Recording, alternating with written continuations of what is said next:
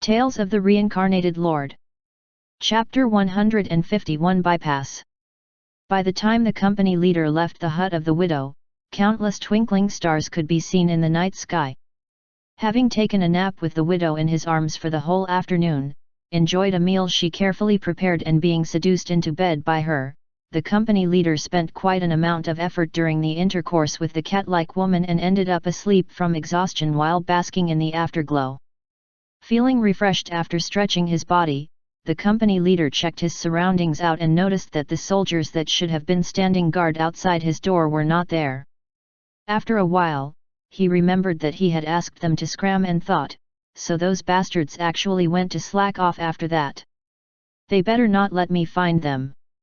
Otherwise, I'll definitely give them a good whipping, mumbled the company leader, before he noticed that his surroundings were abnormally quiet. While it wasn't weird for the villagers to go to sleep early, the army camp should still be generating quite a bit of buzz. Why, then, was it so quiet?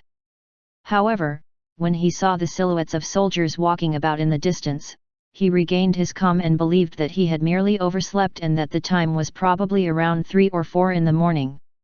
Even so, there was a slight stench of blood wafting around in the air. The company leader pinched his nose and felt like scolding someone. The mercenaries who were trying to cross the border must have been beheaded given the smell. Curses, couldn't they kill those men at the spot where the tree is outside the village? When he saw the extra tens of tents at one corner of the village, the company leader recalled that those belonged to the guards of the Viscount who had fallen off his horse. Seeing the campsite that was illuminated by a bonfire with people going in and out of it, the company leader thought that a herbalist from Vinade City must have already been invited over to give treatment to the Viscount and felt that he should go over there to pay a visit. Before he entered the campsite, a guard came out from it and said respectfully, "Sir, the Viscount invites you inside to have a chat." Not suspecting a thing, the company leader walked inside and asked, "I see that the Lord Viscount is conscious now. He shouldn't be too badly injured, right? If he can still move, I believe you lot should go to Vinade City now. That place is far better for the Lord Viscount to recover than this small village." The guard merely nodded in agreement as he led the company leader to the entrance of Lorist's tent. Pushing the folds of the tent and entering it, the company leader was stunned by what he saw. The Viscount, whom he thought would be lying in bed and moaning in pain, was actually sitting right in front of him and smiling like a fox towards him. When he looked around, the company leader saw 2 people who were dressed like mercenaries wolfing down food at a corner within the tent. The one on the left was even eating as another guard helped him to remove his armor and bandaged him up. "Hey, these 2 look rather familiar."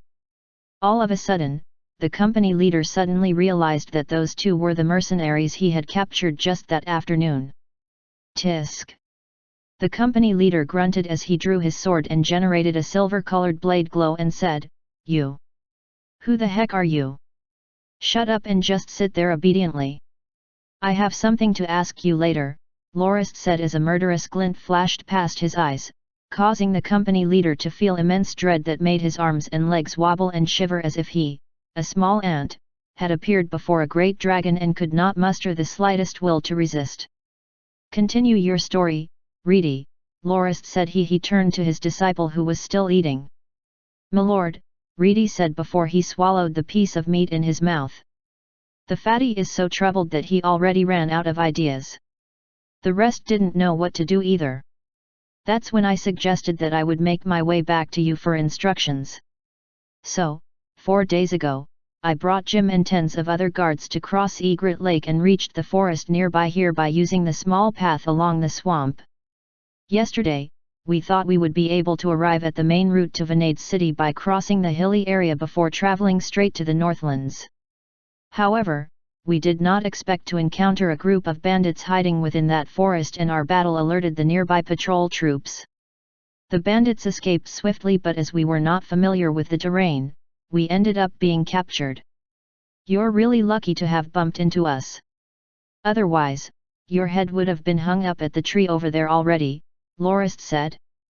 After that, he waved to the company leader and beckoned him to get closer. "You, come here." The sword-wielding company leader was shivering all over. Don't you fear that I will alert the soldiers in the camp? At that time, you won't be able to escape even if you try. Go ahead then. Call out to them as loudly as you can. As for all 427 soldiers within the camp, that's roughly a company, isn't it? Well, if you can wake them, then I'll kneel and start praying to you right this instant, Lorist said. Pfft! Reedy and Jim broke into laughter immediately, with Jim even spitting out a whole mouthful of ale. I'm impossible. The company leader quickly recalled the stench of blood within the air and experienced complete despair. If the ones he thought were decapitated were sitting there dining as if nothing happened, then who were the ones who were killed? As for the ones he saw in the distance making their patrols, he only caught a glimpse of their silhouettes and didn't get close enough to recognize who they were. Thinking back at the 100+ men of the Viscount's escort. Clang! The sword of the company leader fell to the ground. He proceeded to ask with a voice filled with despair, "Is there a chance for me to be spared?" "That will depend on your behavior," Lorist said as he looked at the company leader. "I'll be honest and tell you this, the convoy that is stranded at the border actually belongs to my family. My purpose is to travel there and meet up with them. So, I want to use the small path branching from the fork nearby to reach Egret Lake. If you help me arrive at my destination safely, I promise that I will let you go in the name of my family." The company leader shook his head and said, "It's pointless. Even if you release me, I wouldn't be able to avoid certain death anyway. Losing a company of men is already punishable by death, and there is no chance that the Duke will spare me or my family. Well, then it's even more straightforward. You can follow me across the lake, and when we reach the Andanak Kingdom, I'll give you 100 gold fords. You can take on a new identity and begin your life anew there. If they don't find you here, they'll think that something bad befell you to cause you to go missing in action. That way, Duke Madras will not act against your family either," Lorist advised. After thinking for a few moments, the company leader said, "I want to bring a person with me." Lorist smiled and asked, "Is it that young widow you were with?" The company leader nodded. "All right, it's a deal. I thought that a brute like you wouldn't be so sentimental, it truly is worthy of praise. In the name of the Norton family, I pledge that as long as you help me get across Egret Lake, I will definitely fulfill my due obligations to you." As the first light of dawn seeped in from the ends of the horizon, Lorist and his men disguised themselves as the garrison soldiers of the Madras Duchy by donning their equipment and headed to the fork. When they arrived, they got into a neat formation. The garrison squad leader stationed there walked over in a hurry and asked with a surprised tone, "Hey? Company leader Bose, why are you here? Isn't it a little early for you to switch with us for your shift? There should be 2 more days left, right? Gah, I don't even want to talk about it. These bastards here harmed 2 women within the village and caused quite the commotion. I brought them out on patrol duty as an excuse to toss them here so that the villagers don't find them for now. Quickly gather up and tell your soldiers to keep quiet about this when they get back. Just say that you were sent on patrol duty instead of being switched out for your shift," said Bose the company leader in an annoyed voice. "Understood," said the squad leader as he rushed back excitedly to rally up his men as he thought, "Hooray! Nobody would want to stay at the middle of nowhere here where we won't be able to even enjoy ourselves. That group over there actually got into trouble by messing with some women and came here to hide it out. Who knows how long they will have to stay here? Humph, they're getting what they deserve." Quickly, the squad of garrison troops stationed there gathered and got into their formations.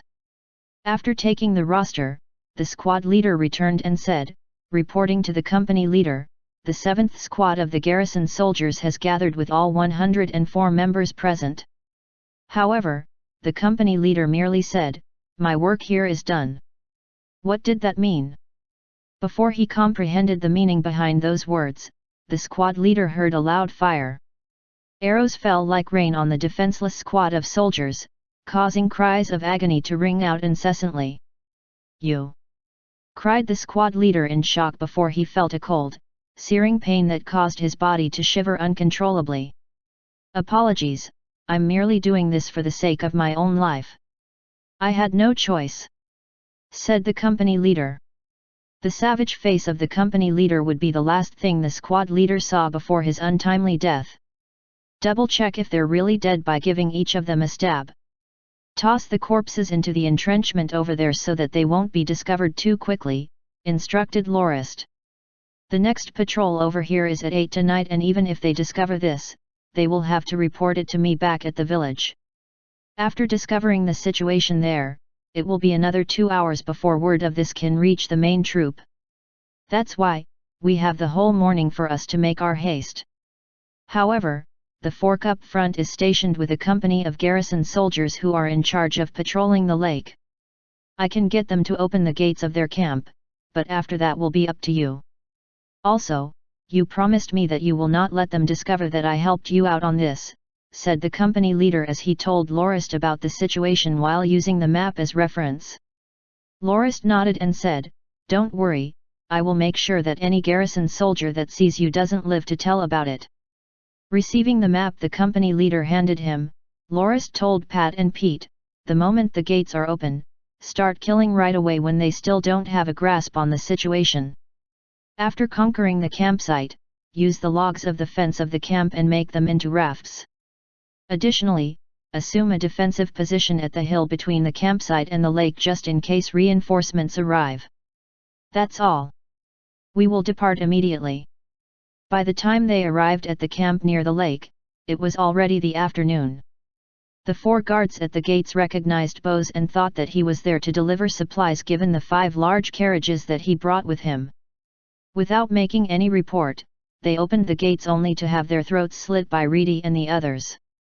Pete and Pat led the 100-plus mounted archers into the camp and got into position at the very middle of it before they started shooting their arrows in every direction, causing one garrison soldier after another to fall to the ground. Sounds of slaughter and demise intertwined within the camp.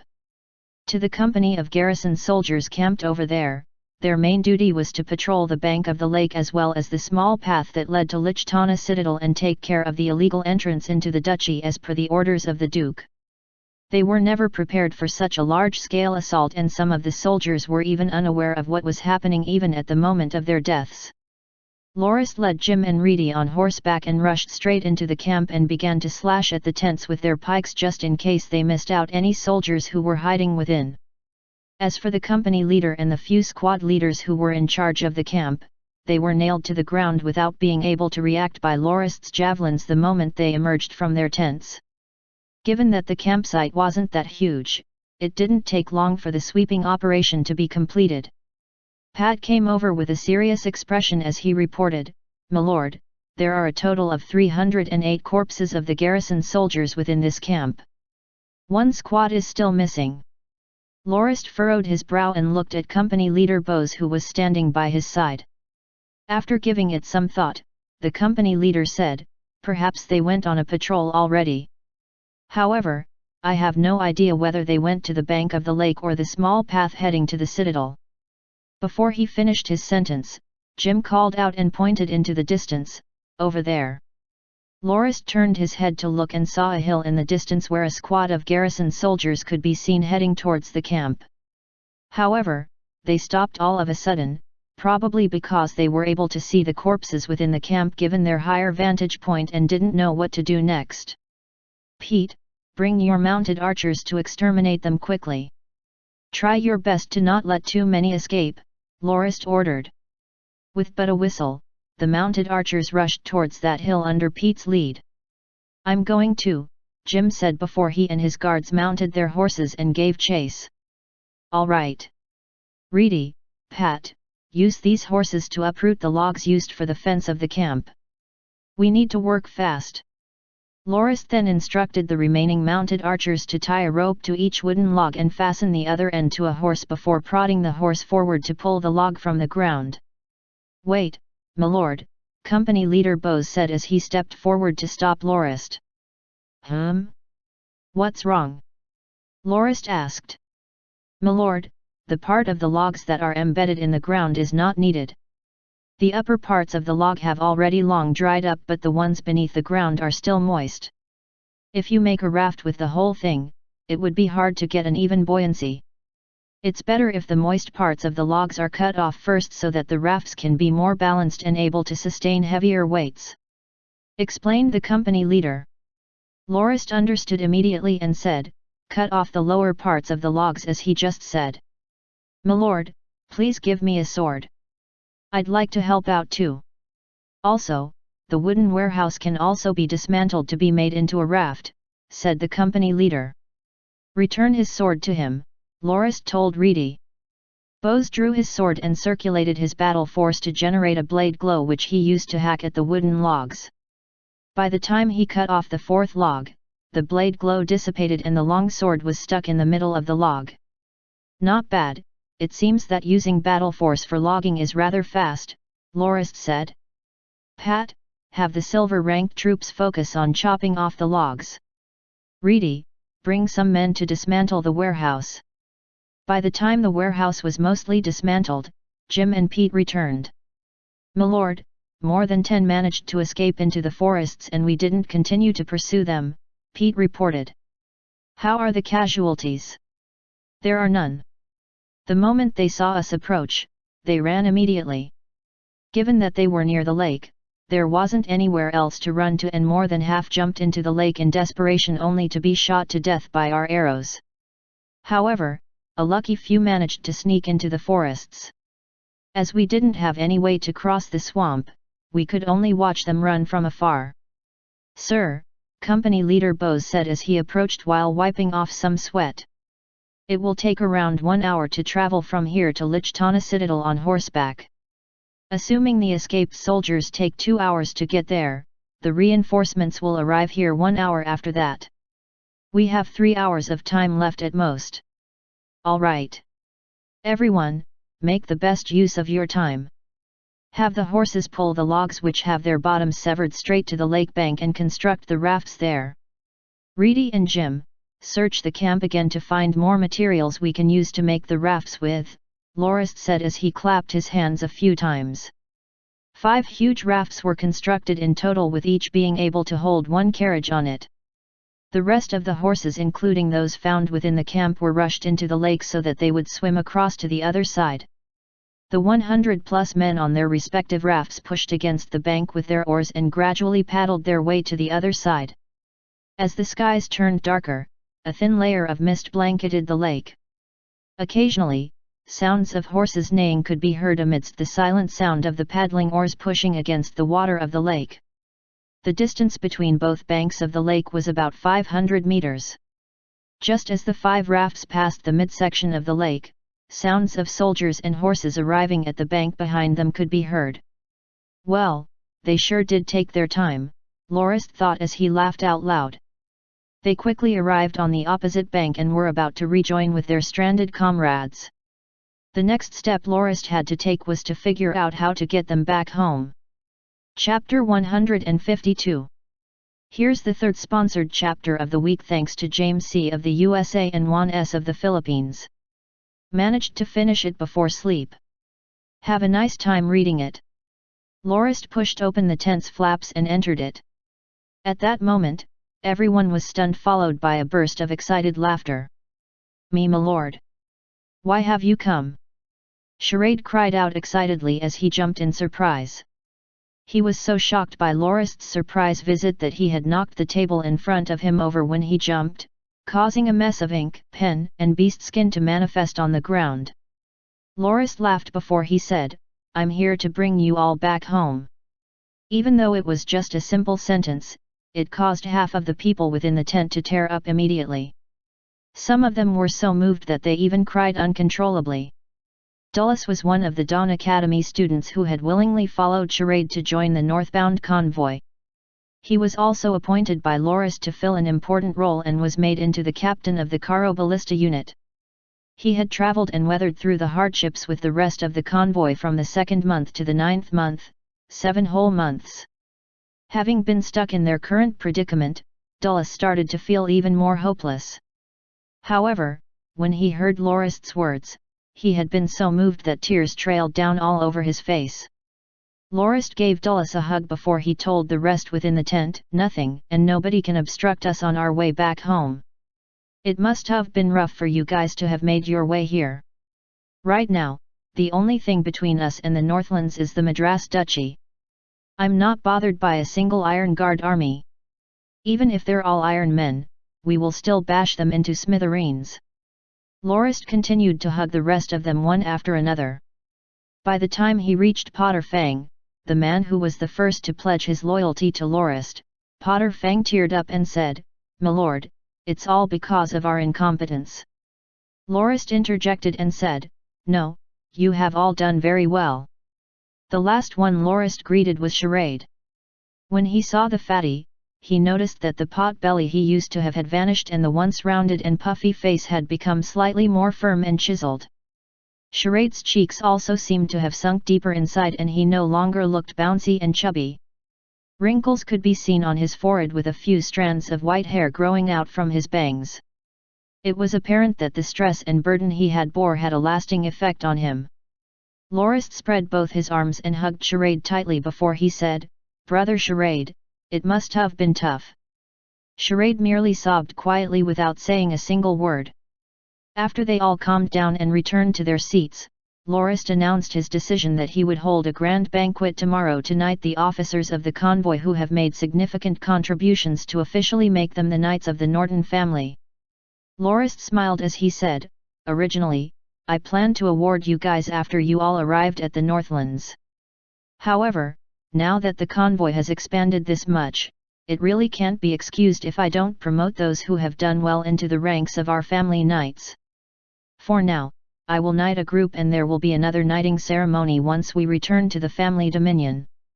I hope the rest of you can come up with a list of candidates with contributions and discuss whether they qualify with Charade.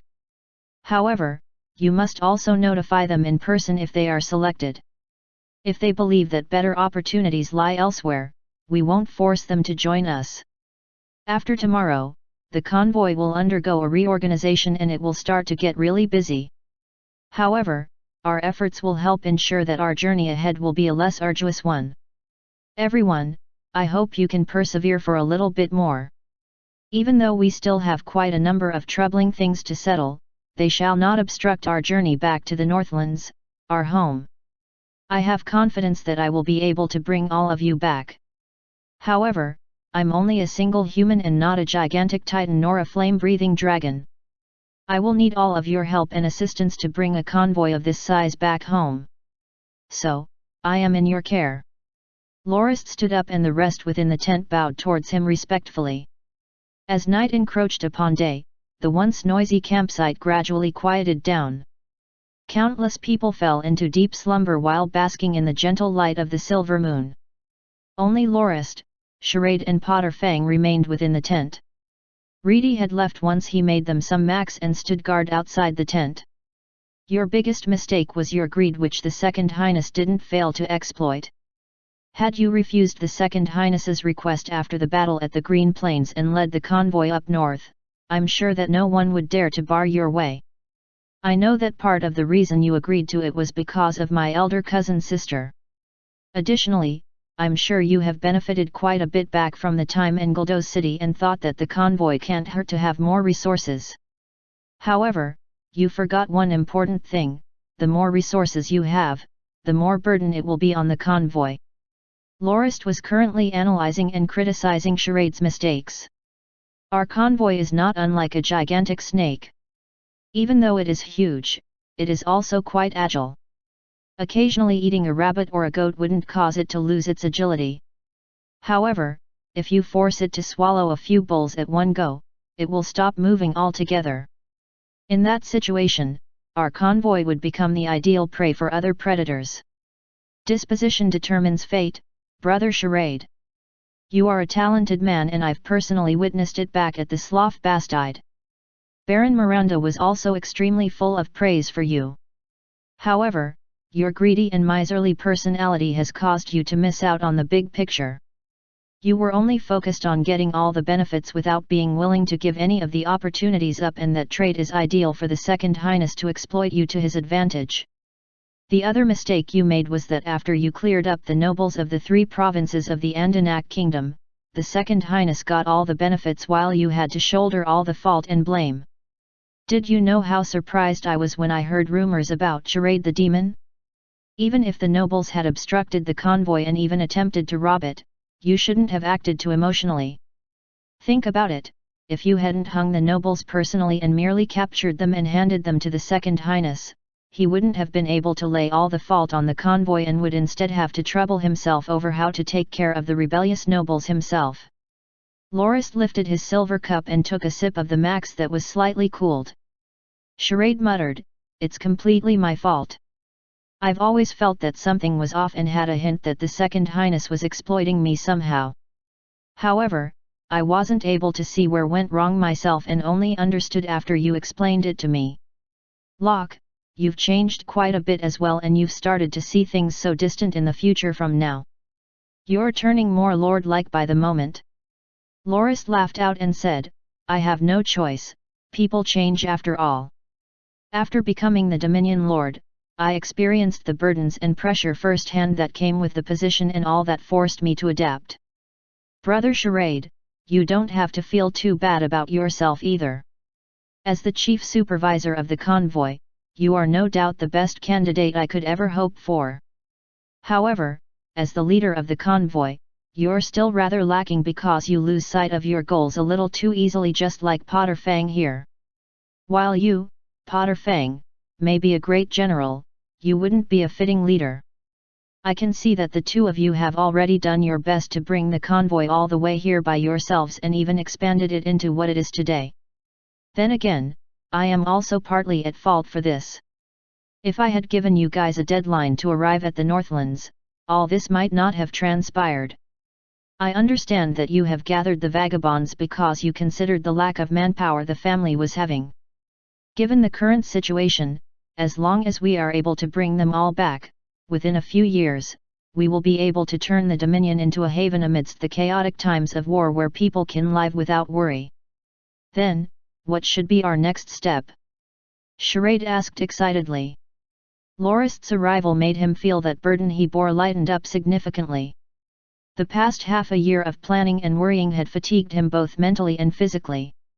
He was worried that if he were to go on like that for another 6 months, he would first die from the exhaustion before arriving at the Dominion. "There's no rush," Loris said. "I've already heard about the situation of the convoy briefly from Reedy. It's fortunate that you guys are here to ensure that the convoy hasn't disintegrated in the midst of all this trouble. The reason I am going to promote a few members of the convoy is to calm their hearts and minds for now. Start working on the list tonight and ask the candidates tomorrow about what they think about joining the family knights. Know yourself and your enemy, and you will never be defeated. 1. These are the words of an ancient scholar who lived a few millennia ago. I personally think that it makes a lot of sense." Upon hearing that the new family leader of the Nortons had arrived at the convoy, the Second Highness left at noon the next day with Glacia to the campsite. Loris held his right fist to his chest with his left arm behind his back and bowed down slightly to the Second Highness. This was the traditional salute of a junior noble to a senior noble. The Second Highness was extremely elated and he hugged Loris after he returned the salute to express his friendliness. After that, it was Glacia's turn.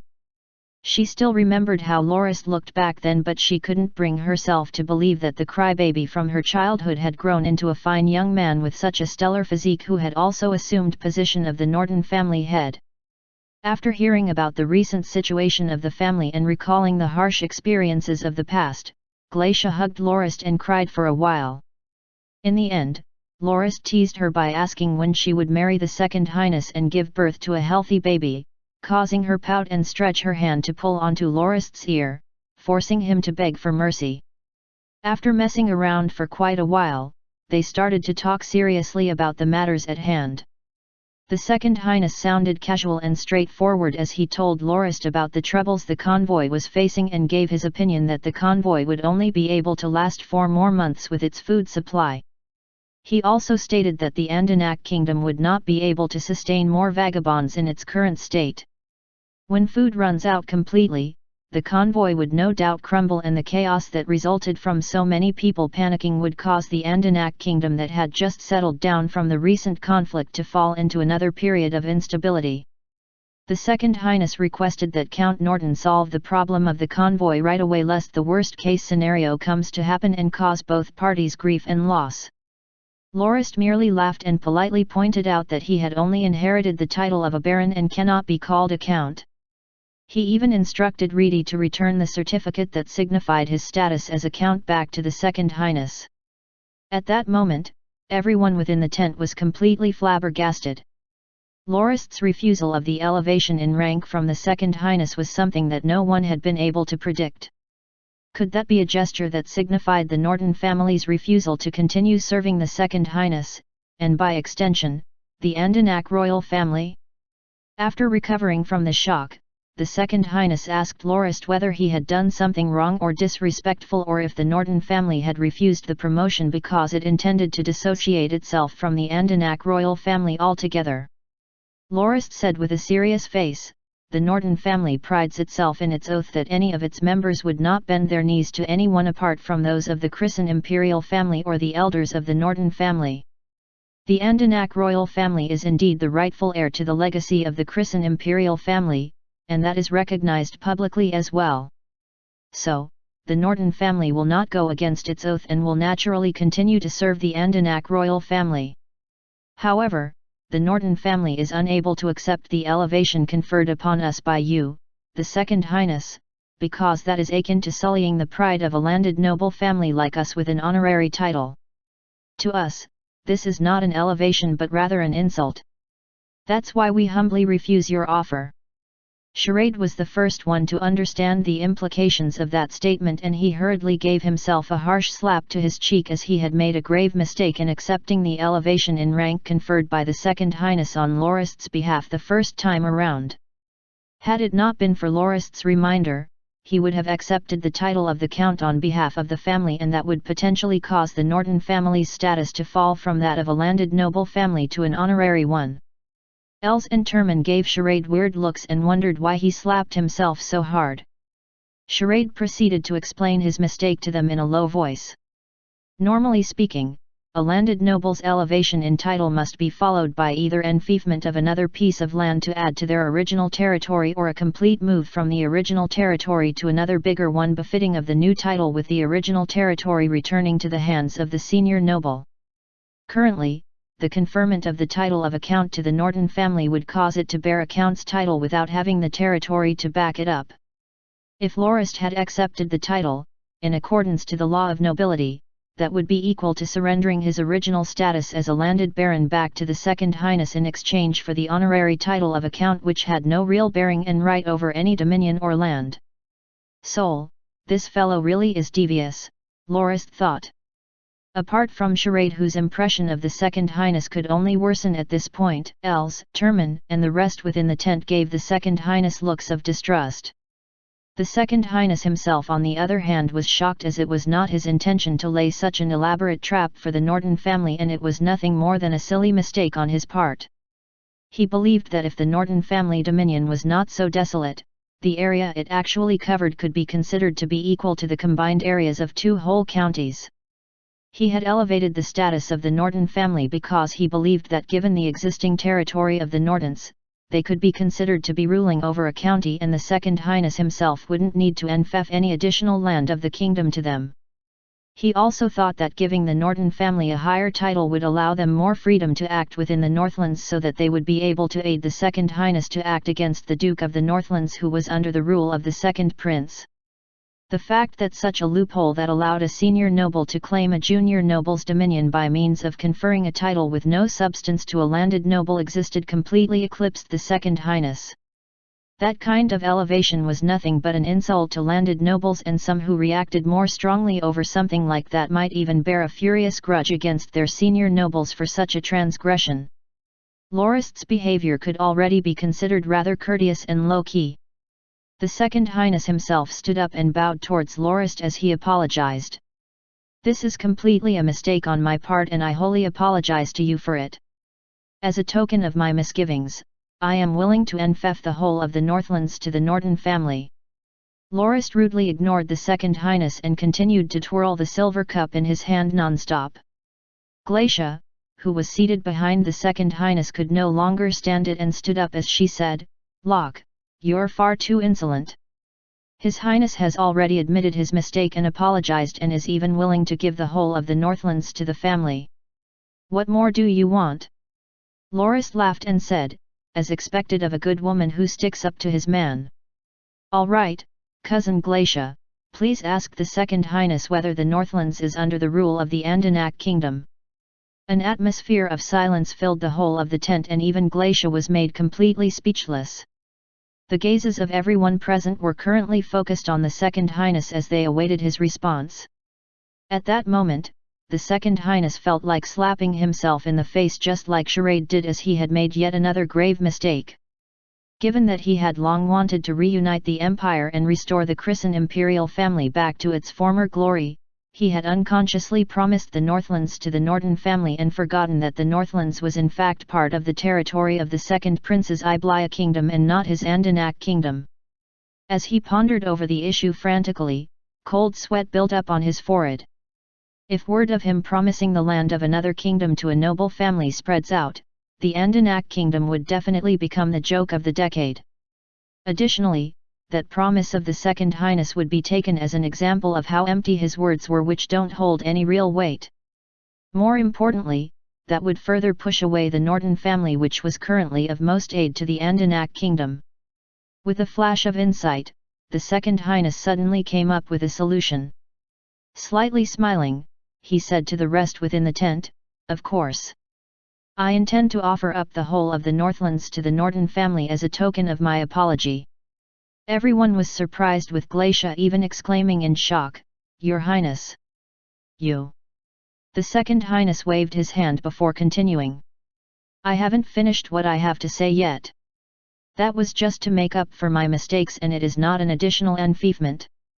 I have also decided to enfeoff my own principality to the Norton family to add to their existing territory to fit the elevated title of the Count. As for the Northlands, while it is still not under my rule yet, I promise that when I exterminate the Madras Duchy, if the Norton family has already taken control of the Northlands, I will confer upon the Norton family the title of a duke and make the Northlands the inheritable dominion of the Norton family for generations to come." Lorist smiled as he thought, so this Second Highness is quite quick-witted after all. He managed to turn the whole awkward situation around with but a few words. If the Madras Duchy truly were exterminated and taken over, then the Northlands would be able to connect directly to the Andanak kingdom, and if the Norton family has taken control of it by then the Northlands would naturally fall under the rule of the Andanak kingdom. That way, the promise of the Second Highness to grant the title of the Duke to the Norton family would no longer merely be an empty one. However, Lorist was quite curious where the principality of the Second Highness was. Given that the territory might be even larger than that of Accounts, why was the Second Highness willing to give it away? Charade handed a map over to Lorist and pointed to a spot on the map while silently cursing out. "This Second Highness truly is devious. Milord, it would be wise for you to be more careful." Lorist turned to look at the map and saw that the principality was actually a small island separate from the main continent. While the area was indeed roughly that of a county's, more than half of the island was covered by mountains and beaches, and not much land could be used for agriculture. It was no wonder Charade was still mad. Lorist laughed before he said, "All right, since the Second Highness has already said so, then the Norton family will accept the conferment of the title of the Count by the Andanak royal family." The Second Highness proceeded to wipe off his nervous sweat and returned to his seat as the atmosphere within the tent returned to its former calm. One words by Sun Tzu in his work, The Art of War. Chapter 153. Trivial Problems. And here we are, back for the first regular chapter of the week. Enjoy! Your Highness, can you tell me more about the military strength of the Madras Duchy? Lorist asked. The Second Highness nodded and cleared his throat before he said, "All right, let me tell you all I know about the situation of the Madras Duchy." Lorist stood up and pushed the table in front of him aside and helped Reedy hang a large beastskin map up for everyone within the tent to see. That was an enlarged map of the Madras Duchy which Charade had hurriedly tasked somebody to copy from a smaller map the night before. "Your Highness, here you go," Lorist said as he passed a thin wooden pointer to the Second Highness. While this method of presentation was new to him, the Second Highness quickly understood the use of the pointer, which was thin on one end and thicker on the other.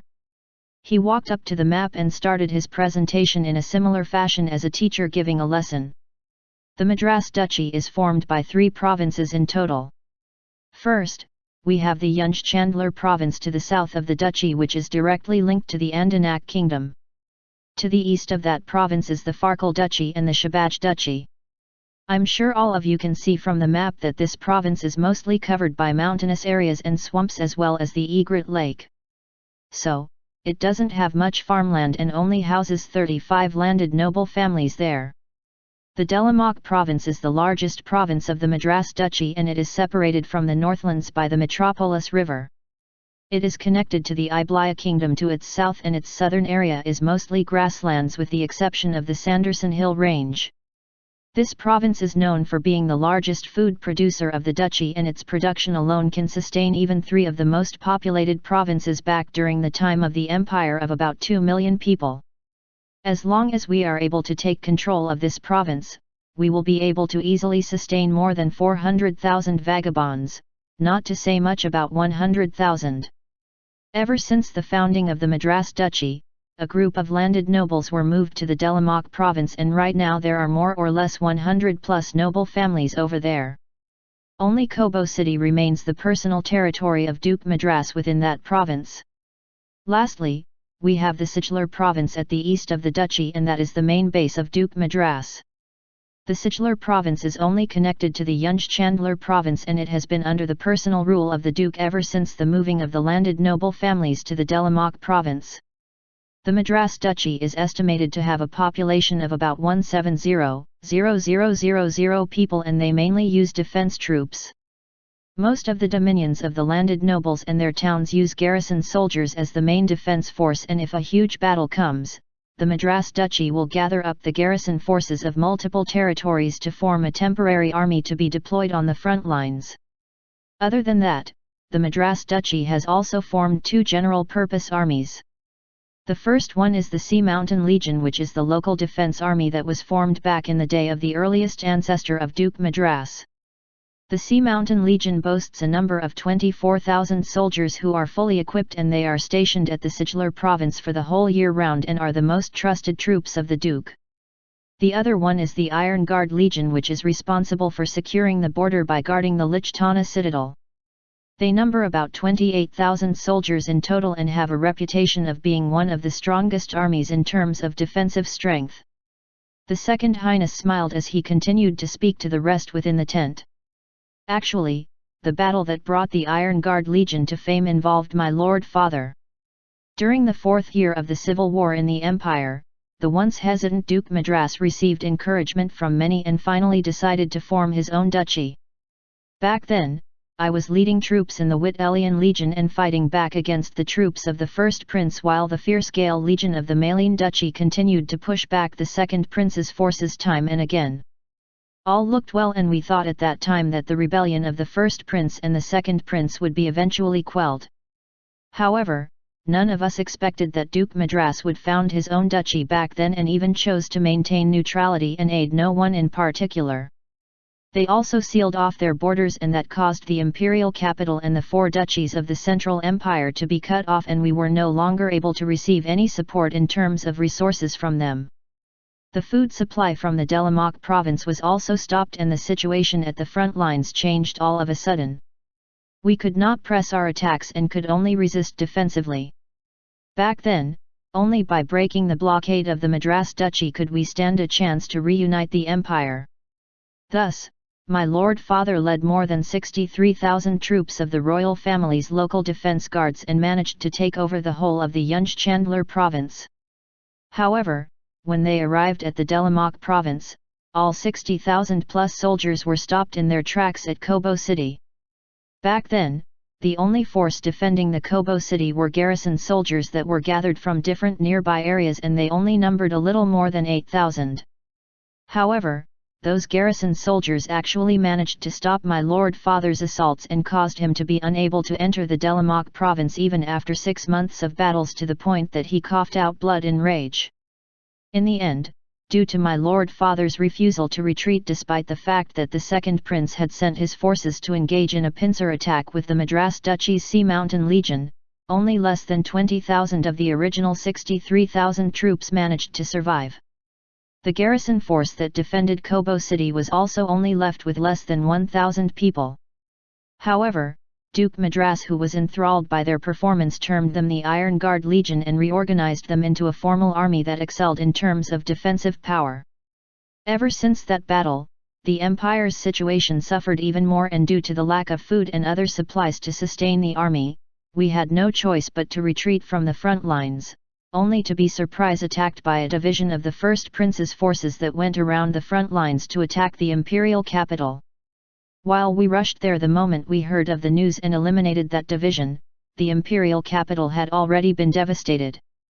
The former glory and grandeur of the imperial capital was lost completely, and it had turned into a desolate, lifeless mess of burning buildings and homeless vagabonds.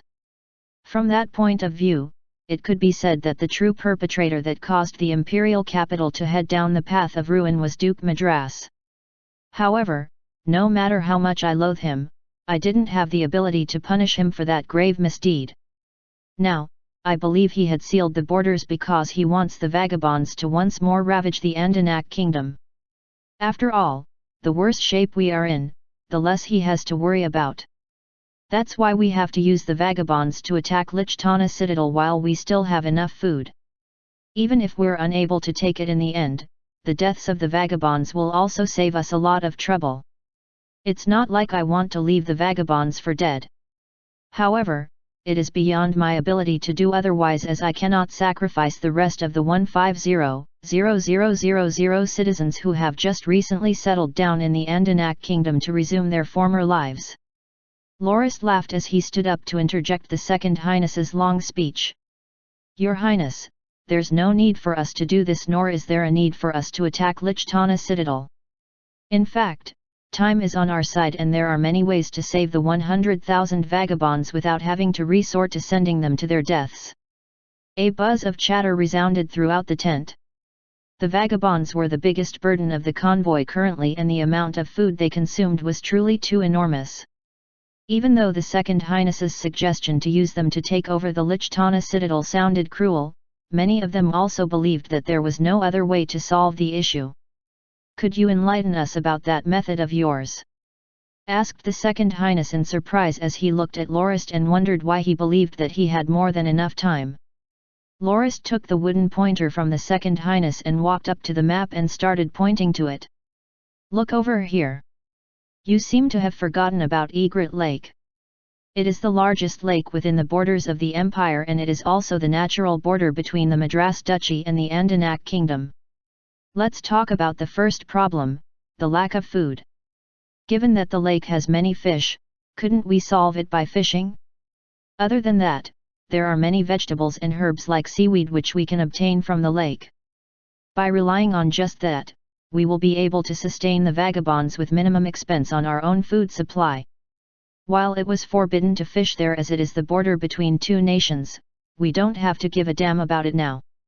I believe that Duke Madras wouldn't care about this either, as long as we don't approach his side of the lake bank.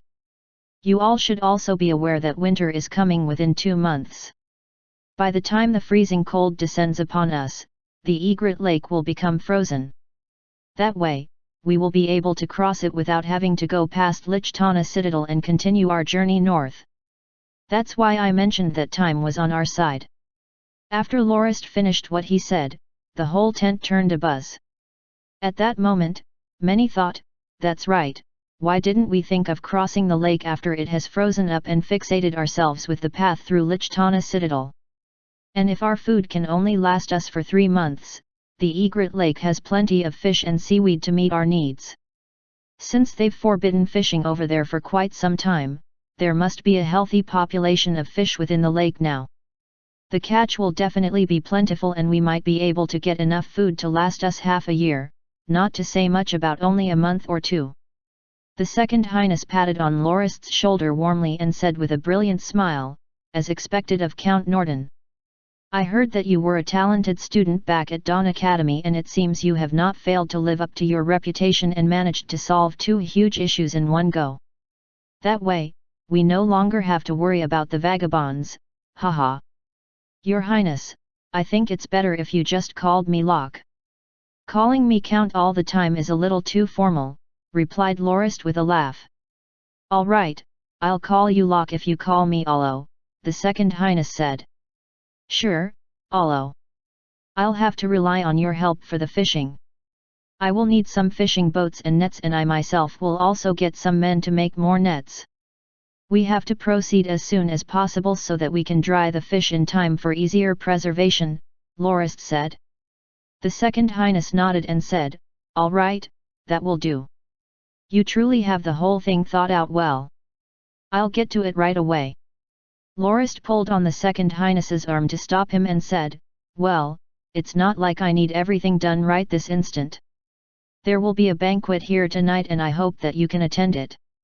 I will be knighting a few members of the convoy and I'd like you to be a witness for the ceremony.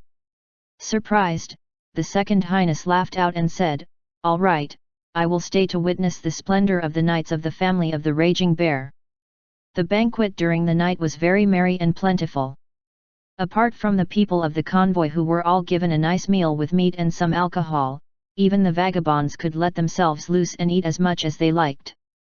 There was a total of 48 people with contributions who were made into knights of the Norton family.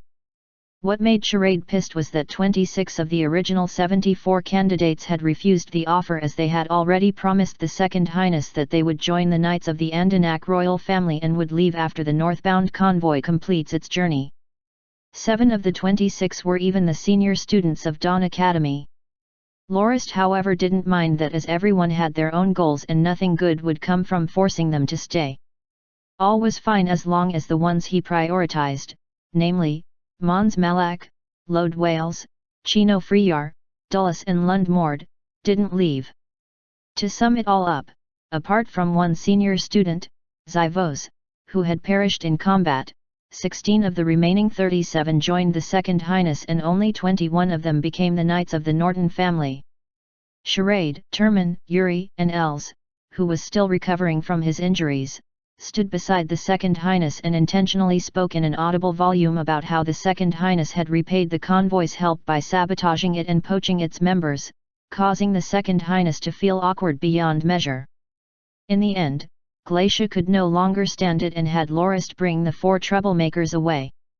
The first ones to make their oath of allegiance were the gold-ranked knights, Lode Wales and Chino Freyar, followed by Mons Malak, Dulles, Lundmord and the remaining 19 senior students of the Dawn Academy. The 27 silver-ranked knights who have made significant contributions were next, and they were mostly knights who used to serve the noble families that were wiped out by Count Cabri. They joined the convoy after being rescued and managed to distinguish themselves from the rest by making significant contributions during the rest of the journey and were selected as family knight candidates as a result. When the last knight pledged his loyalty to Lorist and the Norton family, Lorist turned to Jim, who was standing beside Reedy with an envious face, and waved towards him. Thinking that Lorist had something he needed him to do, Jim ran in front of him and saluted before he said, "My lord, what do you need me for?" Lorist stepped forward and tapped onto Jim's shoulder as he said, "Jim, you've followed me along for quite some time now. Even though you still behave like a mercenary now and then, your loyalty, hard-working attitude and bravery definitely stands out more than the others. Are you willing to become my knight and fight under the banner of the roaring Raging Bear?" Naturally, Jim replied without hesitating as he looked at Lorist with a solemn expression. "My lord, you didn't even have to ask." Els and Potter Fang burst out in laughter uncontrollably. Reedy then came over and gave Jim a kick before he said, "Idiot, my lord is going to accept you into the ranks of the family knights. What are you still doing? Kneel down and make your pledge." "Oh," Jim said excitedly. "My lord, can I truly, really, become a knight of the Norton family?" Lorist nodded with a smile. Jim hurriedly tidied up his attire and kneeled on one knee in front of Lorist. Just as he was about to make his pledge, he saw Reedy make a facepalm as he said, "Idiot, it's not that leg. It should be the other one that kneels." The pledging of a knight also had certain standards to abide by. The proper way to pledge was to kneel on the ground with both hands or with one hand placed on the left knee. Jim blushed as he changed his posture once more and recited the pledge as many knights before him did. "I, Jim, am willing to pledge my loyalty to the Norton family and follow my Lord Lorist from now on. I will carry out my duties to shield the honor of the Norton family knights. I am willing to become the sword of Lord Lorist and fight until my last breath under the banner of the Raging Bear." Lorist drew his sword in a formal gesture and tapped onto both shoulders of Jim twice before he said, "Rise, my knight." Potter Fang then came over with a silver Raging Bear badge and put it on Jim's left chest before he gave him a tight hug and said, "I welcome your participation, my brother." The knights who just joined the order were making merry during the banquet. Lorist went to the second highness's side and toasted him with his wine cup before he noticed Glacia beside him who was silently crying. "What's up with her?" Lorist asked. "She's so happy for you that she started shedding tears of joy after seeing so many talented men take you as their lord. It seems that the day the Norton family returns to its former glory is no doubt nearing," explained the second highness. "Hee, your highness, actually, you've deprived me of 29 fine knights from your poaching, you know," Lorist teased before he raised his cup to toast him and took a gulp of his wine. "Your highness Allo, you can just bring them away with you when you leave later." "Why? Didn't you need them to escort the convoy back to the Northlands first?" asked the second highness. Lorist shook his head and said, "There's no need for that. I don't wish to hinder their future careers. Your highness, you should also be busy restoring the Andanak kingdom and I'm sure you could use the help of those extra hands. I'll let them join you early so that they can rack up some achievements for themselves. It will take too much of their time for them to follow the convoy. Also, I've already recruited quite a number of family knights and I'm going to reorganize the forces of the convoy soon, so there's little point in having them stay with us any longer." The second highness didn't hesitate as he nodded and said, "All right. I will bring them with me when I leave later." Chapter 154. Lorist's Strategy. Second regular chapter of the week here, things are going to get serious. On a side note, some of you may have noticed that I've struggled to meet 4 sponsored chapters a week for TRL. I really apologize for that as the examination season is coming up and I'll be translating at a slower rate of maybe 4 chapters a week, including the regulars, or 5 when I have more time.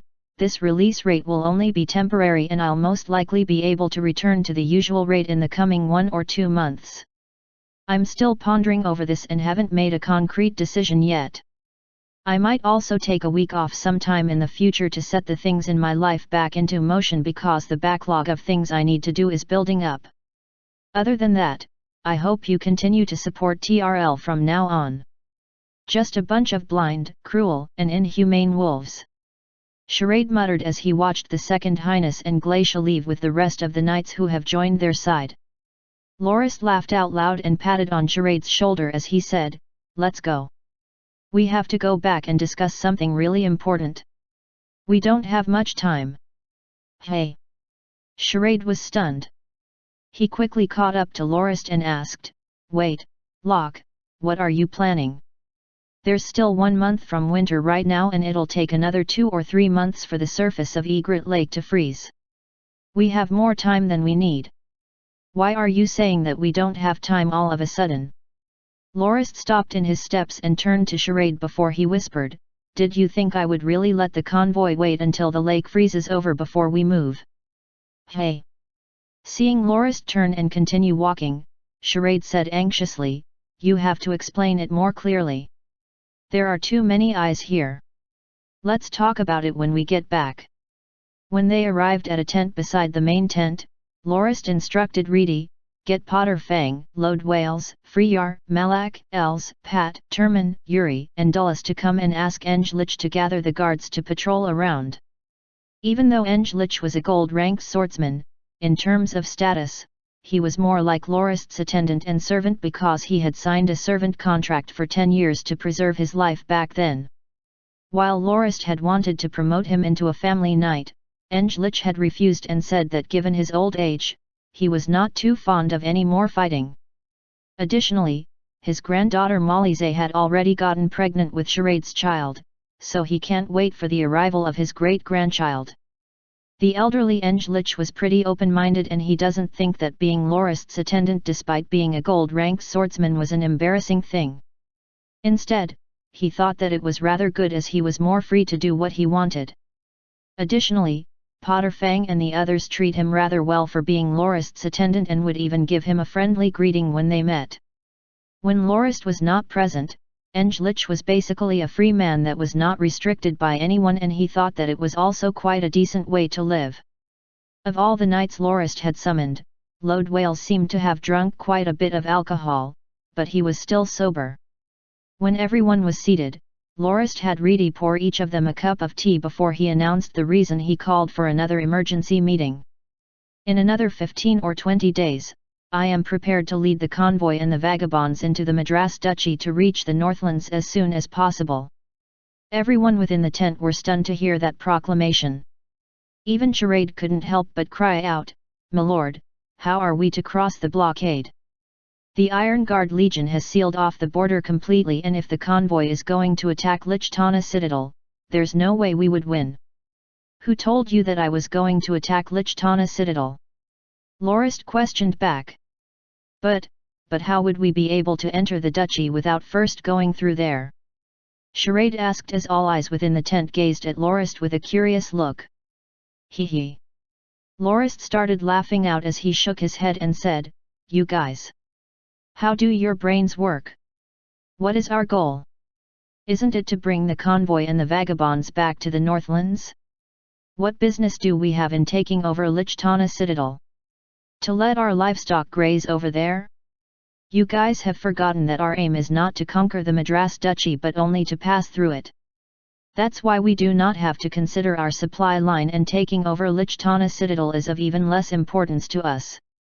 Lorist brought over the frame with an enlarged map of the Lichtana Citadel and the area around it. Using the wooden pointer to trace on the map, Lorist said, "Look here. Right now, army bases have been set up at Lichtana Citadel and the Bread Hills to seal off this space in the middle as well as the main highway. If we take over the Bread Hills, then how would the Iron Guard Legion within the Citadel react? They will definitely believe this to be a precursor to a much larger attack by us and they definitely wouldn't act rashly and would secure the Citadel even more. Let's say we take over the Bread Hills. If the ballistas are set up high at the Citadel, they would have a firing range of roughly 300 meters and it could cover the main highway completely. But who said we have to use the main highway? We can use this 200-meter broad path over here beside the Bread Hills. After all, we only need around 100 meters of width for our convoy and vagabonds to be able to pass through. Even though the Iron Guard Legion is famed for its defensive capabilities, we're not going to engage in a siege with them. If they come out, I'd like to see how well they do in an open field battle." "My lord, your words ring true," Potter Fang said as he slapped his forehead in realization. "That's right, as long as the convoy and the vagabonds are able to make it through, it's enough. Only the Second Highness's troops would have to conquer the Citadel to make sure that they have an established supply line that wouldn't get cut off. Since we're only passing through, there's no need to factor that in and we only have to defeat the obstacles that are ahead of us. This is all the fault of the cunning Second Highness. He had already pulled us into this troublesome situation and now he's pushing the suggestion that we can only pass through the Madras Duchy by conquering the Lichtana Citadel. And we were restricted by his train of thought and didn't think of looking for any other way." Charade exclaimed as he approached the map and gave it a close look. "Ha ha ha, that Madras Duchy considers us an army. So that's why they made those kinds of arrangements. If we just circle around the Citadel like my lord says, the rest of the journey would be swift and smooth." The atmosphere within the tent heated up once more as they all realized that their troubles had been for naught and that was another option for them that they weren't able to see. Lorist waved his hands to signal to the rest to quiet down and used the wooden pointer to point at the map as he said, "The Bread Hills is the place we truly need to conquer. As long as we occupy it, then the convoy and the vagabonds can depart immediately. For now, there is a regiment of Iron Guard Legion troops stationed there and there is an army camp at the Bread Hills. I heard that the camp has at least 8,000 Iron Guard troops and they are stationed there so that they can be switched out regularly to defend the Bread Hills. When it comes to the terrain, the Bread Hills is not a good place to defend because it lacks a secure water source.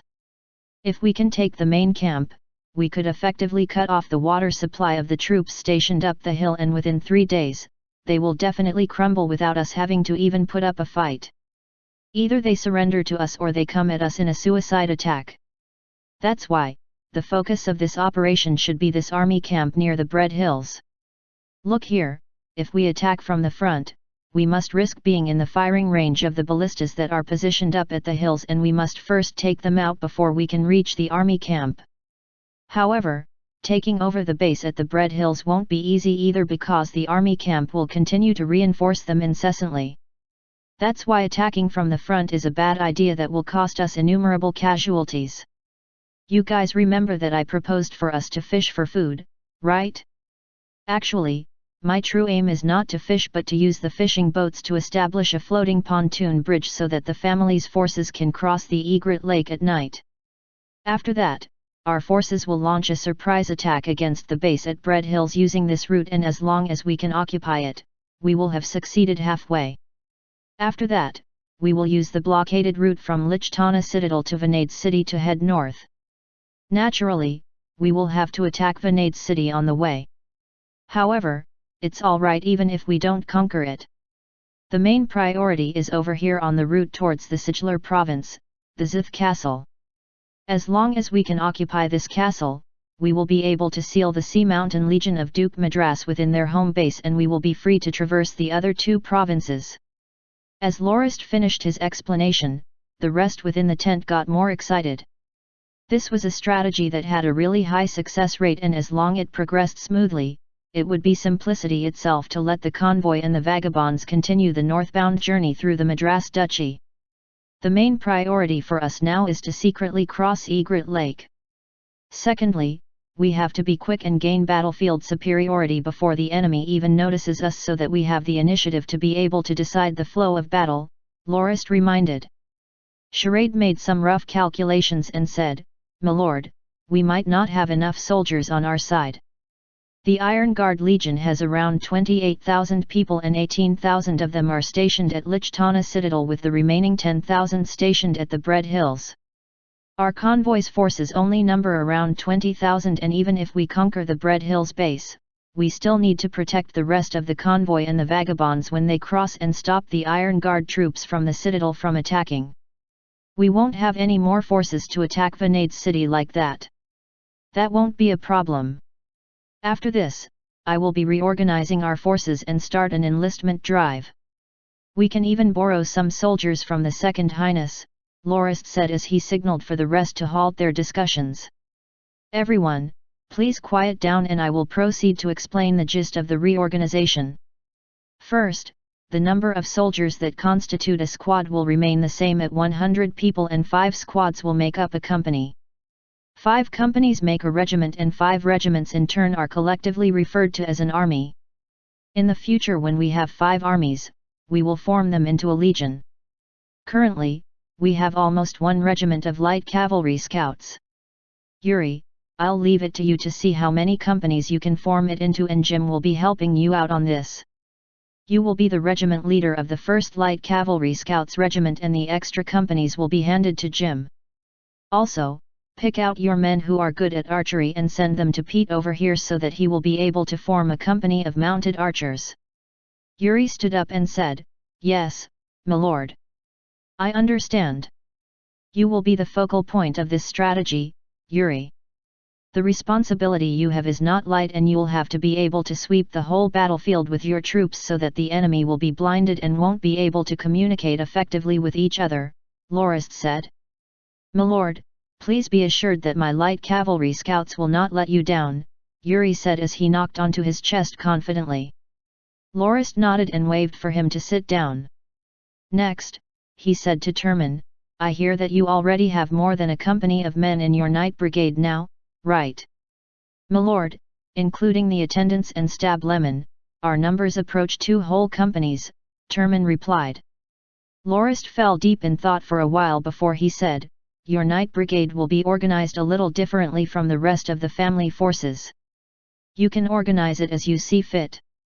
But the basics of one knight having 2 attendants, 1 servant and a stab lemon will not change. I believe you have a whole regiment of men, taking into account that a company of 500 silver-ranked knights would have 1,000 attendants, 500 stab lemon and 500 servants. The company of silver-ranked knights will lead the charge with their attendants while the stab lemon and servants provide rearguard support. Yes, milord. Pog, your heavy armored cavalry is already as large as 2.5 regiments, right? Lorist asked. Milord, if we exclude the logistics troops, we should have around 2 full regiments. If we're reorganizing according to the unit system you proposed just now, we would have 2 regiments and another 2 extra companies. Our original number for each squad is 128 men per squad, replied Potter Fang. How about this? Transfer command of the heavy armored cavalry to Lowe's and have the logistics troops return to the main camp. Lowe's, organize the troops into 3 regiments of 7,500 people.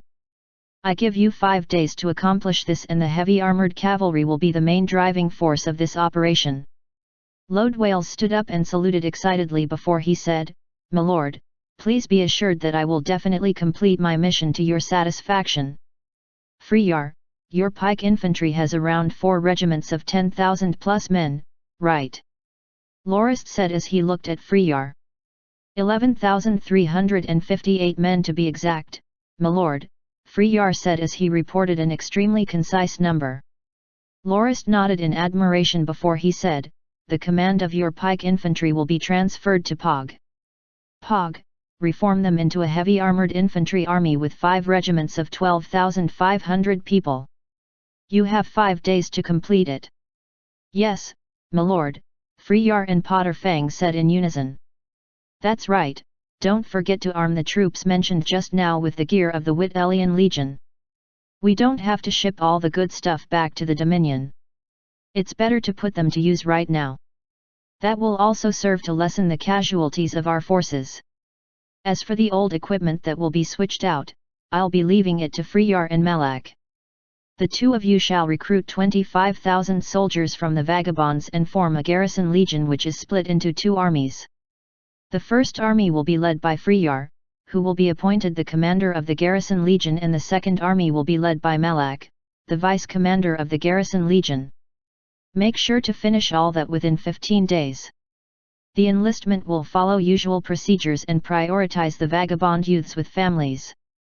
The main purpose of the garrison legion is to maintain the security of the convoy during the northbound journey, understood? Lorist said as he looked at Freyar and Malak. Understood, milord. Roger, milord. The 2 of them stood up and acknowledged their order. Lorist then turned to Dulles and asked, Dulles, how's the situation of your Caro Ballista unit? Dulles hurriedly saluted before he said, milord, the Caro Ballista unit now has 627 soldiers. Apart from the original 12 Caro Ballistas we managed to obtain 27 defense sentry ballistas, and we've already modified them for use on a combat chariot. However, they are still slightly heavier than the ones we have and aren't as flexible. The firing speed is also slower and they require more people to operate as well. Among the gear of the Wittelian Legion there are 78 siege ballistas which we can modify for the use on war chariots. We can also expand your unit to have a full regiment of people with that. The main advantage a siege ballista held over a defense sentry ballista was its mechanic that allowed it to be raised higher so that the bolts will be able to be fired into the defensive walls of a castle or citadel. Originally, the Wittelian Legion's Caro Ballista regiment had up to 240 of those siege ballistas, but many were ruined throughout the Civil War and weren't maintained well. It was already quite fortunate for 78 of them to remain intact. Dulles was quite happy to hear that, as he was long frustrated with the lack of ballistas that caused his unit to be unable to expand. Now, that issue was solved. How many people within the craftsman camp know how to construct boats? Lorist asked Charade.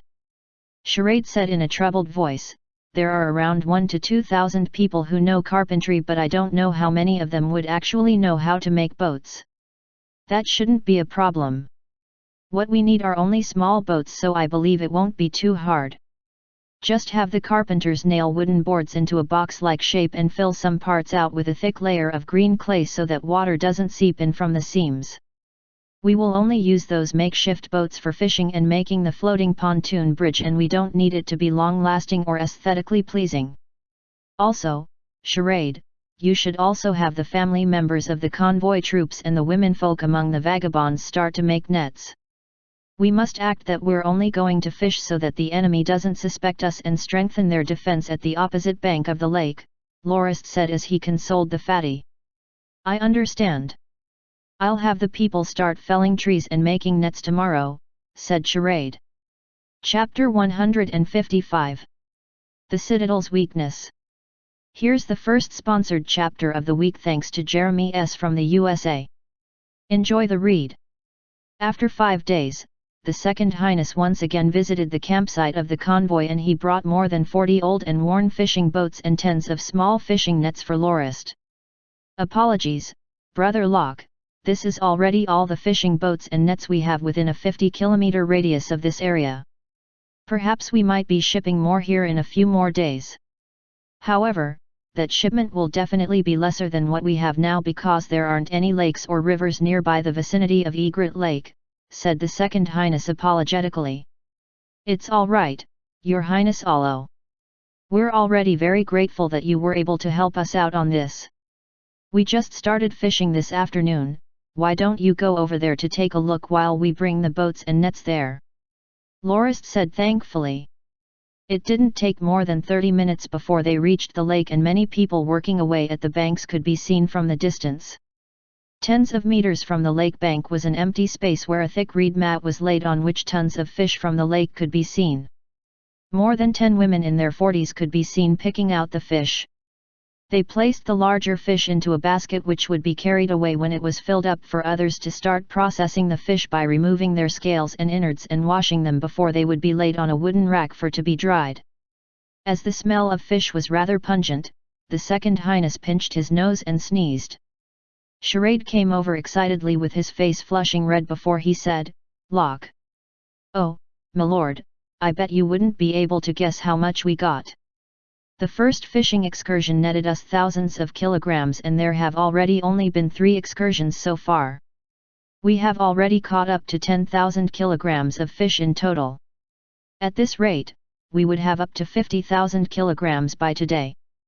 Currently, only a company of reorganized heavy armored troops who were chosen for their swimming capabilities fishing within the lake. As they stood half naked on their 30-plus boats, they flung a huge net deep into the lake. The boats they were using were nicknamed Lock fishing boats after Lorist, who had designed them. It was basically a wooden box with a sharp point at the front that was supported in the middle by an intersecting piece of wood. The inner side of each boat was also coated with a thick layer of green clay to waterproof the boats, and when the green clay dried, a makeshift deck was nailed over the middle supporting wood. To prevent the boats from flipping over, Lorist had someone install a vertical 1-meter-long wooden fin beneath each boat to better balance them. However, those boats caused a number of experienced boat makers among the worksmiths to sigh in disappointment because while the boats were able to be constructed quickly, they definitely didn't last long enough and would fall apart after only 1 or 2 months of use. It took at least 2 months to construct a proper small fishing boat, and good wood for boats like those were hard to come by. Those boats were far superior to the makeshift boats Lorist designed. However, Lorist insisted on the idea and instructed the 2,000-plus worksmiths to make 200 of those boats within only 10 days. Hence, the boats were termed Lock fishing boats by the worksmiths. Even so, nobody knew whether it was a sincere compliment and recognition of Lorist's ingenuity or whether they were merely being sarcastic. At that moment, Charade noticed that the Second Highness had brought over the boats and nets. He clicked his tongue before he said, These nets are too small and I've already had some people make bigger ones. I've noticed that the more area of the lake we cover with those nets, the more fish we can get. You can always stitch these nets together. That way, you can shorten the time required to make those nets. Just make sure to check if they are stitched together tightly enough, Lorist said. Charade clapped his hands as he said, I see, that's a fine idea, before he turned and left in a hurry after asking someone to bring the fishing boats and nets away. At that moment, the soldiers within the lake were starting to pull back the nets that they've cast, and judging by the difficulty they had when pulling the net up, the harvest this time around must have been quite substantial. The Second Highness said in admiration, I really didn't expect that the Egret Lake would have so much fish. I recall that there was a kind of fish within the lake called the longtail whitefish, which is quite thin and fine-scaled with less bones and quite a lot of meat. It also tasted rather good and was a staple dish within the imperial capital. However, the price of that fish was really expensive because the supply was rather scarce. Ever since the civil war broke out within the empire, lesser and lesser fishermen fished at Egret Lake, as they had either been drafted into armies or have been oppressed by Dominion lords into becoming vagabonds. And after the formation of the Madras Duchy, this lake was chosen to serve as a border between our two nations, so fishing here was naturally prohibited, resulting in these fishing boats being used at other rivers nearby.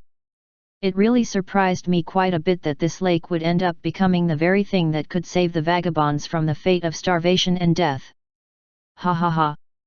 Well, we can pick out a few of those fish you mentioned for a meal later tonight, Lorist said as he laughed. All right, but don't take too many. Personally, I prefer eating seawater fish because freshwater fish like those in these lakes have relatively more bones that prick my tongue rather easily when I eat them. Just have your men pick the bigger fish, especially those that aren't too bony, said the Second Highness. After that, the Second Highness turned to his back and saw the newly constructed makeshift fishing boats that were being laid in the sun for the green clay to dry before he asked, How many boats did you order to be made? Lorist replied, Around 200 of them. Why would you need so many? So many? Your Highness, the Egret Lake is quite immense. We can't only fish at one spot, right? If we don't have enough boats, we won't be able to venture far into the lake. We can only gain the most haul if we fish at multiple places at once, Lorist said. The Second Highness gave it some thought before he nodded and said, I see, you truly are thorough with your plans. Personally, I'm not too knowledgeable about matters on fishing. That night, Lorist accompanied the Second Highness for dinner, and the main dish was a longtail whitefish. The Second Highness agilely used his fork to get hold of another large piece of meat and placed it within his mouth with his silver spoon, with his eyes narrowing in satisfaction. This truly is good stuff. I wonder how many years has it been since I last tasted this fish. This time, we got quite a huge haul. I've already had a few other fish like these placed in a water bucket for you to bring back. Make sure to let my cousin sister Glacia have a taste of these fish. It's a shame she didn't come here with you today, Lorist said. How thoughtful of you, Locke. Thank you. Glacia was training the newly recruited soldiers, so it wasn't convenient for her to come over today. That's right, didn't you also draft new soldiers from the ranks of the vagabonds? Asked the Second Highness. Lorist nodded and said, I recruited around 20,000 people. Since I plan to head up north after the lake freezes up, the convoy would need a substantial force to be able to fend off threats during our passage through the Madras Duchy. These 20,000 soldiers were formed so that they could maintain order of the convoy during the journey, and they will be disbanded after we arrive. Given the resource-starved state of the Northlands, there's no way I can afford to feed so many soldiers. If they don't work their share, they won't get any food either. The Second Highness sighed and said, Darn, that Duke Madras mobilized his Iron Guard Legion to defend the Lichtana citadel, forcing our Endenak kingdom to have to station some soldiers at Nadga's city to watch out for them. Now that the Welbisha province has once again returned to the hands of the royal family, it's up to us to ensure its safety from the invasion of the Iron Guard Legion. Had it not been for some good news I received just now, I would have had to trouble myself over filling the void of military strength left after the departure of your convoy. Oh, what news did you receive? Lorist asked. It's about the Fierce Gale Legion. They've assisted Duke Malene in mowing down the Iblia Kingdom's forces at the southern part of the Enord province, which is divided into 3 commanderies by the second prince. Their forces have already arrived at the royal capital, Windberry City, forcing the second prince to request his father-in-law, Duke Fizibalin, to send out reinforcements to defend the city. The two sides have battled for a number of times and victory still seems undecided. Given that winter is approaching, Duke Malene decided to pull his soldiers back to his duchy and the Fierce Gale Legion will also return, said the Second Highness. Lorist raised his silver cup and said, "A toast for you, Your Highness. I believe that the second prince has been taught a harsh lesson by Duke Malene this time around and will have to rest and recuperate his forces for a few years. That way, there won't be able conflict between them and your kingdom so you can start building up your own forces." The Second Highness furrowed his brow before he shook his head and said, "Originally, I was prepared to station the Fierce Gale Legion at Nadga's city to defend against any attempts by the Iron Guard Legion to invade. However, I received another piece of information that the 4 allied duchies which used to attack the first prince's Red Lee's kingdom recently have signed a peace treaty with the first prince. Even though the first prince lost some land to them, he didn't lose too many of his forces and is still a force to be reckoned with. That is one of the larger factors that prompted him to agree with the peace talks. What I'm worried about is that the first prince and the 4 allied duchies would turn their sights on my kingdom after they cease hostilities. Before this, my kingdom was rather unstable and the first prince was not interested with us and chose to attack the 4 allied duchies instead because there was more for him to gain by doing that. That's also the reason my kingdom didn't prioritize the defense of the border near the Red Lee's kingdom and it's also why my elder brother refused to take over the Ben's citadel back then. Mainly, we didn't have any extra soldiers nor did we see a need for defending the place. Currently, the citadels around the border there are manned by only a few garrison forces. If the first prince stops all conflict with the 4 allied duchies, then I will have to send more men to defend that place as well. When the Fierce Gale Legion returns, they can at most keep only the first prince at bay. That way, Nadga's city will have a shortage of soldiers and will need to start yet another recruitment drive and that in turn requires more food supply as well." "How troubling." Lorist smiled and said, "If you require some food, then our convoy can leave the nets behind before we leave and you can catch some fish within the lake to use for yourself." The Second Highness toasted Lorist to thank him for the kind gesture. "However, in the long term, I believe that if your Highness can occupy Lichtana Citadel, you will be able to hold the initiative to act against the Madras Duchy. As long as you modify it a little bit, this citadel can be a source of worry for Duke Madras and you might even get the chance to take the whole of Yunj Chandler province for yourself and add it to the kingdom," Lorist said as he looked at the Second Highness optimistically. The Second Highness made a bitter laugh before he sighed and said, "You're right about that. However, even if I'd like for that to happen, I do not have the ability to carry it out. Even if we ignore the fact that the terrain around Lichtana Citadel makes it hard to besiege but easy to defend, the presence of the Iron Guard Legion itself will be troublesome enough. Without more than 10 times their numbers in a long period of besieging, I think it will be hard for me to take the castle. How about this? If you can lend Maine 20000 soldiers, I might be able to help you conquer Lichtana Citadel and hand it straight to you," Lorist suggested during the pause after the Second Highness expressed his worries. "What did you say? You have a way to occupy Lichtana Citadel?" said the Second Highness wide-eyed with surprise. He didn't even notice that he had dropped his silver cup onto the table unconsciously. Lorist nodded and said, "I discovered a weak point of the citadel and I have a plan that I think will work. However, I don't have enough soldiers myself. If you can lend Maine 20000 men, I am rather confident that I'll be able to conquer the citadel. I'll lend you 30,000. If you can conquer it for me, it doesn't matter even if you have to sacrifice all 30,000 of them." said the Second Highness emotionally as he started pacing around excitedly. Lorist laughed out before he said, the casualties won't be so bad either. I estimate that we will lose 6,000 in the worst case. That's impossible. The ones defending the citadel are the Iron Guard Legion. They are famed for being the best at defending against sieges. How will you be able to attack the citadel and succeed by only losing 6,000 men? Asked the Second Highness as he looked at Lorist with doubt. Your Highness, I won't be attacking the citadel. In fact, I'll have them come out to attack me. We will be on the defending side, Lorist said. Wait, what do you mean by that? The Iron Guard Legion will attack while we defend?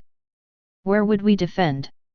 Unless they've gone insane, they wouldn't abandon the castle to come and attack us, said the Second Highness. He believed that Lorist was merely bullshitting, as he thought that if he put himself into the shoes of the commander of the Iron Guard Legion, he definitely wouldn't send his men out to attack Lorist's forces at the cost of leaving the citadel unguarded. Hee. Lorist started to laugh out loud before he said, Reedy, bring the fortification blueprints of Lichtana Citadel out here. Reedy quickly retrieved the blueprints Lorist bought from the bookstore of Vanade City and laid them on the table. Your Highness, come here to take a look. This is the situation of the internals of the citadel. The Second Highness was quite surprised that Lorist was able to obtain documents like that, but Lorist didn't tell him that he got them for 1 imperial silver coin apiece and thought, I better just let him imagine how I got these without telling him.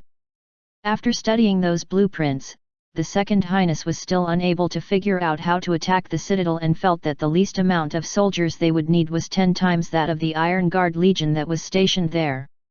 Lorist pointed at the small pond within the citadel's map and said, Your Highness, don't you have any thoughts on this pond over here? The Second Highness shook his head and said, While this pond is a little on the small side, it's still enough to sustain the water needs of the soldiers within the citadel and can even be used to extinguish any fires within.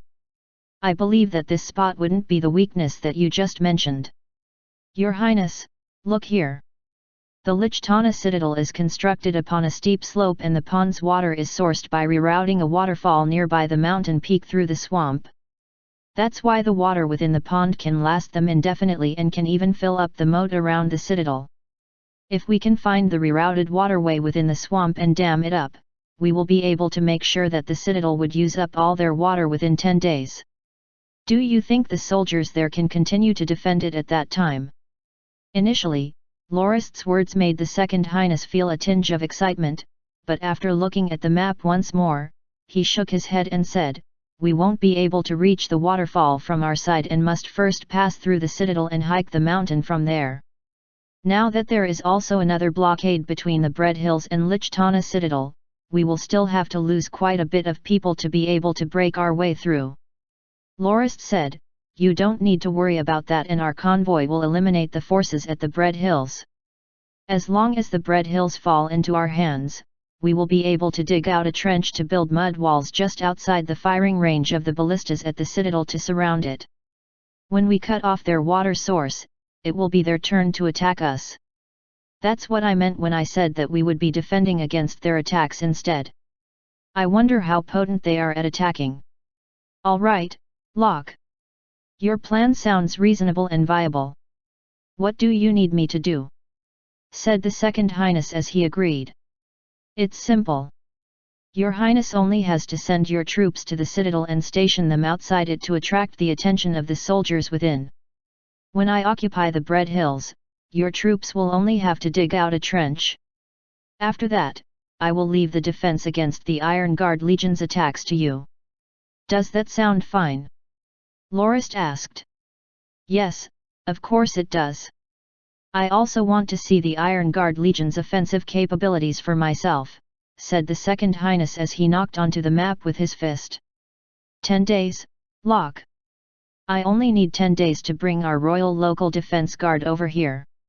Since the Iron Guard Legion shot to fame from battling them, I will use the guards to defeat the Iron Guard Legion this time around. Chapter 156 Killed during the darkness of the night.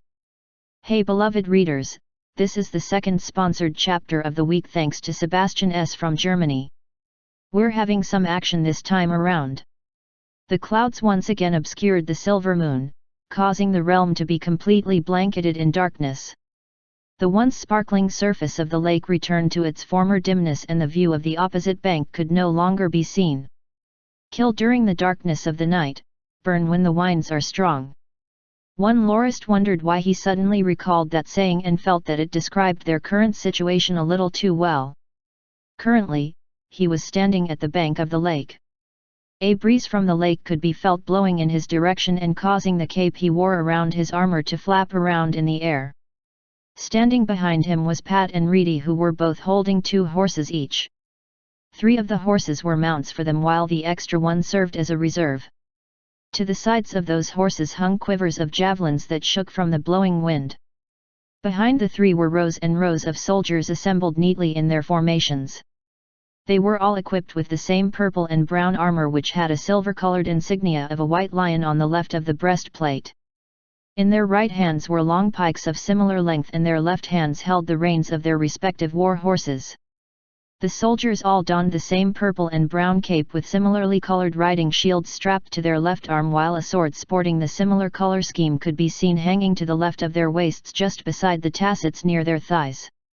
They were also equipped with riding boots which were mounted with stirrups.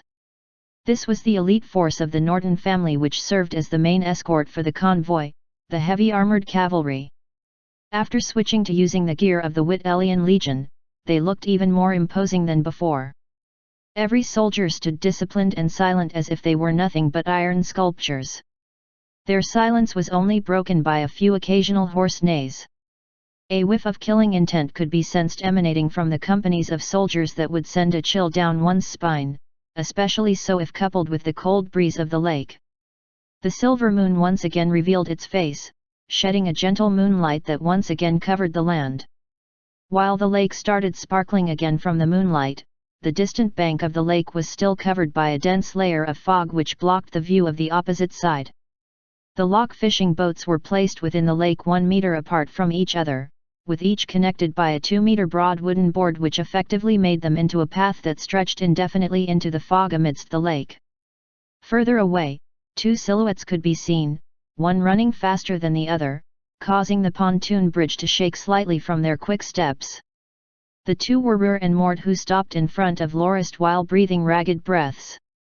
"My the pontoon bridge has already connected to the opposite bank. Sir Els had us come here to report that it's already time to cross." "You did well," Lorist said while he nodded, before he stepped onto the bridge. Ruhr and Mort helped take the mounts from Pat and Reedy before they followed behind Lorist onto the bridge. The soldiers on the bank started to make their move as well. One soldier after another got into a line with their mounts and started boarding the bridge. Lorist had walked for more than 10 minutes on the bridge that was 400+ meters long, and he could feel it shaking slightly behind him, and the resulting vibration caused waves to form in the lake beneath it. Within moments, one heavy armored cavalryman after another arrived at the opposite bank and gathered at a spot under the guidance of the guards. Soon, they got into their 2 respective companies and were all mounted. Lord Wales got off the bridge and came to Lorist before he said, "My lord, should we depart now?" Lorist said in a soft voice, "Yes, let's go." The whole group proceeded to travel through a dark forest path. On the way, they would occasionally make markings on the trees that shone under the illumination of the moonlight with limestone chalks.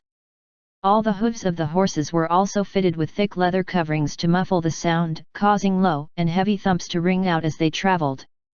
After 1 hour and a half, 3 hoots like that of a night owl could be heard in the distance. Els, who was at the very front of the group, stopped his horse and caused the rest to follow suit. 3 figures emerged from the trees of the forest, and the foremost figure said something to Els before he brought his 2 comrades back into the forest. "My lord, the enemy camp is around 1 kilometer from here. I believe we should ride the rest of our way there. Even though we've muffled the horse hooves, the slight vibrations we are causing might alert the enemy anyway. We must be able to catch them by surprise before they can react," Els told Lorist. To ensure the success of the surprise attack, Els had led half of the elite guards of the main camp of the convoy to secretly cross the lake and eliminate the sentries over there and successfully locked down the path from the camp to the base in the hills. Pass my order down. Everyone dismount and put on the bridles on the horses. Lead your horses along with the reins as you walk and make sure to not make any sound, Lorist instructed Pat. After an hour of traveling, outside the enemy camp, some guards could be seen leaning on the walls while taking a nap, with the sentries on the 2 tower outposts also seated and relaxing. Perhaps due to the soldiers not being stationed at the front lines, the security of the camp was surprisingly lax. "Milord, I will bring some men to take care of the sentries on the watchtowers and open the gates," Els said, before he disappeared into the darkness. "Everyone, stand ready and follow the plan." After Lorist finished giving his order, he kneeled down and untied the leather cloth covering the hooves on his horse. Within but a quick moment, a few figures suddenly reappeared near the camp gates and slain the 4 napping guards within a flash, causing them to slump down against the wall powerlessly and entering their eternal slumber. One of the figures nimbly climbed up one of the watchtowers like a tiger and quickly descended from it before he climbed the other one. As a result, the gates of the camp quietly opened. Raising his pike in his hand, Lorist shouted, "Kill!" The sound of the running horses broke the former silence and tranquility of the night, and the mounted troops traversed the 100+ meters of distance towards the camp gates within seconds. Lorist was riding at the forefront of the troops and began slaughtering away at the still dormant soldiers within the camp. Countless heavy armored cavalrymen squeezed their way into the camp, and before long, sounds of conflict, pain, and despair intermingled. One tent after another within the camp was set on fire. As the mounted cavalrymen rushed out of the smoke towards the half-awake and unarmed enemy soldiers within the camp, they began their slaughter without a shred of mercy. The metal hooves of the cavalrymen's mounts hammered onto the ground, leaving behind their wake flames, corpses, and flowing fresh blood. Lorist on the other hand rode straight towards the largest tent within the camp. According to the Second Highness, the Madras Duchy had 1 blade master and 7 gold-ranked knights. Naturally, the blade master served the Duke by his side while 4 of the gold-ranked knights held posts within the Sea Mountain Legion. The Iron Guard Legion was instead managed by 3 gold-ranked knights. Lorist believed that there definitely would be at least 1 gold-ranked knight stationed at the Bread Hills, given that there were over 10,000 soldiers here. As long as he could take out the gold-ranked knight, the surprise attack would have been a complete success. With a harsh swing of the pike, Lorist broke the central pillar of the main tent into 2, causing the tent to collapse flat on the ground. Apart from the tens of guards within the tent who had died by Lorist's hand, the gold-ranked knight was nowhere to be seen. Just as Lorist was going to ride around the tent and stab his pike downwards to check for any people who were playing dead beneath the tent, a loud clang could be heard from a distance, which was accompanied by a bright burst of golden light. Lorist turned his head only to see the mounted Lightnovel swinging his riding lance with a golden blade of light at the tip against the long sword that sported the same golden glow of a figure standing on the ground. The clang from before had resulted from a clash between the 2 weapons. "Oh, so the gold-ranked knight is over there. No wonder I couldn't find him within the tent. Good thing Lowe's picked up what I missed," muttered Lorist, before he rode towards the site of battle at a leisurely pace while he reached to his back and held a javelin in his hand. After that, he paid attention to the battle between Lightnovel and the gold-ranked knight just in case he would be required to give Lowe's a hand. Lightnovel danced like a rampaging tiger across the battlefield, using his mounted superiority to slash down at the enemy with his riding lance, trailing a sole line of gold within the air as the blade rushed towards the gold-ranked knight. The knight didn't hesitate either, and he continually used his glowing sword to parry one strike after another. However, as he was unmounted and using a weapon with relatively short reach, he was at a disadvantage, and every parry he made caused him to move a step back. Roaring out loud, Lightnovel struck out so harshly that the enemy knight was forced a couple of more steps back. Repositioning his horse, Lightnovel pushed his stirrup against the abdomen of his horse and caused it to neigh loudly as it rushed forward, with him shouting out, "Kill!" at the loudest volume possible as he raised and slashed his riding lance downward.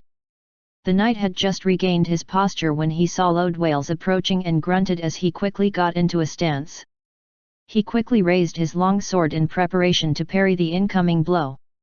The riding lance slashed downwards with lightning speed, and just as it was about to clash with the sword, it suddenly twirled slightly into a semicircular arc that went around the long sword, and its motion turned from that of a slash into a stab.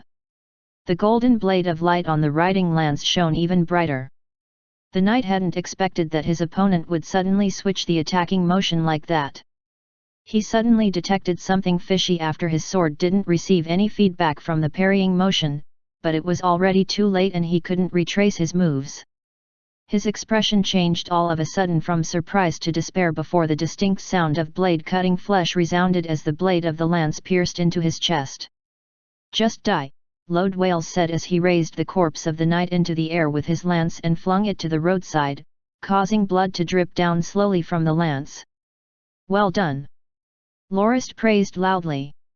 "You're fierce as a tiger and witty and agile at the same time, allowing you to kill your enemy by landing only one strike. You shall be called Fierce Tiger Lows henceforth." Lightnovel snickered before he said, "Thank you for praising me, my lord. I shall be known as Fierce Tiger Lows in the future." "That's so unfair.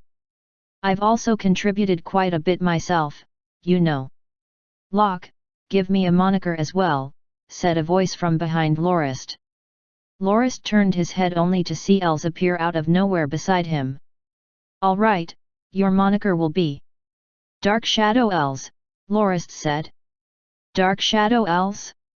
Not bad, I like it," Els said happily, apparently quite satisfied with his new sobriquet. "Oh, that's right. I came here for something else." "My lord, look up there," Els said as he pointed his finger upward.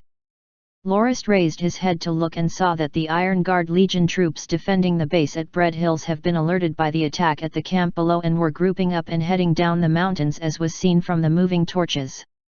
They have already descended halfway down the slope. Judging by the number of torches, there should be more than 1,000 people. Our guards only have tens of people sealing off the pass nearby. I'm worried they won't be able to resist, Els reported. They're merely seeking their deaths. I thought that they would surrender after we surround their base for 2 or 3 days. Now that they've come out, we might as well slaughter our way up to the stronghold at the hills and occupy it, Lorist said as he looked at the torches at the distant hills. Blow the horn and notify the Second Highness on the opposite side to launch a diversionary attack. Lows, the aftermath of this camp over here will be left to you. Rally a regiment of soldiers to dismount and follow me up the mountains for a fight on foot. Els, let's go, Lorist said as he rode his horse to the back of the army camp followed by Els who quickly grabbed a horse and rode towards Lorist. Loud blares of horn signals proceeded to echo through the air. The Second Highness who was pacing around incessantly at the army base stopped and listened intently before he said, "Did you hear that signal, Glacia?" The blonde female knight replied excitedly, "Yes. It's definitely the horn signal." Locke and the others succeeded. Exclaimed the Second Highness. "Men, blow the horn to send a reply. Get ready and head towards the border." Not too far from the barricades of the Madras Duchy at the border, countless torches were lit like the countless stars in the sky. The soldiers all shouted their war cries and the loud sound shook even the large expanse of land. Torches around the Lichtana citadel were also being lit by the moment, causing most of the citadel to be illuminated brightly. One leather-armored soldier after another appeared before the walls of the citadel and stared nervously towards the countless torches in the distance and thought, as long as they cross the wooden barricades, we will fire at them with our ballistas. The route downward from the Bread Hills passed through a sparse forest. Roughly 50 meters from the soldier camp near the forest were a few tower outposts, but they had been taken care of by Els and his guards when they secured the area. The mountain route was not wide with a breadth of only 2 meters at most. Lorist could tell that the reinforcements from the base up at the hills were about to arrive as he could already hear their curses and chattering when he neared the area. Given that the downward route was curved in an S shape, Lorist still wasn't able to get a view on the enemy forces. However, he rushed up the route with his sword drawn without saying anything else and encountered into the torch-holding Iron Guard Legion soldiers at the first corner. Upon seeing Lorist, they thought that he was a messenger of their own, and one of them even asked, "Stop! What happened there at the camp below?" Lorist didn't make a sound, and as he approached, he cried out, "Kill!" All of a sudden, as he swooped into the group of soldiers, he swung his long sword in quick flashes, causing one enemy after another to fall and roll down the slope. Lorist's killing spree continued against the flow of people uphill. Not long after, the enemies further uphill shouted, "It's the enemy! It's an enemy attack!" At that moment, the soldiers at the lower section of the slope had broken down into a complete mess.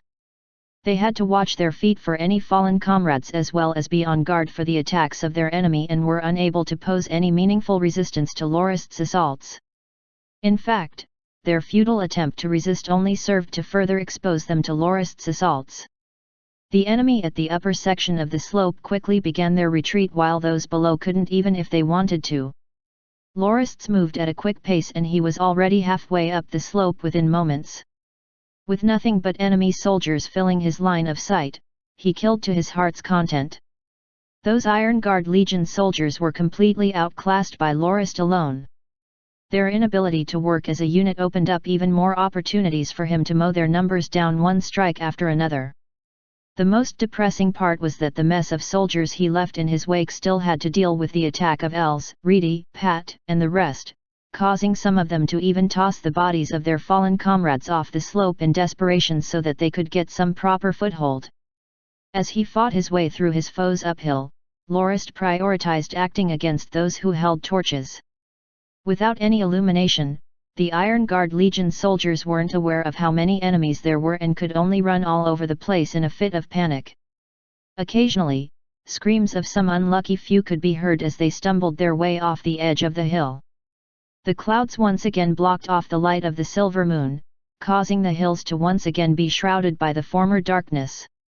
A little bit later, a familiar voice rang out from behind Lorist. "Milord, milord! Where are you?" Following that, a few torches were lit at the slope, and Pat and the rest could be seen ascending the hills. Just as Lorist was going to reply, he suddenly felt an ominous, bone-chilling sensation, which caused him to lie flat on the ground instantly as he shouted, "Careful! Get on the ground right now!" One words of a Chinese poet Wu Yangshiu of the Song dynasty. It roughly means, make your move during the best opportunity. Chapter 157 Burn when the winds are strong. Didn't have much time last week, hence the lesser amount of chapters. Will try to get my game up this week though. This is the first regular chapter of the week. Whoosh! 6 loud thunderous twangs ran out simultaneously as numerous razor-sharp bolts whooshed past Lorist's body, causing a few cries of pain to ring out nearby him. The silver moon once again revealed her face from beyond the clouds. Lorist's mind was thrown into turmoil. He didn't know who behind him had gotten hit. Using the dim moonlight, he saw that roughly 20 meters away was a stone gap about 3 meters wide on the ground, beyond which rows of tents were placed. Iron Guard Legion troops crouching behind sandbags and rocks near the tents could be seen. Further away at the foot of the hills were countless torch fires gathered together. Those were probably the men of the Second Highness who had come to aid them after receiving the signal. Beyond the gap, a row of torches were lit, and the illumination allowed Lorist to see the 6th century ballistas that were operated by a few nervous soldiers. Lorist could also see that one bow-wielding enemy soldier after another approached the gap, with some orders being shouted out for the bowmen to engage in suppression fire against the soldiers of the convoy to prevent them from advancing. Garg! With a loud roar, Lorist leaped up from the ground and covered the distance of 20 or so meters within a blink of an eye, crossing the gap and slaughtering away at the bowmen. Among the chaotic crowd or people, Lorist bathed in blood from head to toe as his long sword culled one enemy after another like a knife, cutting through butter all around him, causing the surviving bowmen to run away in all directions with their tails behind their legs. Die! A flash of silver light emanated from a pike that was thrust towards Lorist's back like a vile and devious snake.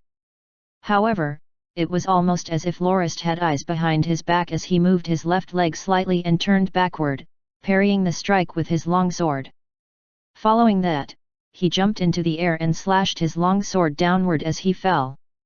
The pike-wielding silver-ranked knight didn't space out either. With but a flick of his hand, he moved his pike to intercept Lorist's strike. As the sword collided with the pike, a loud clang rang out before the pike broke into two. With a lightning-fast slash, the sword streaked across the knight's body from his left shoulder to his right. As if the knight had gotten struck by lightning, he slumped to the ground immediately with his body split into two before blood spurted out everywhere.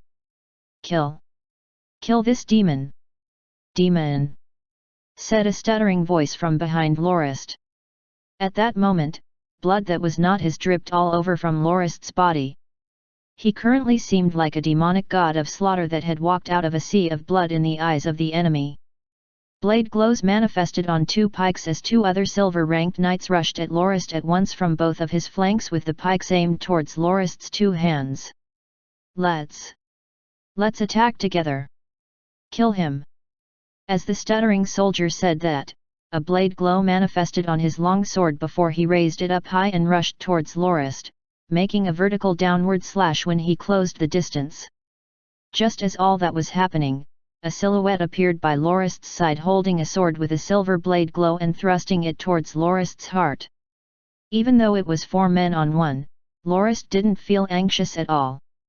From his point of view with his dynamic vision, he could see the attacks and predict the trajectory of each and every one even though they were really fast in actuality. The slightest opening during those attacks revealed a huge opportunity for him to strike back at his foes. The first attack that was about to connect was the pike headed for his left arm. Lorist stepped back slightly and angled his body from the waist up backward slightly as if he hadn't moved at all, causing the pike to miss his body by a hair's breadth. Subsequently, Lorist grabbed onto the handle of the pike and pulled it towards the other pike coming from his right, intercepting the incoming attack.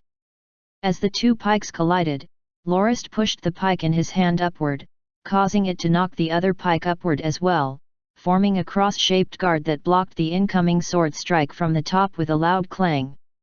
Having released the pike in his hand, he jumped forward and flicked the long sword in his right hand, knocking the glowing sword of the silhouette beside him, and with another twist of his hand, the long sword headed towards the chest of Lorist's sneaky assailant. The silhouette had jumped forward with all the force he could muster and had intended to strike when Lorist was occupied with the two other attackers. However, he didn't expect that Lorist would start retaliating by targeting him first. With his sword knocked away, his chest was exposed completely. The silhouette attempted to stop only to find that his momentum continued to propel him forward as he cried out, "Ugh! No, don't! Ugh!" Not much had to be said, Lorist's long sword pierced straight through the chest of the assailant and emerged from his back. Within a short moment of 2 eye blinks, Lorist had already killed one of his attackers. The other 3 silver-ranked knights still had their weapons entangled together and were frantically trying to pull themselves apart. To save time, Lorist didn't pull his sword out from the body of the first one he killed and merely swung it with full force, causing the sword to rip apart the former assailant's body and travel towards the other long sword user. The sword-wielding silver-ranked knight hurriedly pulled his sword away and positioned himself to intercept Lorist's strike. However, Lorist suddenly changed his slash into a thrust, causing the knight to react by swaying his sword around in a panicked attempt to knock Lorist's sword away. Just before the two swords crossed, Lorist's long sword stopped just ever so slightly, causing the silver-ranked knight's sword to not hit anything, creating an opening for Lorist to push the long sword into his foe's throat. Ag! As the silver-ranked knight was dying from the blood flowing out of him, the blade of a pike suddenly emerged from his body and headed towards Lorist. It was the first pike-wielding silver-ranked knight that had pierced his pike through his comrade's body without any regard the moment he saw him dying from the wound at his throat in an attempt to catch Lorist off guard. Naturally, an attack like that didn't pose a significant threat to Lorist. However, he was shocked that the silver-ranked knight would be so cruel as to use his fallen comrade's body as a shield. In a fit of rage, Lorist's body jerked and avoided the blade of the lance before he drew his long sword with his right hand and swung it forward. The blade of his sword flashed like lightning as it decapitated the pike-wielding knight with one blow. The other pike-wielding knight was already shivering non-stop. Even though it had only been a short while, he noticed that the rest of his comrades had died off the moment he awoke from his stupor. Seeing the knight holding the pike with shaky hands, Lorist said in a deep voice, "Discard your weapon and kneel if you want to be spared." That silver-ranked knight crumbled mentally completely before he tossed the pike at Lorist and ran off immediately. Lorist's body swerved to avoid the airborne pike and he grabbed onto its handle before throwing it back in the direction it came from. That escaping silver-ranked knight's body shook as the pike pierced his body and emerged on the other side before he landed flat on his face on the ground and let out his final breath. After the soldiers nearby witnessed the deaths of the 4 silver-ranked knights, they ran towards the barricaded area frantically while letting out panicked cries. In their haste, they had cast away their helmets, armor, and even their torches, pikes and shields. "My lord! My lord!" Pat's shouting voice could be heard coming from behind. Lorist was glad that Pat hadn't been hurt. He called out, "I'm here. Watch out for the gap on the ground." After taking a few steps, he picked up a still-lit torch that was on the ground. A huge group of people followed behind Pat as he jumped over the stone gap. The next person to do so after Pat was Reedy.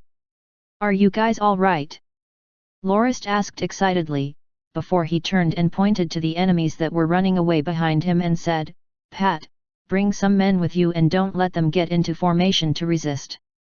Pat waved his hand and called out, "Kill them! Go!" The group of people rushed forward and headed towards the area of the tents before they cursed out loudly. It seemed that there was yet another stone gap over there and the first few heavy armored pikemen didn't notice it and fell into it. It was fortunate that the gap wasn't too deep and the soldiers who fell were merely injured but managed to retain their lives.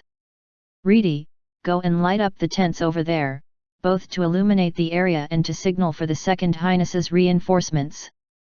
We will take this base with a pincer attack." Lorist instructed Reedy before he called out to the guards nearby and said, "Hey, turn the sentry ballistas around and push them over there." One tent after another was set aflame, sending thick waves of smoke up into the air. The fire burned ever more brightly with the strong winds, sending out a wave of light that dispelled the darkness around Bread Hills. Reedy didn't set all the tents on fire as Lorist had instructed but instead asked some men to dismantle the other tents and toss them into the fires that were already burning. Without delay, 10 bonfires could be seen at the Bread Hills. "There's a wooden bridge here." With the illumination of the burning fires, some soldiers discovered that a few wooden planks were placed over the gaping stone gap on the ground. They quickly crossed it and resumed their pursuit towards the enemy who were trying their best to assemble in a fit of panic. It was only now that Lorist was able to get a clear view of the Bread Hills. The terrain was truly true to its name, there was not a single tree nor grass on the hills and the whole hill area seemed like a round, long bun that was placed on the ground. It was estimated to be around the size of 2 soccer stadiums and its most striking feature was the 2 large stone gaps that made the hills look like scored buns. At that moment, Lorist was standing near one of the largest bonfires.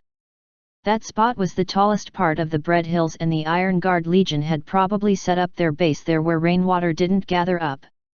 At a barricade not far away, there was still an estimated 1,000 soldiers, around 800 of which whom were getting into a line formation and preparing to intercept the incoming heavy armored pikemen. So far, less than 200 of the pikemen had crossed the stone gap with the wooden bridges and they were assembling into a square formation under the orders of their commanding officers to march towards the enemy. However, as more soldiers crossed the bridge, the square formation eventually turned into a line formation. The distance between the two groups of soldiers was around 60 meters now and they would clash within the first moments of a charge. Some soldiers at the enemy lines could be seen moving the tens of sentry ballistas from their original positions.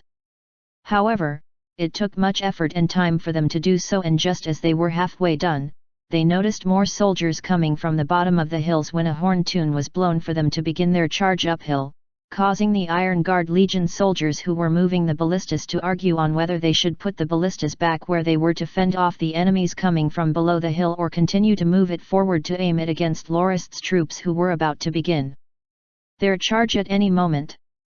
Lorist saw Pat step out from the formation in an attempt to give the enemy a final ultimatum as the soldiers behind him cried out, "Kill! Kill!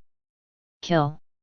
Gradually, the soldiers standing at the front of the Iron Guard Legion's formation dropped their weapons, causing the rest to follow suit. In the end, all of the enemy soldiers cast away their weapons and surrendered completely. The heavy armored pikemen let out booming cheers as Pat led them forward to apprehend the enemy soldiers, thus occupying the main base area. "Well done!" Lorist exclaimed. He continued to give an order, "Blow the horn to indicate that we've conquered the Bread Hills and hang the Raging Bear flag of our family up at the base." The tune of victory blasted throughout the night sky as the flag of the Raging Bear flapped proudly at the base, illuminated brightly by the burning fires. A blonde female knight quickly rushed up the slope and dismounted before she sprinted towards the barricade that was constructed from stacked-up rocks and vaulted over it, landing beside a ballista nearby. Just as she drew her sword and readied herself for battle, she was greeted only with the sight of the heavy armored pikemen who wore the equipment of the Wittelian Legion. Seeing the blonde-haired knight arrive, Lorist stepped forward and greeted her. "Cousin Glacia, why have you come?" Glacia, noticing the blood all over Lorist's body, cried out in surprise. "Why do you look so bloody? Are you hurt anywhere?" "Hee, I'm fine. This blood is not mine."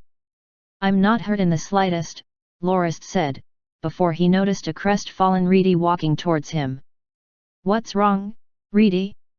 Did something happen?" Lorist asked. "My lord. Just now, when we reached the peak of the hills, Brother Els fell off it." Reedy reported the shocking news to Lorist. "What did you say? What happened to Els?" Lorist said as he started in surprise. At that moment, he recalled the ballista bolts that whooshed past him back at the first stone gap. "When we first arrived at the peak and were calling out to you, we heard your warning and Pat and I got on the ground right away. However, the rest that followed behind us didn't manage to react in time and many got knocked off the peak by the ballista bolts. Ruhr also got hit by one bolt and as he was sent flying back, he banged into Brother Els and the both of them fell down from the peak. At that time, Pat and I were so shocked from the ballista bolts that came flying that we were unable to get up. However, we managed to get ourselves together after we thought of your safety and didn't yet know that Els had fallen off the hill.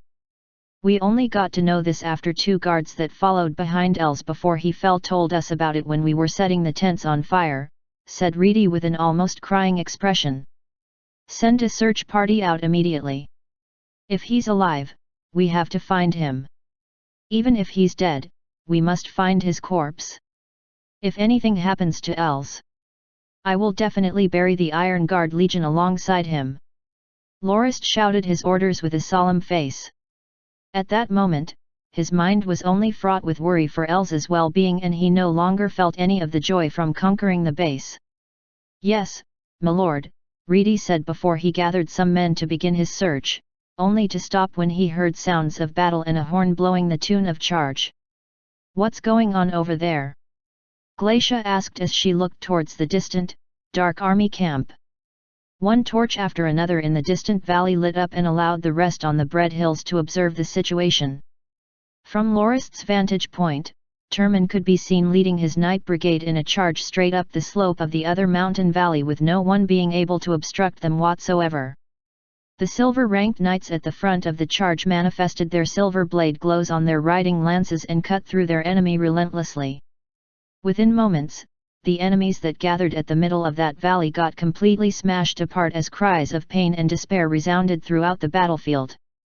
"The enemy is finished," Lorist said without much emotion. Seeing Glacia's confused expression, Lorist explained, "We have already made arrangements for an ambush at the valley over there for the reinforcements of the troops from Lichtana Citadel. First, we had our mounted archers release some volleys of arrows to thin down their numbers before we had the Night Brigade charge in and break their formation with the mounted archers securing the other side of the valley. That's why, cousin, you don't have to worry about any of the reinforcement troops escaping. Locke, I really didn't think that you would be able to form a Night Brigade like this. Can you? Glacia said as she stared at Lorist with a pleading look. Cousin, if there is a request that will leave the both of us with hard feelings, please refrain yourself from bringing it up. I formed this Night Brigade through the best of my efforts with the benefits of the family in mind. In the future, I would even expand it into a silver-ranked Night Brigade. However, if you are willing to leave the Second Highness and return to the family, I will let you lead and command this Night Brigade, Lorist said, diminishing the hopes of Glacia. Stingy fellow. Glacia mused before she stopped saying anything else. Within an hour, another horn tune could be heard coming from the valley. The enemy has been eradicated, Lorist said as he released a breath of relief. The sky is already brightening up. Cousin, you can have your men start to form a defense line right now. I'll leave the sentry ballistas to you. Aim them in the direction of the citadel so that we have something to fall back on just in case. I need to go now. Chapter 158 Worryless Journey North. Here's the second regular chapter for this week. Look forward for the rest of the releases in the coming days. Lorist felt really worn out as he had firstly killed his way up to the base on the hill and eliminated the Iron Guard Legion soldiers who were guarding the base with ballistas. In the end, he even eliminated 5 silver-ranked knights and he was completely drained after that. That's why he later ordered Pat to lead the heavy armored pikemen who had just arrived to help out in the efforts of conquering the base. But even so, Lorist had no choice but to wait within the main tent as he still had some matters to settle, especially given that Els had fallen off the hill and was yet to be found, causing Lorist immense worry. Lorist's whole body was still covered in blood that was half dried up from the mountain breeze, resulting in an itchy and sticky mess which caused him much discomfort. The moment he returned to the newly erected main tent at the army camp at the foot of the hills, Lorist stripped his blood-stained clothes off and donned only a loose robe as he waited for the news. At that moment, Yuri, Turman, and Potter Fang walked into the tent. "Milord, the enemy's 5,000 troops were eliminated and we managed to catch up to 3,000 of them alive. Potter Fang already killed the gold-ranked knight commander," Yuri reported. "Good work, Pog," Lorist praised. Potter Fang said as he smiled and shook his head, "Well, it wasn't completely due to me. Had the gold-ranked knight not suffered 3 arrow shots already, I'm afraid I might get tangled up with him much longer." Lorist nodded and asked, "How are the casualties?" Turman stepped forward and said, "We lost 7 silver-ranked knights and hundreds of other soldiers." A shroud of silence descended onto the tent after that report.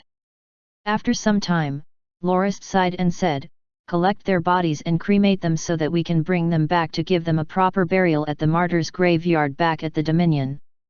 That place is where brave warriors who have sacrificed themselves for the sake of the family are enshrined."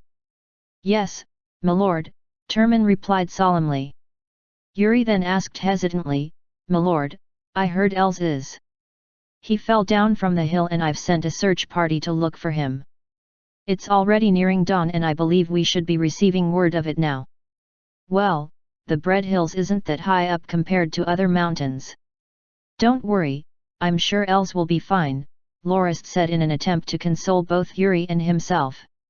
"And Yuri, your role in the next battle is an important one. Head to the route towards Vanade City and make sure to seal off the entire road. We must not let news of this incident tonight spread out.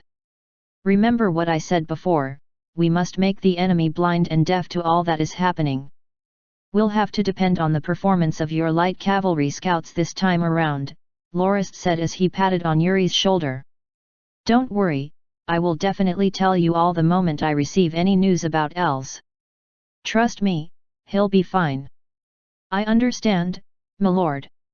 Please be assured that my light cavalry scouts will definitely carry out the mission properly," Yuri replied in a serious tone as he stood straight up. "Pog, the next phase of the plan will be up to you. I'd like you to try to impersonate the men of the Iron Guard Legion to attack Vanade city. If we are successful and manage to occupy it, seal off the city and head towards Zith Castle immediately. As long as we can take that castle, we will be able to keep the Sea Mountain Legion of the Madras Duchy within the Sigillar province. That way, our convoy won't have to worry about being obstructed by them when we cross the duchy. If it fails... Lorist paused as he furrowed his brow before continuing, we must at least keep Vanade city within our control. That way, we can prevent our convoy and the vagabonds from being stranded at the Yunj Chandler province. Yuri and his light cavalry scouts will surround the Vanade city and Pog, you shall lead the heavy armored cavalrymen and the mounted archers to engage in stalling warfare. When the heavy armored infantry and the Karo ballista unit arrive, we can attack it with full force to conquer it. If surprise attacking Vanade city doesn't work, Loz will have to bring his 2 regiments of heavy armored cavalrymen to face off against the castle. I believe that even if the Sea Mountain Legion comes, they wouldn't dare to engage in an all-out battle with us. If it's the contrary, I'd like to see how their soldiers perform against our heavy armored cavalry.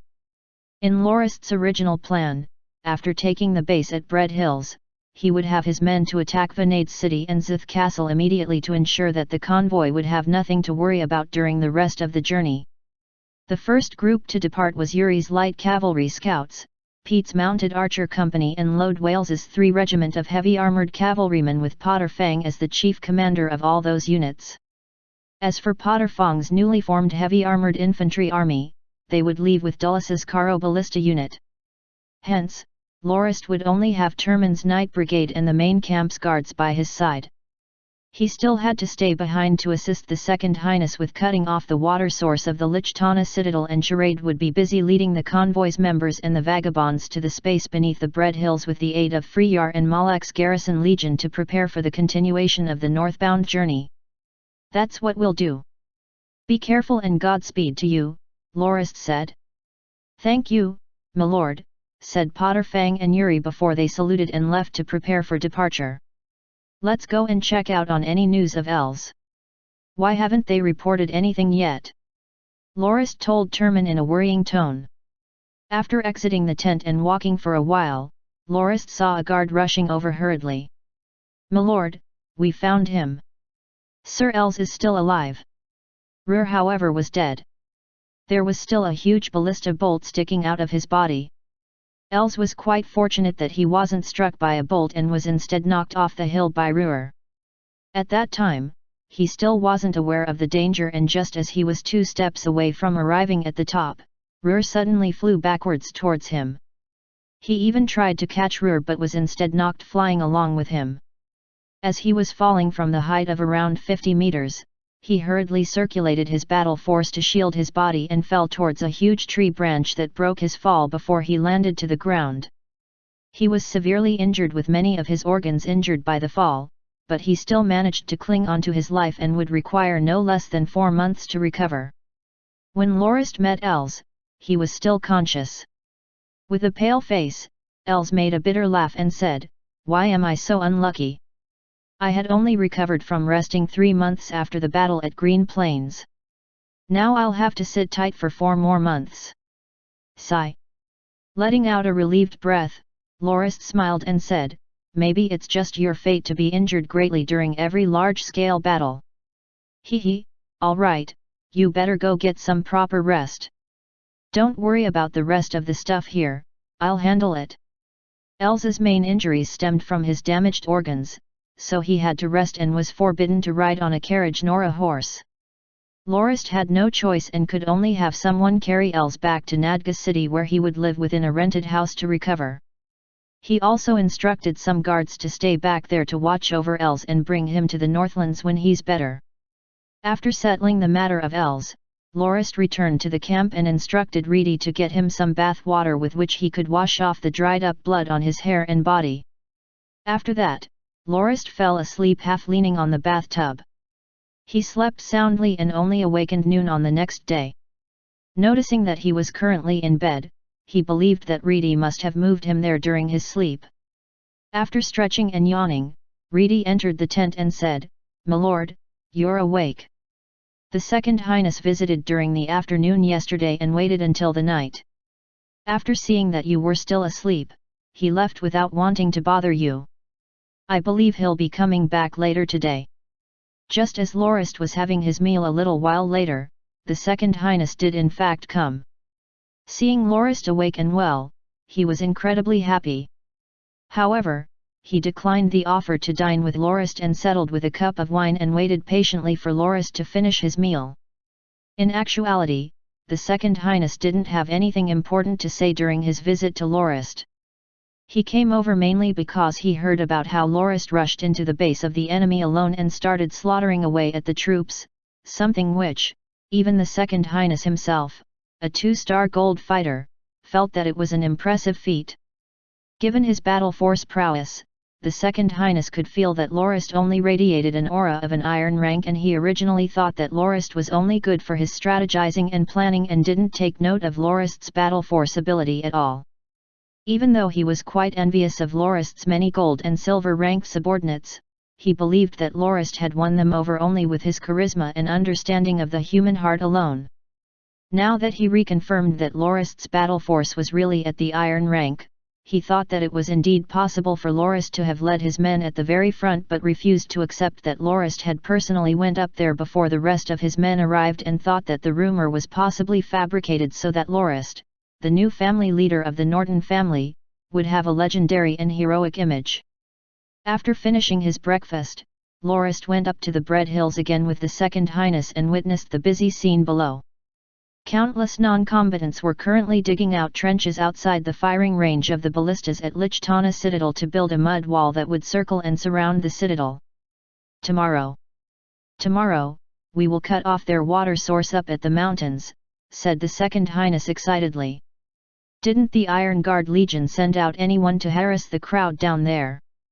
Lorist asked. "They did once yesterday, but they were driven off by our ballista and longbow fire and even lost 300 of their men. Seeing that we were prepared, they also decided to begin their preparations for a siege. I'll see how they react when they notice their water supply has been cut off," said the Second Highness as he laughed. When the night came, Lorist received Potter Fong's report that Vanade city had already been occupied and sealed off by them. Entry was allowed into the city, but nobody was permitted to leave. Right now, he was about to bring his men to launch a surprise attack on Zith Castle and was making preparations to disguise themselves as a merchant convoy to take the castle gates. Potter Fang believed that the company of garrison troops at Zith Castle wouldn't be able to resist the fearsome assault of 2 regiments of heavy armored cavalrymen. After asking around, Lorist discovered that the heavy armored infantry and the Karo ballista unit had departed during the afternoon hours ago and had headed towards Vanade city. They were estimated to arrive at the city by tomorrow evening, and after helping Potter Fong's forces take the castle, there was no longer anything to worry about for the journey back to the Northlands for the convoy and the vagabonds. Afternoon the next day, the Second Highness brought 2 gold-ranked knights and 10s of other silver-ranked knights as well as a company of longbowmen up to the Lydon Mountains. After circling around it, the waterfall that served as the main source of water for the Lichtana Citadel could be seen near a slope halfway up the mountain. With a battle force enveloped sword, the Second Highness easily made an opening at the pool of the waterfall to redirect the water. He also found a hidden pipe under the water and blocked it up before he left the mountain with only 1 gold-ranked knight, leaving the rest of his men camped there to deal with the citadel soldiers that would no doubt come up to investigate the cause of their exhausted water supply. On the 3rd day, Charade led the convoy's people and the vagabonds towards the border to begin the journey towards the Northlands. When the soldiers at Lichtana Citadel saw all the people using the route along Bread Hills to head to the main route to Vanade city, they noticed that their plans to keep them out of the border had failed. But they still didn't realize the true magnitude of their predicament. On the 4th day, the soldiers at Lichtana Citadel finally noticed that their water supply was cut off, and when they sent someone up to the mountains to investigate the cause, their men were fended off by the attacks of the longbowmen stationed uphill. It was at that moment when they knew that their backup plan had failed completely and there was no way for them to defend the citadel in the long term. On the 5th day, the Iron Guard Legion soldiers at Lichtana Citadel sent out 2 regiments of 5,000 plus people to launch 3 test attacks against the mud wall defense lines that surrounded the citadel, only to be beaten back into hiding by the Andanak Kingdom's Royal Defense Guard. Afternoon that day, Lorist once again received a report from Potter Fang that stated that the Zith Castle had been successfully conquered and the 3 regiments of heavy armoured cavalrymen and the mounted archers had entered the castle, hence sealing off the route to Siglar province completely. Lorist was extremely delighted as he thought, now, we finally have nothing to worry about on the journey north. At night during the 6th day, Lichtana Citadel mobilized all its forces and launched a night assault. Their main focus was attacking the northern part of the defense lines and hopefully being able to break through it. The ones that manned the defense lines were 2 regiments of the Second Highness's newly formed Royal Defense Guard. They didn't expect that the Iron Guard Legion would go all out and engage in a near-suicidal attack. With the Iron Guard Legion frantically attacking without regard to casualties, the 2 regiments of the Royal Defense Guard also fended horribly. With every squad leader and company leader of the Royal Defense Guard units there dead, their soldiers quickly crumbled and the Iron Guard Legion's forces managed to find an opening outwards. Just when the Iron Guard Legion soldiers thought that they had hope of escaping, Terman, who had just been instructed by Loris to come over, brought his Knight Brigade along and gave the Iron Guard Legion's forces a full frontal attack. With them being on flat terrain without any cover nor ranged weapons whatsoever, the Iron Guard Legion soldiers stood no chance against the mounted knights. It was basically a massacre and only less than 3,000 of the original 10,000 plus soldiers from the citadel managed to retreat inside again, with more than half of them injured in some way.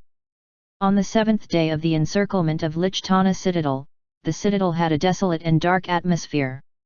Apart from that, Lorist and the Second Highness were busy cleaning up the battlefield and helping to rescue the wounded. During the era of cold arms, night assaults like that were extremely cruel and terrifying. Of the 10,000 Iron Guard Legion soldiers that left the citadel to attack, more than 5,000 of them turned into corpses, with hundreds more so badly injured that they weren't able to return to the citadel. Only less than 1,000 out of the 5,000 Royal Defense Guard soldiers survived, with all of the military officers dead, some of whom were the former students of the Dawn Academy. Terman was the one who cried the most, as 2 of the students were the elite members of the Swordsmanship Society of the Academy and used to be his close friends and subordinates. On the 8th day, the remaining 3,000 plus soldiers within the Lichtana Citadel opened the gates wide and sent a messenger out who held and waved a white flag. That messenger stood before the Second Highness as he shivered and said, "Water, water." With his dried out mouth, the Second Highness's men proceeded to occupy the Lichtana Citadel without any resistance. However, the funny part was that the men that went to occupy the citadel arrived with wooden buckets filled with water from the Egret Lake instead of weapons in their hands. On the 24th day of the 10th month of year 1767 of the Grindayan calendar, the Iron Guard Legion, that was known to be the strongest in terms of defensive capability, raised the white flag to surrender to the Second Highness of the Andanak Kingdom, Auguslo. The battle for Lichtana Citadel ended within 10 short days, with the decimation of the Iron Guard Legion, with the citadel ending up in the control of the Second Highness.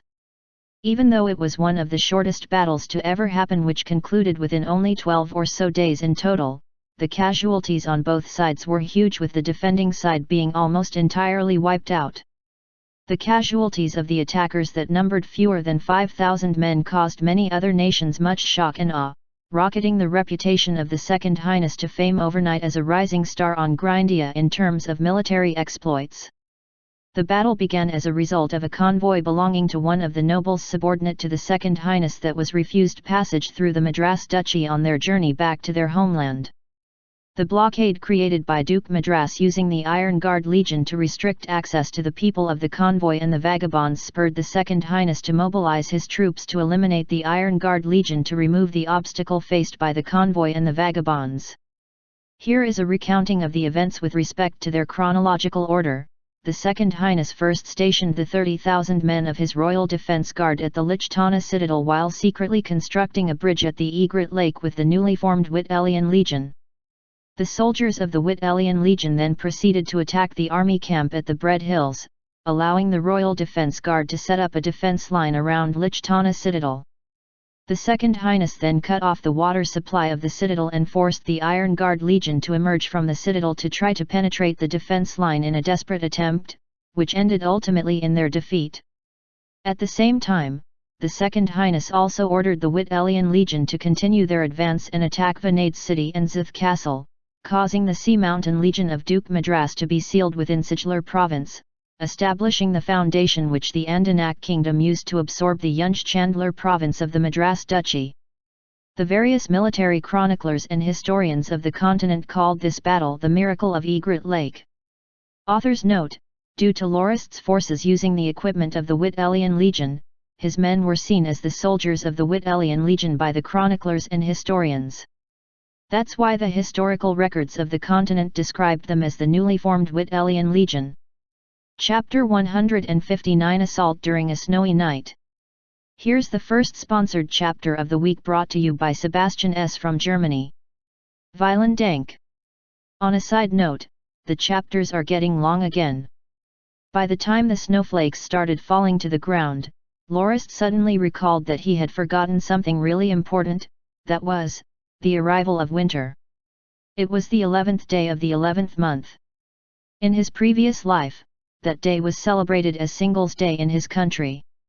However, on Grindia, it was just another normal day like any other.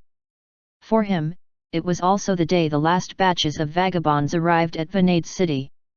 Lorist's face was incredibly glum as the coming of winter foiled his plans for the convoy to continue its journey back to the family dominion. His current priority was to secure a safe place for the convoy and the vagabonds for them to weather through the winter season for now. We took 25 whole days to get to here from the border. A short distance of 70+ kilometers took us so long to travel. How much longer would it take us to reach the Dominion? 1 year? Or 2? How much food would we consume within a single day with more than 100,000 people?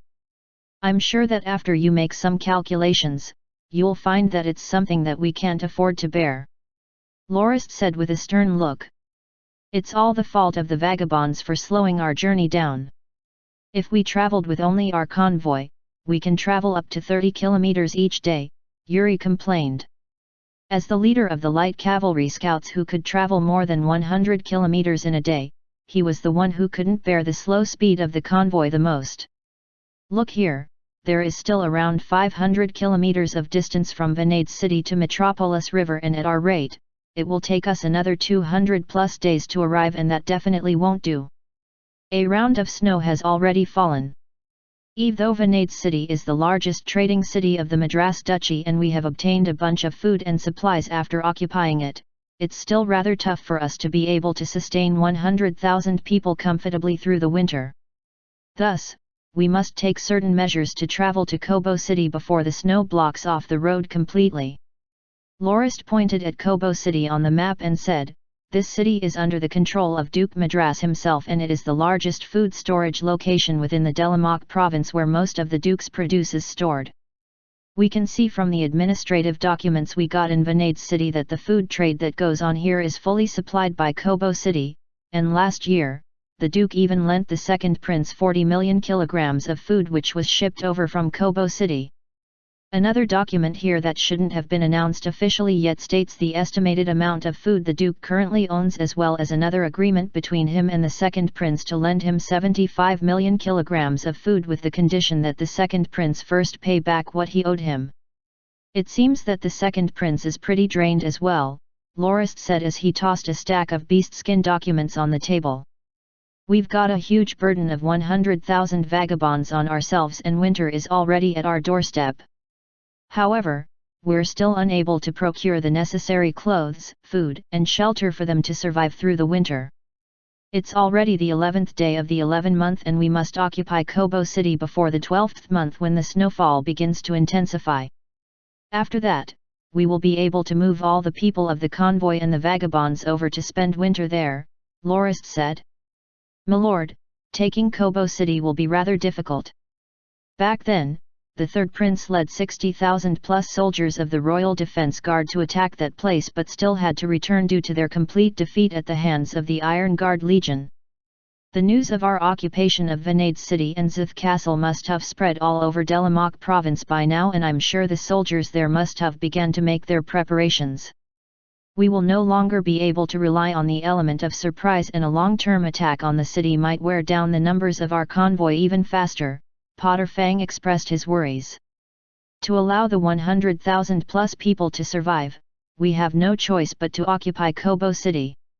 That was then and this is now. We are not the Third Prince's Royal Defense Guard, and neither are the ones who are currently defending Kobo City, the Iron Guard Legion.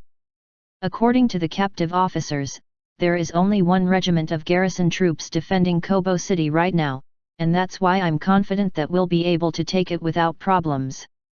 However, I'm still worried that even if we manage to conquer Kobo City, the 100,000 vagabonds will travel too slowly to arrive there.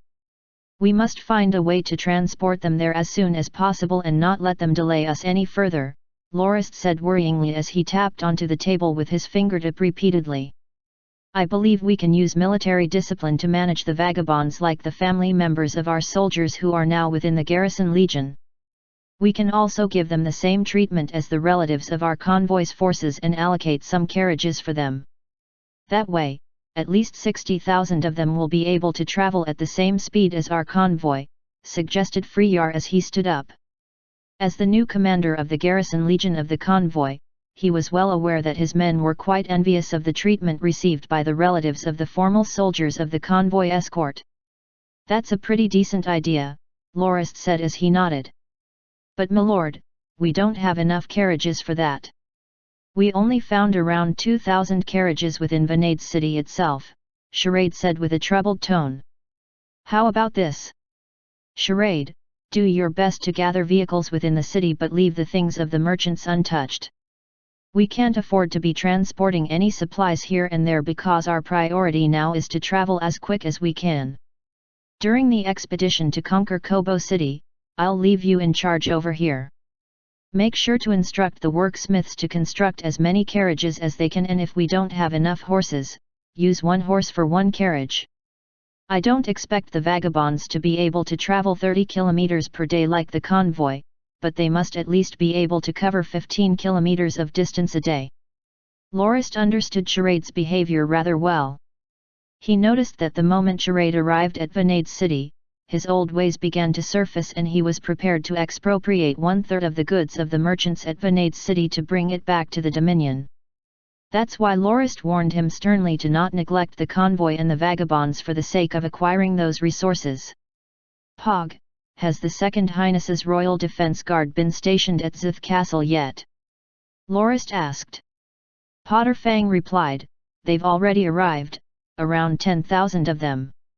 After I completed my mission, I handed the castle to him and returned. Lowe's left a little bit later with our heavy armored cavalry regiment and mounted archers and will be arriving here by tomorrow afternoon. Weird, Duke Madras's reaction to this seems a little slow. Hasn't he noticed that we've stopped all traffic outward from Siglar province? Thought Lorist as he stroked his chin. Potter Fang laughed and said, "Milord, Duke Madras must have long known about the Zith Castle's occupation because when the light cavalry scouts entered Siglar province to do some probing, they noticed that the Bastides there were more fortified than usual. I believe that the Duke is merely unclear on whether we would attack the province or only defend the Zith Castle for the moment. That's why he didn't send out the Sea Mountain Legion to attack us, fearing that we will take the whole province by surprise if he leaves it undefended." "That sounds about right," Lorist said as he nodded. "Well, since the Zith Castle is already under the Second Highness's control, we would have to hand Vanade City to him as well. That way, he can reconstruct this place into a citadel city as a main base for him to swallow up the Yunj Chandler province. Right now, the Second Highness only lacks an excuse for us to give this place to him earlier. I believe that all he is wishing for right now is for us to get out of the way as soon as possible before we suck this place dry, resulting in him being unable to benefit from any resources or recruit any manpower from here. I want to move us to the Kobo City mainly because there is a huge stockpile of food there and it is much closer to the Northlands than Vanade City. That way, we can return to the Dominion quickly when springtime comes next year. Also, I don't wish to stay over here for long because this place would no doubt become a battlefield when spring comes. I'm worried that we will be involved in the battles if we stay here for too long. Then, when should we depart to attack Kobo City? Potter Fang asked. Tomorrow morning. We will leave with Yuri's light cavalry scouts and Terman will bring the night brigade and follow us from behind. Loz shall also lead the 3 regiments of heavy armored cavalrymen towards Kobo City. We must move quick as the time we have is limited. We will gather again when we arrive, Lorist said. 6 days later, Lorist was riding on a carriage with 10+ guards and arrived at a castle at the heart of Kobo City. The carriage he was in was flying the flag of the Tabri family. The one who received Lorist was a white-haired officer in his 60s. Lord Viscount, I am Chief Officer Bloom. I truly apologize because even though Kobo City is under the direct control of Duke Madras, it is both a military base as well as a warehouse area and usually doesn't allow guests within it. Lord Viscount, if you'd like to find a place of residence, you will have to travel around 5 kilometers from here where Count Kalok's Bastide is located. The Count is a friendly man who's extremely welcoming towards guests and I'm sure, Lord Viscount, you will receive the best hospitality and treatment over there. As for your request to purchase some food, I'm sorry to say that I can't make the decision to approve or deny it. Usually, we are not allowed to provide any food without the authorization of the Duke, said the officer as he respectfully declined Lorist's request. Oh, I see. It's my fault for not knowing better of the situation. Chief Officer Bloom, I also have to apologize for making such a request as this is my first visit to the duchy. I only heard that Kobo City was the central area for food trade within the duchy, so I thought that it would be like the other mercantile cities where trade is usually carried out on the spot, Lorist said sadly, fully putting on an act of a disappointed noble who had travelled all the way for nothing. It truly pains us as well for your wasted trip. In actuality, we usually conduct our trade at Vanade City. We would only ship the required amount of food according to the orders made there. However, I've heard that the city is occupied by vagabonds now, so we can only allow the purchase if the Duke himself permits it, said the old officer as he bowed down deeply. Oh. Then I have no other choice but to find a way to meet with the Duke or wait for a little longer until the situation changes. I really thank you for your guidance, Chief Officer Bloom. I shall take my leave now, Lorist said as he nodded to the officer before he reboarded his carriage and left Kobo City. As he looked at Lorist's carriage depart, the old officer muttered curiously, why would a noble from the Red Lee's kingdom come all the way here to buy food? Would he be able to transport it back even if he was allowed to buy some? The second prince will definitely expropriate more than half of it anyway when he returns. It'll be fortunate if he's even left with a third of it. Lorist's carriage continued towards the east and left the range of Kobo City's security force. Within 30 minutes, they arrived at a thick, lush forest. Past the forest was a huge army outpost. Lorist entered the tent with a gloomy face. Potter Fang, who was looking at some maps, asked curiously, "My lord, why are you back here? The plan didn't work. I was prepared to get a residence there so our main force can have a conspirator within the city before the attack, but I didn't expect that they didn't allow visitors to stay, even if they're nobles," Lorist said with a deep voice. Taking a blank beast skin and an ink pen, Lorist started drawing while he talked. Kobo City has 2 walls. The first one is as described according to the intelligence we gathered. It's around 10 meters high while the second wall is roughly 20 meters from the first wall and standing at a height of 12 meters. There are a few sentry towers on the 2 walls, but I didn't see any defensive machines of any kind. Those are probably protected within the towers. At the middle of the city is a 5-story castle too. Even if the walls outside were breached, the soldiers can still retreat into the castle to put up resistance. As expected of Kobo City, the city of forged iron. What a befitting name! Potter Fang shook his head as he watched Lorist draw the layouts of the defenses as he couldn't think of a good way to attack the place either. He turned his attention towards the outside of the tent and exclaimed, "My lord, look! It's snowing again. This is the second snowfall of the year. If we don't have a way to attack Kobo City, we'll have to move our troops back to Vanade City. The snow fell from the darkened skies ever so gently, before wetting the ground outside the tent. Lorist's eyes suddenly gleamed with excitement as he thumped onto the map and said, "Gather all the silver ranks among our troops. I will bring them on a night assault against Kobo City." Lorist's plan was simple. During snowfall at night, the moon wouldn't be visible in the sky and the darkness made it difficult for one to even see 1 meter ahead of oneself. The defending troops at Kobo City would also be more laid back than usual given the weather, as, in Grindian history, battles conducted during snowing nights was without precedent. Having gathered the silver-ranked soldiers, they rushed to Kobo City while the skies were still dark and Lorist himself scaled the walls before he let down a rope ladder, which allowed the rest of his men to climb up the walls. After they took control of the 4 sentry towers, they were able to open the gates of the city and lower the drawbridge to let the rest of the troops into the city. The second inner wall was also taken over rather quickly. As a group of men were opening up the main gates of the inner wall, the other group began their assault on the castle within the middle of the city. As long as they were able to control both of the gates, by the time dawn arrived, the regiment of soldiers would have ample time to take care of the rest of the defending enemy troops on the walls and the sentry towers who were still unaware of the situation. Even so, attacking during the night was not without its difficulties. Mainly, one couldn't see one's own 5 fingers clearly as the snowfall limited the visibility of each individual to only 1 meter ahead. Secondly, Kobo City had a 6-meter broad moat. How would they be able to cross it? It wasn't like they could just get a 10-meter-long wooden plank out of nowhere. It was doubtful that a board of that length even existed anyway. However, they were still able to utilize the long siege ladders, but that would increase the risk of some soldiers missing their foothold and falling through the holes of the ladder, shaking off the rest who were also on the same ladder. Lorist's solution to that was relatively simple. The soldiers would use ropes to tie them up together like a daisy chain. Even though they would move slower as a result, it wasn't much of a problem as the enemy troops weren't able to see them either. Using that method, they managed to reach the walls of Kobo City without any soldiers losing their way in the darkness. As for crossing the moat, we'll use goatskin rafts. The rafts are used by the local fishing folk to cross the river. Given their relatively light weight, they're easy to transport and there are quite a number of them within the bastide we had conquered yesterday which were used as makeshift roofs by the residents. We only need one of those rafts for this operation.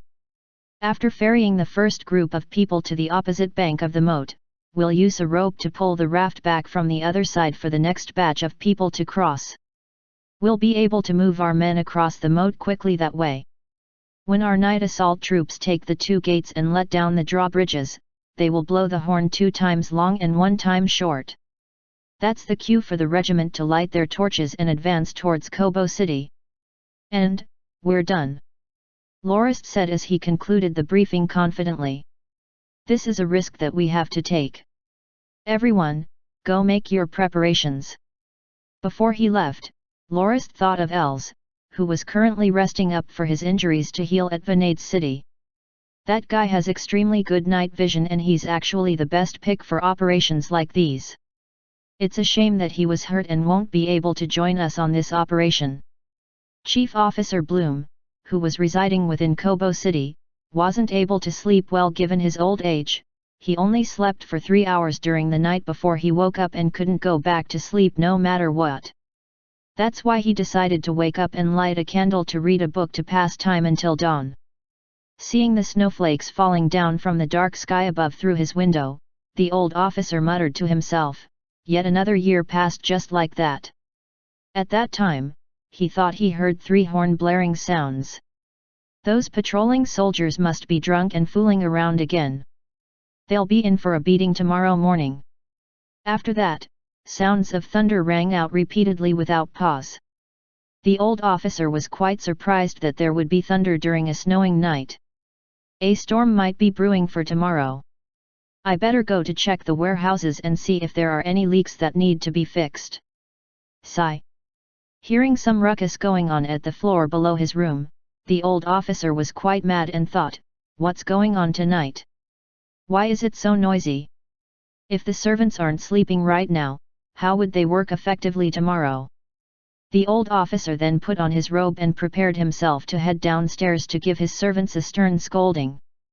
However, just as he opened the door, he saw 3 to 4 people rush up from beyond the castle walls with a ladder. They appeared before him not long after. With the light of the candle, the old officer could see that one of them was the young noble Viscount de Brie from the Red Lees kingdom that had visited just yesterday. However, that man was covered in mud and blood, and he even seemed quite oblivious about it. The young man revealed his 2 rows of teeth and let out a standard noble smile before he said, "I'm really glad I got to meet you again, Chief Officer Bloom." Chapter 160 Strategies and Plans. Hey guys, here's the second sponsored chapter of the week, also brought to you by Sebastian S. of Germany. Enjoy the read. After receiving the report on the successful occupation of Kobo City, Charade spent 29 days to lead the convoy and the 100,000 plus vagabonds from Vanade City over to Kobo City. That level of efficiency truly surprised Lorist, as they had managed to traverse a distance of over 340 kilometers within a month with more than 100,000 people. Charade's method was simple. Apart from the resources they transported as well as the elderly and children who rode carriages straight to the destination, he had 7 temporary campsites set up along the 340-kilometer route from Vanade City to Kobo City, with each camp having 1,000 transport carriages. Each camp would then focus on shipping the people from one camp to the next camp, and the carriages would return to the camp to fetch the next batch, allowing everyone to travel using carriages by taking turns, shortening the length of transport as a whole by magnitudes. The Second Highness's near 10,000 Royal Defense Guard soldiers occupied Vanade City after that and headed for Kobo City with the aim of procuring some food. Lorist, on the other hand, didn't mind that request at all, since the city had more than what they needed. After making an inventory of the warehouses within the city, they found roughly 150 million kilograms worth of food, much to the awe of the rest. The Delamoc province did indeed live up to its name as the largest warehouse for food of the former empire. With that amount of food, there was no longer any worry for the harsh season that was to come, and the people of the convoy and the vagabonds would spend it within Kobo City. However, the Second Highness's plan to borrow some food was stopped by Charade, who said, "While lending you some food is fine and dandy, you should at least have some kind of mortgage, right? Even if you're of the royal family of the Andanak kingdom and have the status to rule the country, you must still act according to the nobles' traditions and customs. Surely you aren't going to think that we'll just hand out whatever amount you specify, right?" In actuality, the Second Highness was currently even poorer than the convoy, and Charade's actions were made on purpose to cause him some trouble. Even so, the Second Highness did not get mad over it and merely returned to Vanade City with a smile. 10 days later, he came back to Kobo City and shipped a large bunch of resources to them.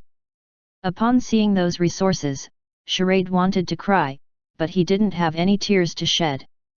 Those resources were in fact the stuff of the merchants at Vanade City that Charade himself had wanted to acquire for a third of the market price.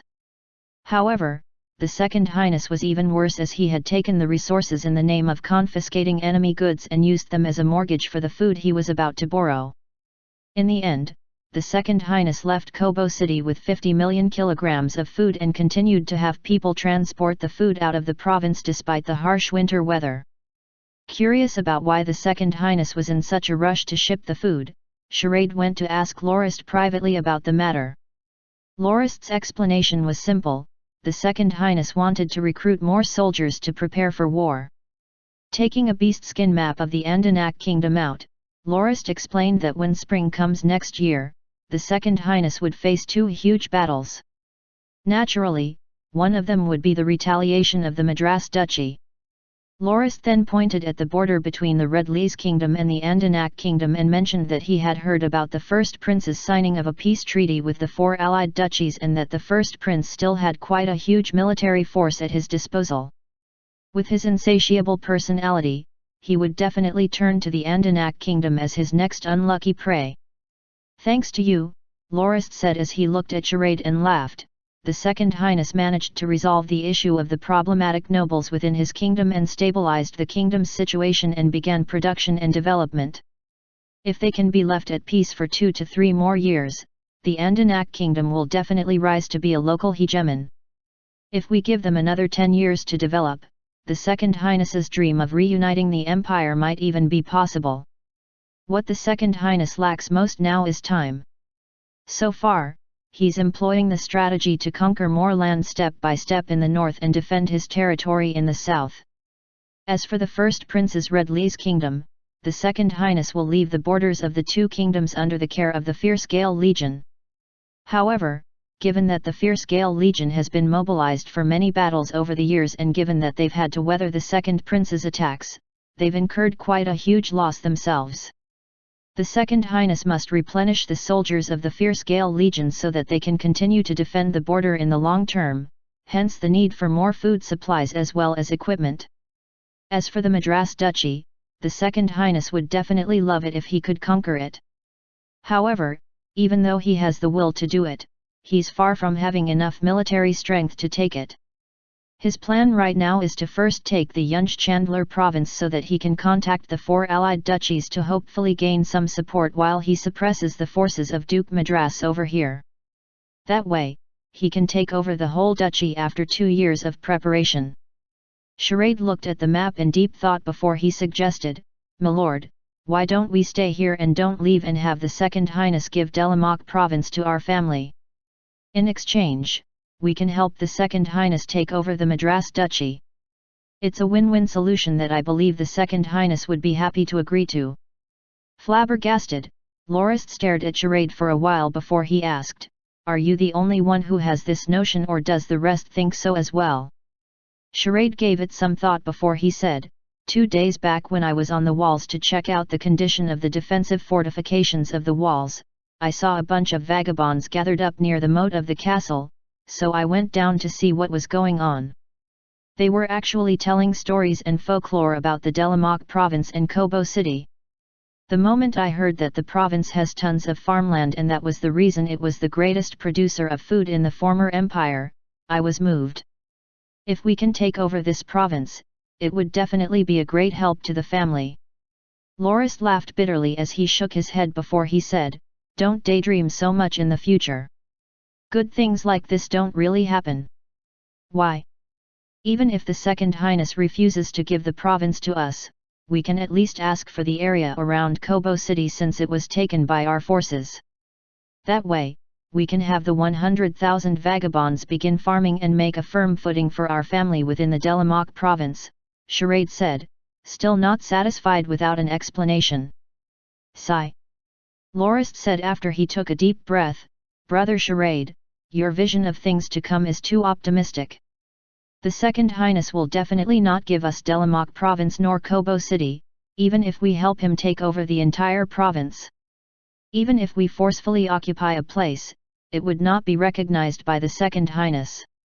Had the Second Highness been a king that was content with what he had and didn't yearn for anything else, then what you think might have a possibility of coming true. However, it can be seen that he's a person who's full of ambition given that he wants to reunite the former empire one day. That's why, even though he's willing to give the whole of the Northlands to our family, he definitely won't let us touch Delamak province. If you study the map properly, you'll start to understand the strategy of the Second Highness. Why did he leave so many nobles alive within the 2 provinces of the Andanak kingdom? The reason is simple, the 2 provinces are to be buffers to resist the first prince's attacks and he wouldn't bat an eye even if they are ravaged from the battles that go on there. However, when you sweep the Welbisha province, the Second Highness didn't say a single word and let you hang all the nobles over there. That's because he wants to take the whole of the Welbisha province into the direct control of the Andanak royal family and use that as the basis for the restoration of his family's power. He will definitely not enfeoff any part of that land to any landed noble. Now, take a look at the map of the Madras Duchy. Essentially, the Yunj-Chandler province is already under the Second Highness's control. Even though the province is desolate and barren right now, the Second Highness has already eliminated the 20+ noble families here using treason as an excuse for their punishment and left only 7 Dominion lords who were earnest and willing to follow the orders of the Second Highness and serve him. Why would the Second Highness kill off so many nobles in the Yunj-Chandler province all of a sudden then? That doesn't fit his usual way of doing things. That's mainly because he wishes to also take the whole province into the territory of the royal family. Next, he will have to face Duke Madras and the Sea Mountain Legion, which is currently at Siglar province. Given that the Siglar province is under total control of the Duke without any other landed noble based there, as long as the Second Highness can take this province, he will start to deal with the other landed nobles at Delamoc province. Food is the most important resource for war to a kingdom after all. Without food, a kingdom wouldn't be stable at all. The Second Highness had once got the short end of the stick in the past because he lacked exactly that resource. As the province that produces the most amount of food in the former empire, there's no way that the Second Highness will let it fall into the hands of any other noble, and he'll also wipe out the noble families within this province while he's at it. Either that, or he'll move the nobles that join his side to the Siglar province. Now, take a look at this again. If these provinces all fall into the hands of the royal family, what do you think will happen? Lorist took out a map of the former Christian Empire, which was divided into 3 kingdoms and 7 duchies, and drew a line across the Welbisha province within the Andanak kingdom, the Madras duchies, Yunj-Chandler province and the Delamoc province before he drew a circle on the Northlands. Charade was confused as he pointed to the Northlands and asked, "What's with that circle? Did you forget what the Second Highness said? When he eliminates the Madras duchy and takes over the land up to the border of the Northlands, if us, the Norton family, manages to take over the whole of the Northlands, he will grant me the title of the Duke of the Northlands in the name of the Andanak royal family." "That circle represents our family," Lorist replied. "Under such circumstances, where do you think the Second Highness will turn his soldiers to next?" Lorist asked Charade. Charade pointed to the Iblaya kingdom and said, "The second prince." Lorist nodded and continued, "Right. This is also the other reason why the Second Highness definitely won't give the Delamoc province to us or any other noble. Only when the province is under the direct control of the royal family would he be able to move manpower and resources to the front lines effectively. The Delamoc province and the Iblaya kingdom is split by the Sanderson Hill range. As long as the Second Highness mobilizes his troops, he'll be able to easily breach into the territory of the Iblaya kingdom, and there's no way the second prince will be able to hold out for long. We all know that the second prince mainly relied on his father-in-law, Duke Fisibalan, who commands the frontier legion of the former empire, to establish the kingdom. If the Second Highness launches an expedition against the Iblaya kingdom, there's no doubt that Duke Fisibalan will mobilize the frontier legion in response.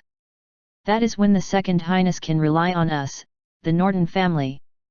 If we deploy our soldiers from the Northlands, and coupled with the assistance of Duke Maline, Duke Fisibalan will be assaulted from 3 fronts and be forced to order his men to retreat and sit still as he watches the Second Highness sweep past the Iblaya kingdom without being able to do a thing." Understanding what Lorist was going to say next, Charade recited the inevitable moves the Second Highness would take. If the Second Highness really manages to defeat the Iblaya kingdom, then the plan to reform the empire will take form, and he will definitely order us to face off against Duke Fisibalan, while he would force the 4 allied duchies to return to the empire. After that, he'll rally up forces to eliminate the Red Lees kingdom of the first prince, and nobody would be able to stop him. The Second Highness will thus be able to complete his ambition to reunite the empire and take the throne as the next emperor, and be remembered as a heroic legend in the history books. The Second Highness is really playing a big game here. He has already made up his mind to use us to face off against the frontier legion of Duke Fisibalan, so that we wouldn't be able to play a bigger part in the reunification of the empire, so that he doesn't have to reimburse or reward us for our troubles. He's really calculated that far ahead in his plans. Finished Charade before he sighed. Lorist smiled and said, "This is his master plan. With everything being done so openly, he's made it so that others can have nothing to say about it. Then, don't we have any way to glean more benefits for ourselves in this situation?" Charade asked, dissatisfied. Lorist shook his head and explained, "From the Second Highness's request to borrow food from us, you should be able to understand this. The Second Highness could have taken all the wealth within the radius of Kobo City to trade them with us for food. However, he chose to use the stuff he took from the merchants as mortgage instead. Even if we are able to conquer the Delamak province, by the time the Second Highness defeats Duke Madras, what would we do if he orders us to leave the Delamak province and hand it back to him? Should we disobey? Or rebel? Does that sound realistic? Don't forget that the 100,000 plus vagabonds we have were originally citizens of the Andanak kingdom. If you have them start working away here, the Second Highness can take them back into his kingdom with but one order, and no one will give so much as a damn to us because we are not the rightful rulers of this place. Only if we bring them back to our dominion can they truly become the subjects of the Norton family. The Norton family doesn't lack land at all. Don't forget that the principality the Second Highness gave us is currently unmanaged and unutilized as well. The highest priority for us now is to bring the vagabonds back to our dominion. Don't think that our convoy's escort is that mighty. In actuality, it's still far from the truly elite armies out there. The main reason they were willing to join the convoy and follow us in the first place was because they wanted a chance to allow their families to live peaceful lives in the Northlands. If we lead them into battle for the sake of land that doesn't rightfully belong to us, would they be satisfied? And how would we reimburse these brave warriors for the casualties they sustain? No one is truly an idiot, you know. In fact, I think that the Second Highness would be more than eager to have us stay behind at Delamak province. That way, he can clean up the nobles in this area without staining his reputation like you did back in Welbisha province. He'll also be able to force us away after that using all sorts of reasons and excuses. What's worse is that he can legitimately order us to support him in battle against Duke Madras. I don't wish for the forces of the Norton family to become fodder for the enemy for the sake of the Second Highness's ambitions. In actuality, many others will be able to figure out his moves just like we did based on the placement of his soldiers and manpower. If he wants to succeed, he'll have to see if the other powers will give him a chance. I bet that during summer next year, the Madras Duchy will definitely turn into a chaotic battlefield. If our convoy doesn't leave by spring, we'll definitely be dragged into the conflict as well.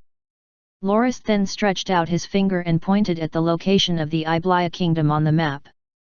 You're saying that the second prince will mobilize his forces to attack the Delamak province? Charade asked. It's not just an assault. He'll definitely want to occupy the whole place, Loris replied. I just said that no one's really an idiot, and neither is the second prince. Anyone can see what the Second Highness is planning with his obvious movements. Even if the second prince can't, Delamak province is still akin to a juicy piece of meat. Do you think that with his greedy personality, the second prince wouldn't want to give that meat a huge bite? Even if it isn't him, I'm sure someone else will be thinking the same thing. Before this, the Madras Duchy had managed to keep the Andanak kingdom out of the province. However, now that the duchy had suffered quite a loss, someone will definitely persuade the second prince to join in the fray.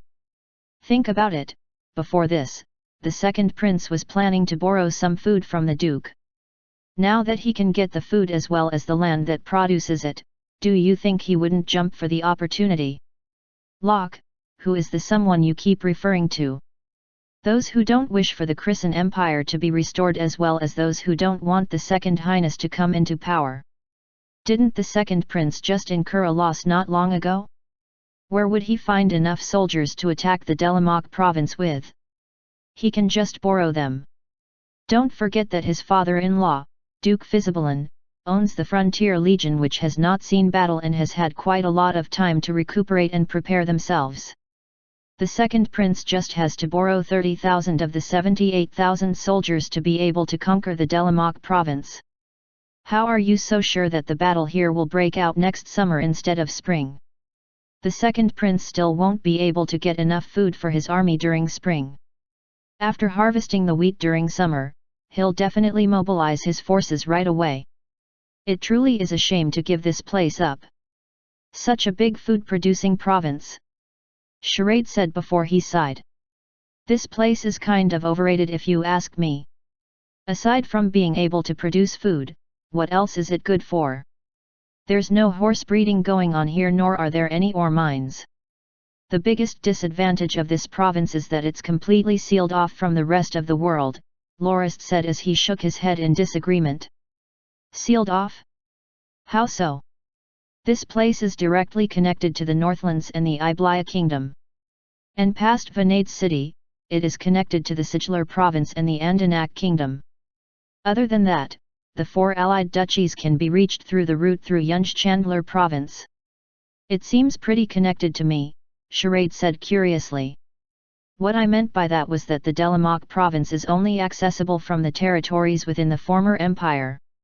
Look at our family dominion over here, Lorist said as he brought out a map of the Northlands.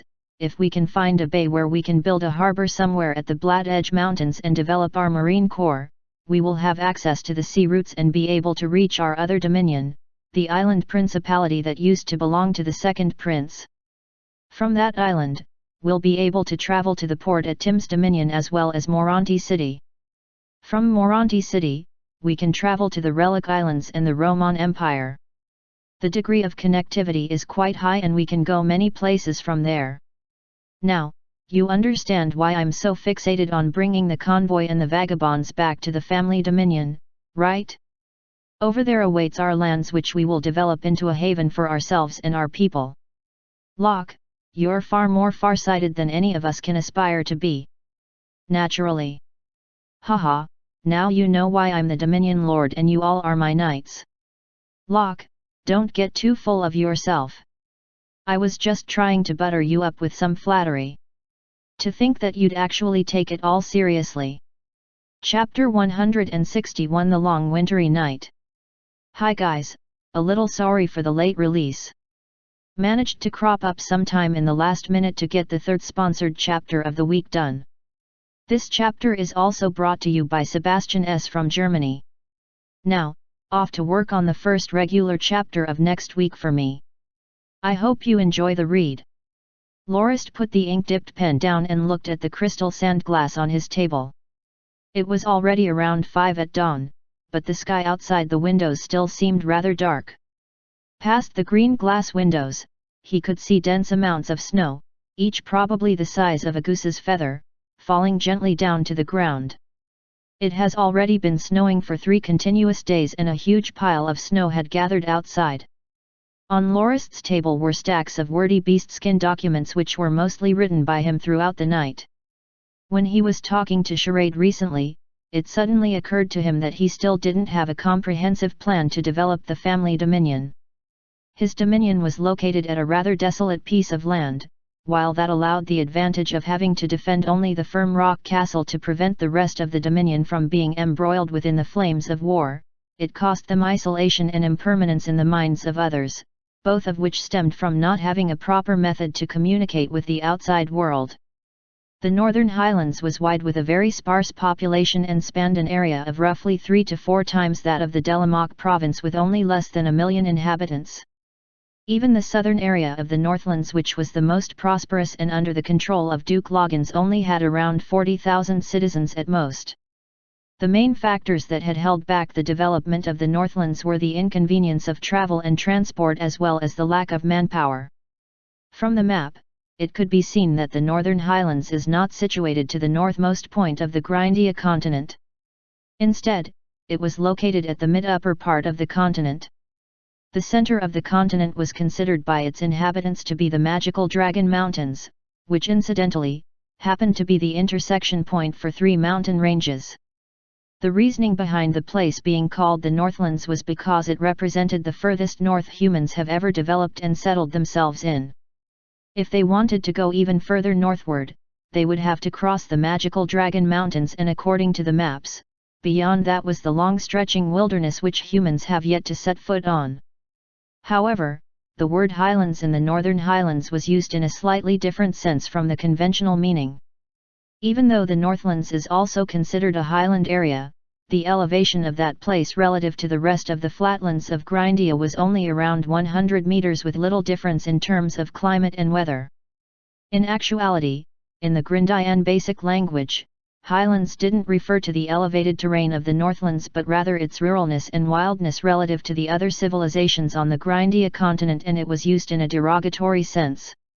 According to Lorist's plan, as long as he was able to bring the 70,000 plus members of the convoy as well as the 100,000 plus vagabonds back to his homeland, he would be able to alleviate the manpower crisis of his dominion and bring in huge waves of development and progress. If he was able to accomplish that, as long as he guarded Firm Rock Castle tightly, he would be able to develop his dominion amidst a time of chaos without having to worry about the conflict and battle going on outside. Personally, Lorist approved of the Second Highness's ambition of reuniting the empire. However, he wasn't inclined in the slightest to join in the effort, and he didn't really care for the title of the Duke of the Northlands the Second Highness had promised him either. To him, there wasn't a point even if he managed to conquer more land, as he would still be locked within the Northlands as long as the upstream and downstream passes at Metropolis River were blockaded. In the end, Lorist was forced to place his hopes with the western coast of his family dominion where the Blood Edge Mountains was located. He refused to believe that he wouldn't be able to find a single place where a seaport could be built. If he does find one, the family would be able to establish diplomatic and trade relations with the other powers from the sea routes, which were far more convenient to traverse than the land routes. He could even have his armada ship more vagabonds to his dominion for more manpower and citizens instead of using the convoy method, which still hadn't completed its first run after one whole year of traveling. Lorist noted down the stuff he intended to implement on those beastskin documents, among which included research into making proper glass, improving metallurgy, foraging for more mines, constructing cities, preparing farmland, establishing transportation routes, training elite troops, and so on. Right now, the forces of the convoy and the Dominion combined had around 70,000 men. Lorist was prepared to lay off many youths from his forces so that they can become the main source of manpower for the development of the Dominion's many infrastructures. For the sake of ensuring the safety of the convoy and the vagabonds on their journey to the Dominion, many youths were enlisted into the escort force. Lorist believed that he only had to retain a fraction of that force and reform them into an elite fighting force. With every soldier having at least iron-ranked battle force capabilities, even if he had only 20,000 soldiers, it would be more than enough to ensure that the Norton family dominion can be kept untouched from the conflict in the outside world. Lorist made a mental note to himself that in another few years, when the family dominion has established a proper foundation, he would then think of expanding his influence to cover the whole of the Northlands. He recalled that he read some book in his past life that had a saying that went like this: without a stable foundation, no matter how magnificent the building constructed on gravel, it wouldn't to be able to weather a gust of strong wind and would collapse without question, much like the Yongle emperor who strengthened the defense of his nation and expanded the growth of crops. He then raised his pen and started writing down a few other things that he'd like to try to make when he returns to the Dominion, namely, gunpowder and catapults. With castles being all over Grindia, using only ballistas for sieges was not the ideal solution. With armaments like gunpowder-powered weapons and catapults, however, he would have a much easier time attacking traditional castle fortification structures around the continent. For example, Charade was only capable of conquering over 100 castles within the Welbisha province because he had the support of the Karo Ballista unit and the Longbowman troops. He also had the captives he caught along the way serve as troops to take most of the brunt of the enemy's retaliation. Lastly, the landed nobles within the province were not that strong in the first place, resulting in only a little more than 10,000 of the captive troops ending up as casualties along the way. Lorist himself also had a few experiences in siege warfare, but mainly, he relied on surprise attack tactics and night attacks to succeed. The only time when those tactics failed him was during the battle against Wild North Town. If he succeeds in developing those weapons, when the Dominion is built up to a point for him to start stretching his claws out from the Northlands, tightly fortified structures like the Lichtana Citadel would no longer prove to be an obstacle. Ever since he returned to the Dominion during the 3rd month and inherited the title of the Dominion Lord, Lorist had been going to and fro settling various matters without having the opportunity to sit down and quietly ponder on the future developments of the Dominion. Only when he was cooped up within his residence waiting for winter to pass did he have any time to properly draft out his plans. After looking through some of the beastskin documents within his hands, Lorist gave it some thought before he appended a few more rows of words on one document: Cultural Education, Basic Battle Force Training and Papermaking. Cultural education was rather straightforward as it only involved teaching the general populace to read and count. Even though many people knew how to speak the Grindian basic language, most of them couldn't read as they did not recognize the characters. As most of the inhabitants of Grindia were of the peasant class who only had to work physical labor to ensure that they were able to sustain their families, they didn't have the ability nor awareness to let their children receive good education, and that situation continued within families for generations to come. As for basic battle force training, while the dominion of the Norton family was rather huge, it was constantly under threat from magical beasts and the mountain barbarians from the magical Dragon Mountains. Only when the citizens of the Dominion awaken their battle force at the basic level would they have a means to defend themselves. Other than that, people with awakened battle force tend to have better health and vigor with higher life expectancy. To the Norton family, it was a rather fast method to develop the Dominion. On Grindia, the common paper that Lorist was so accustomed to seeing in his past life was non-existent, and the only thing they had to serve the same purpose were beast skins, which were used ever since the days of the magical civilization. According to the legends, the Magi used beast skins to make magic scrolls to record their arcane texts and grimoires. That was because only beast skins could contain the magical power that were embedded within the words of the Magi. That's why the Magi did not consider developing a cheaper and easier to produce material to write on for the common people. Making beast skins was a simple and widespread process. However, large numbers could not be made as it was also incredibly tedious. Firstly, the skin of an animal had to be cut into a rectangular shape before being dipped into water for a whole day before it could be cleaned and dipped into a kind of limestone solution for more than 10 days, with it needing to be beaten and stirred in the solution 3 times a day.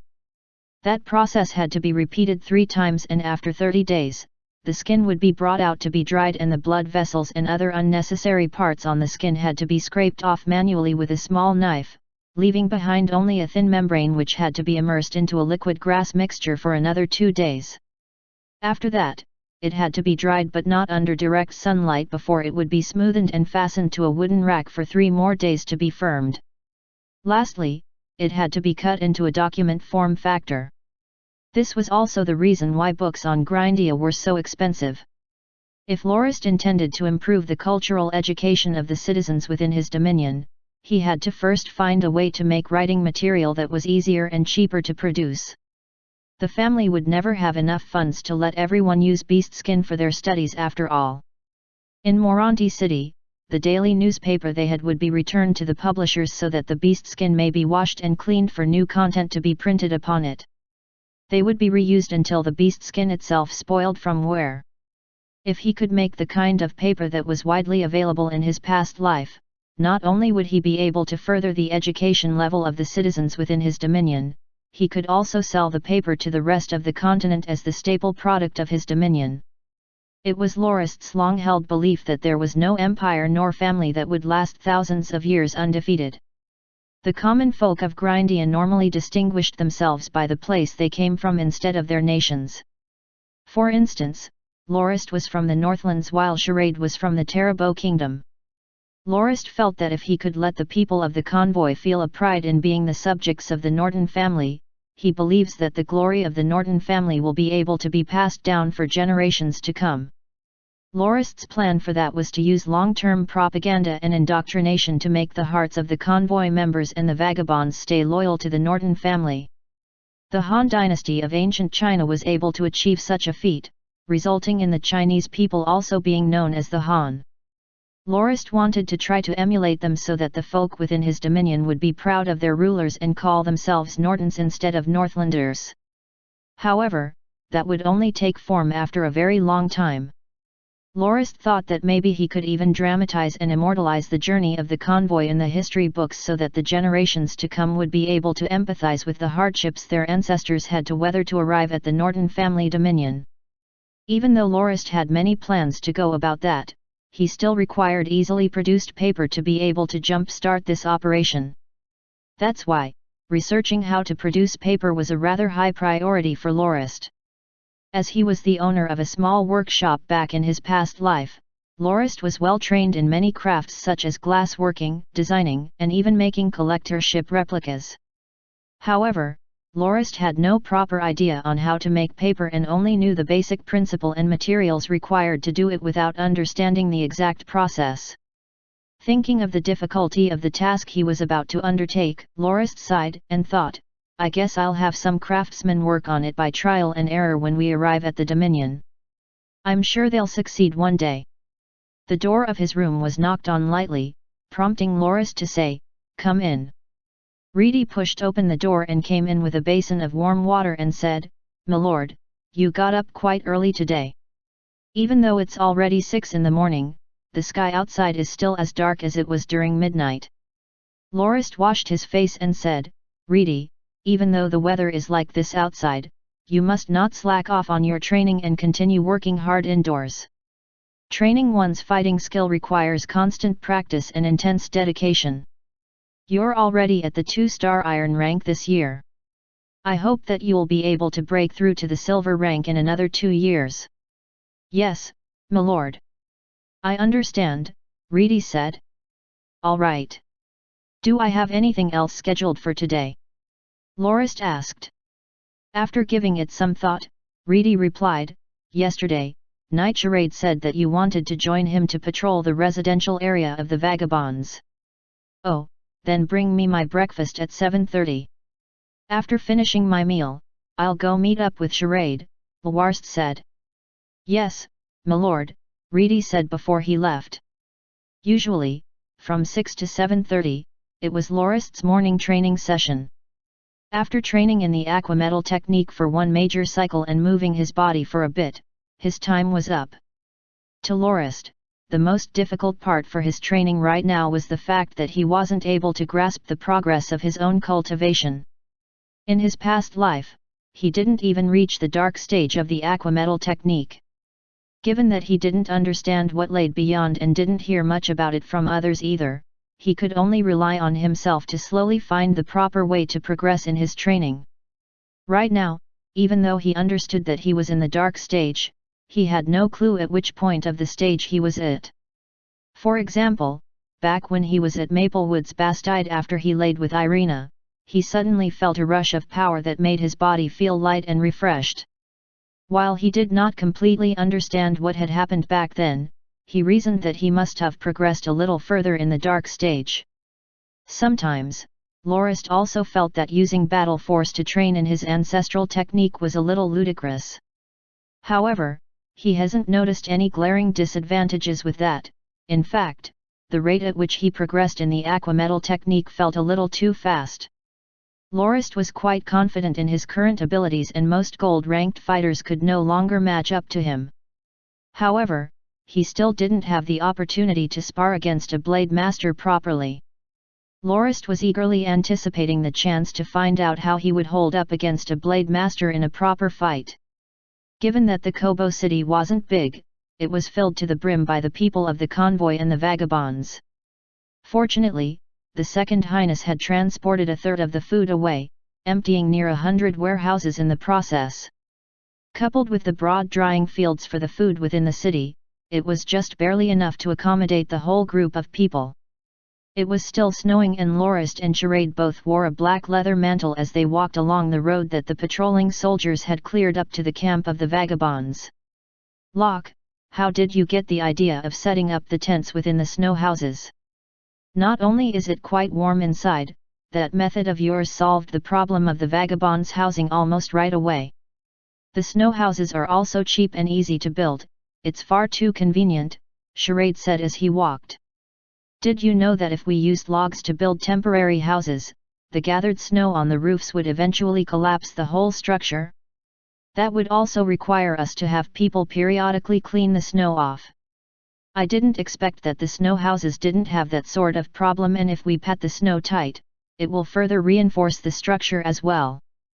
Lorist replied, don't you remember that I bought lots of books during my time at the Dawn Academy? When you were busy looking for people to find, I was reading. I learned this method from the journal of an adventurer who had lost his way in the wilderness, and he used this way to survive the harsh winters.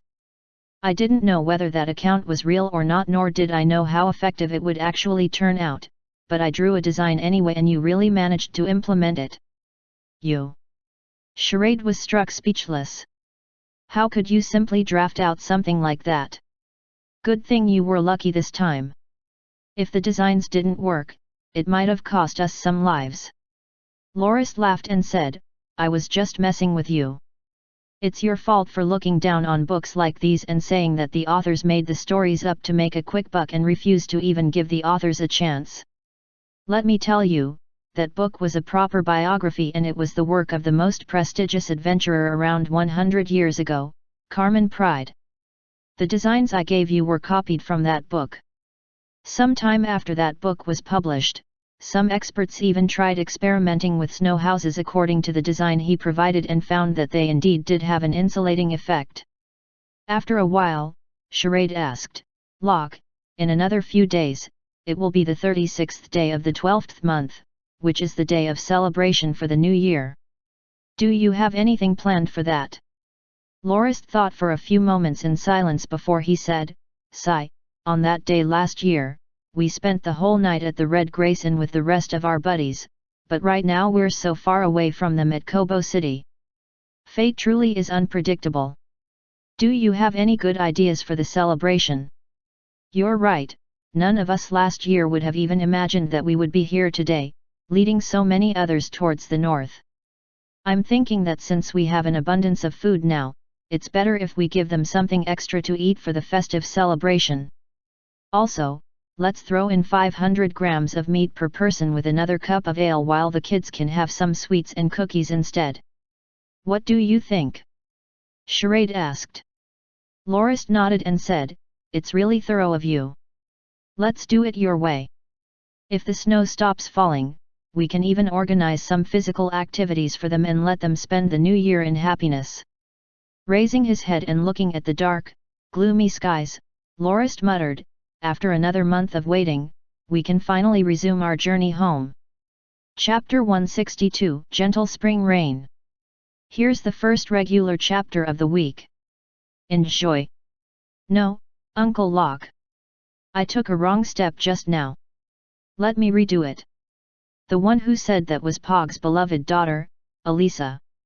She was currently playing a game of Magical Beast Chess with Lorist. Magical Beast Chess was a game on Grindia that was similar to Monopoly. The chessboard depicted a confusing maze where several hundred magical beast-shaped pieces were placed. The boss of the dungeon was represented by a red dragon piece in the middle of the maze. The players on the other hand were knights whose movements were restricted to the number of the dice rolled during each player's turn. It differed from Monopoly in that players required good arithmetic ability to play the game because each piece had a score. For instance, if a knight with a score of 10 encountered a magical goat piece which had the number 5 carved underneath it, then the knight would kill the goat without taking any damage and the knight's score would become 15 as a result. Consequently, if a knight with a score of 10 encountered a magical wolf that had a score of 9, the knight would be able to defeat the wolf, but its score won't be the sum of those of the two pieces. Only when the score of the knight is double that of the beast would the knight be able to absorb the complete score of the piece it defeated. Instead, when the battle scores of both pieces were close, the knight would only get to add the difference of the knight's score and the enemy piece's score. In the case of the knight with score 10 and the wolf with score 9, the knight would end up with score 11 after defeating the wolf.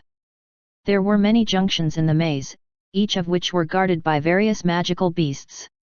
Hence, every choice had to be made based on evaluating the battle potential of one's piece so that it would survive and arrive at the middle of the maze to defeat the red dragon. That was why Magical Beast Chess was also known as the dragon-slaying game. Just now, Elisa had picked the wrong direction and encountered a magical tiger. Given that her knight's score was 37 while the tiger's score was at 42, that meant that the young girl's knight had become the prey of the ferocious tiger, resulting in Elisa having to start all over from the beginning of the maze and return all the monster pieces her knight had defeated back to their original positions. However, she wasn't satisfied with the result and wanted to roll her move back. Lorist pinched on Elisa's face lovingly and allowed her to take back her move. Sitting on a chair near the window was the girl's elder brother, Howard. At that moment, he was intently reading a book he had took from the bookshelf nearby. In the middle of that room sat the gold-ranked mercenary Freyar's two twin sons who were stacking up blocks in an attempt to build a castle while chewing on some snacks. Right now, Lorist was being hogged by Elisa as the both of them hadn't met for more than 6 months ever since Lorist left the convoy to travel to the Dominion. During all that time, Elisa had missed her kind uncle that would spoil her from time to time. Other than that, given that it was snowing rather heavily and she wasn't able to go out to play within Kobo City, the girl brought her two playmates, Freyar's twin boys, to play within Lorist's wide room which was located at the top floor of the castle every single day. Initially, Potterfang and Freyar were worried that their children would bother Lorist and wanted to stop them. However, Lorist halted their attempt as there wasn't much to do during winter and having a few children play around in his room helped liven the atmosphere. Given that he had others working on most of the tasks of managing the convoy and the vagabonds, Lorist didn't have much to do other than showing his face to the people from time to time. He also took the opportunity to test if Howard had neglected his studies during the northbound journey. To prevent the other children from feeling bored, Lorist even had some craftsmen make a few toys based on those he saw in his past life so that the children would be kept humored and busy, indirectly converting his room into a children's playground. A few knocks could be heard on the door to Lorist's room. The one who came in was Pat. "Milord, Knight Yuri has just returned and Sir Charade requests for your presence for a meeting at the Great Hall," Pat said. "Uncle Locke, since you're busy, let's stop playing for now," said Elisa before she stood up and tossed her chess pieces and scorecards back onto the chessboard before Lorist even said a word. "You feisty girl, I would have won in another 2 moves. You're sneaking your way out again," Lorist complained. However, Elisa paid him no heed and cheerfully went to the corner where the twin brothers were and shook her head as she commented on how crude-looking the castle they were building looked. "Let's build a garden instead," said Elisa before she started taking the castle apart. The two brothers were pissed at her actions and started quarreling with Elisa. After exiting the noisy room and walking downstairs with Pat, Lorist asked, "What did Yuri say about it?" "Yuri said that the road is still in bad condition for traveling as it is still very wet and muddy. The mud would reach all the way up to one's shin." "Well, that much is a given since the snow's just starting to melt and the spring rain isn't helping the mud dry either. There's no way that we will be able to cross with our carriages. Without 10 or more days of blazing sunlight, the road will not dry up quickly enough for travel," Pat replied. Also, Yuri said that he went to the river nearby and asked an old boatman there who said that there is no way to cross the river before the 25th day of the 2nd month because a lot of ice pieces will be flowing down from upstream and blocking that part of the river. It won't be able to clear up until the end of the 2nd month. Sigh, I guess there's still another month of waiting. If I have to stay here any longer than that, moss and rust will start to form on my body. Since we're not able to continue our journey yet, why did Knight Charade ask for me?" Lorist said. "I'm not too clear about it myself. He said that he had something he needed to discuss with you." In stark contrast to Lorist's lax schedule, Charade was incredibly busy most of the time. The management of the 70,000-plus convoy members and the 100,000 vagabonds were all rested on his shoulders and he would be troubled by even the smallest squabbles and conflicts day after day. Even though he had more than 50 officers he picked during the course of the journey helping him out with the matters, he was still bothered by many other things that required his personal attention, causing him much frustration. "He's not willing to hand it over? On what grounds? Send the patrol guard over there. I don't care if he used to be the town mayor. Give him 10 harsh canes. I don't care if he's older than 80. If he goes against our regulations, he has to be punished. And it's his fault if he dies from it. Whoever sympathizes with him can buzz off along with that old guy. We don't need to feed a useless parasite like him. Quick! 10 canes, that's an order. Lorist and Pat could hear Charade's roaring as they descended the stairs to the 3rd floor and wondered what could possibly make him so furious. When they arrived at the hall, they saw the officer Charade had chased out of the hall run out in terror with Charade fuming with rage. "What's going on?" Lorist asked. "It's nothing big." An old guy past his 70s old insisted that he used to be a town mayor in the past and picked 2 females from the vagabonds to become his maidservants and even took 10% of the supplies we handed them from those who used to be his townsfolk. "Didn't we just carry out a cleanup and check of the camps recently? It was then we noticed that he had stockpiled huge amounts of resources which he took from others. Just when we were about to confiscate them, he started an outburst because he thought that we would let him have his way given his age. That's why I ordered him to be caned 10 strokes so that he would remember this lesson. He thinks he still has any status over others despite being a vagabond. How ridiculous," Charade said. "Wouldn't it be easier for us if we just hanged him? I mean, given his age, he's nothing but a burden and will only consume our supplies without contributing. What say you, my lord?" said the seated Yuri as he sipped on some hot tea. Lorist thought for a bit before he said, "Forget it. Since Charade has already handed down his punishment, there's no longer a need for that. However, make sure to kick out these sneaky and cunning parasites who only take and don't give by the time we leave lest they spoil the community spirit we have. Just leave them here to fend for themselves when we depart." The reason Charade asked for the meeting was to discuss the matter of the departure with Lorist. Unlike Lorist who wanted to return to the Dominion as soon as possible, Charade was relieved to hear that they had to wait at least another month before they could start their journey again. Given that there was much to prepare for the journey including repairing the carriages, letting the horses warm up and preparing the clothing and food supplies for more than 100,000 people, the convoy and the vagabonds couldn't just leave on short notice. The other important factor was that Charade intended to transport the remaining 85 million kilograms of food back to the Dominion, which would undoubtedly displace some people who were originally traveling on carriage, resulting in a slower traveling speed overall. Lorist was quite troubled by that as he preferred to return to the Dominion earlier rather than spending more time to bring the food with them. However, the figure that Charade told him instantly convinced him. Charade said that during the 2.5-month stay at Kobo City which numbered roughly 80 days, the 170,000 or so people at Kobo City had already consumed more than 15 million kilograms of the food stored there. If they didn't bring the food back with them to the Dominion, a food shortage would no doubt occur within 3 months of their arrival. Charade believed that the food reserves back at the Dominion would definitely not be able to accommodate the huge influx of people. Lorist felt that Charade's reasoning was rather sound as well.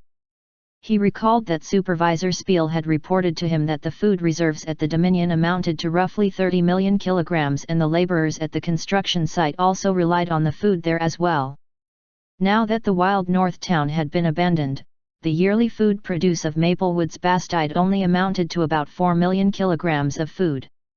If they did not bring the food in Kobo City back, the convoy members and the vagabonds would no doubt have to starve within 6 months of arriving at the Dominion. "Let's bring the food along," Lorist said helplessly. Suddenly recalling something else, he said, "Don't forget that it will be quite troublesome when we attempt to cross the river.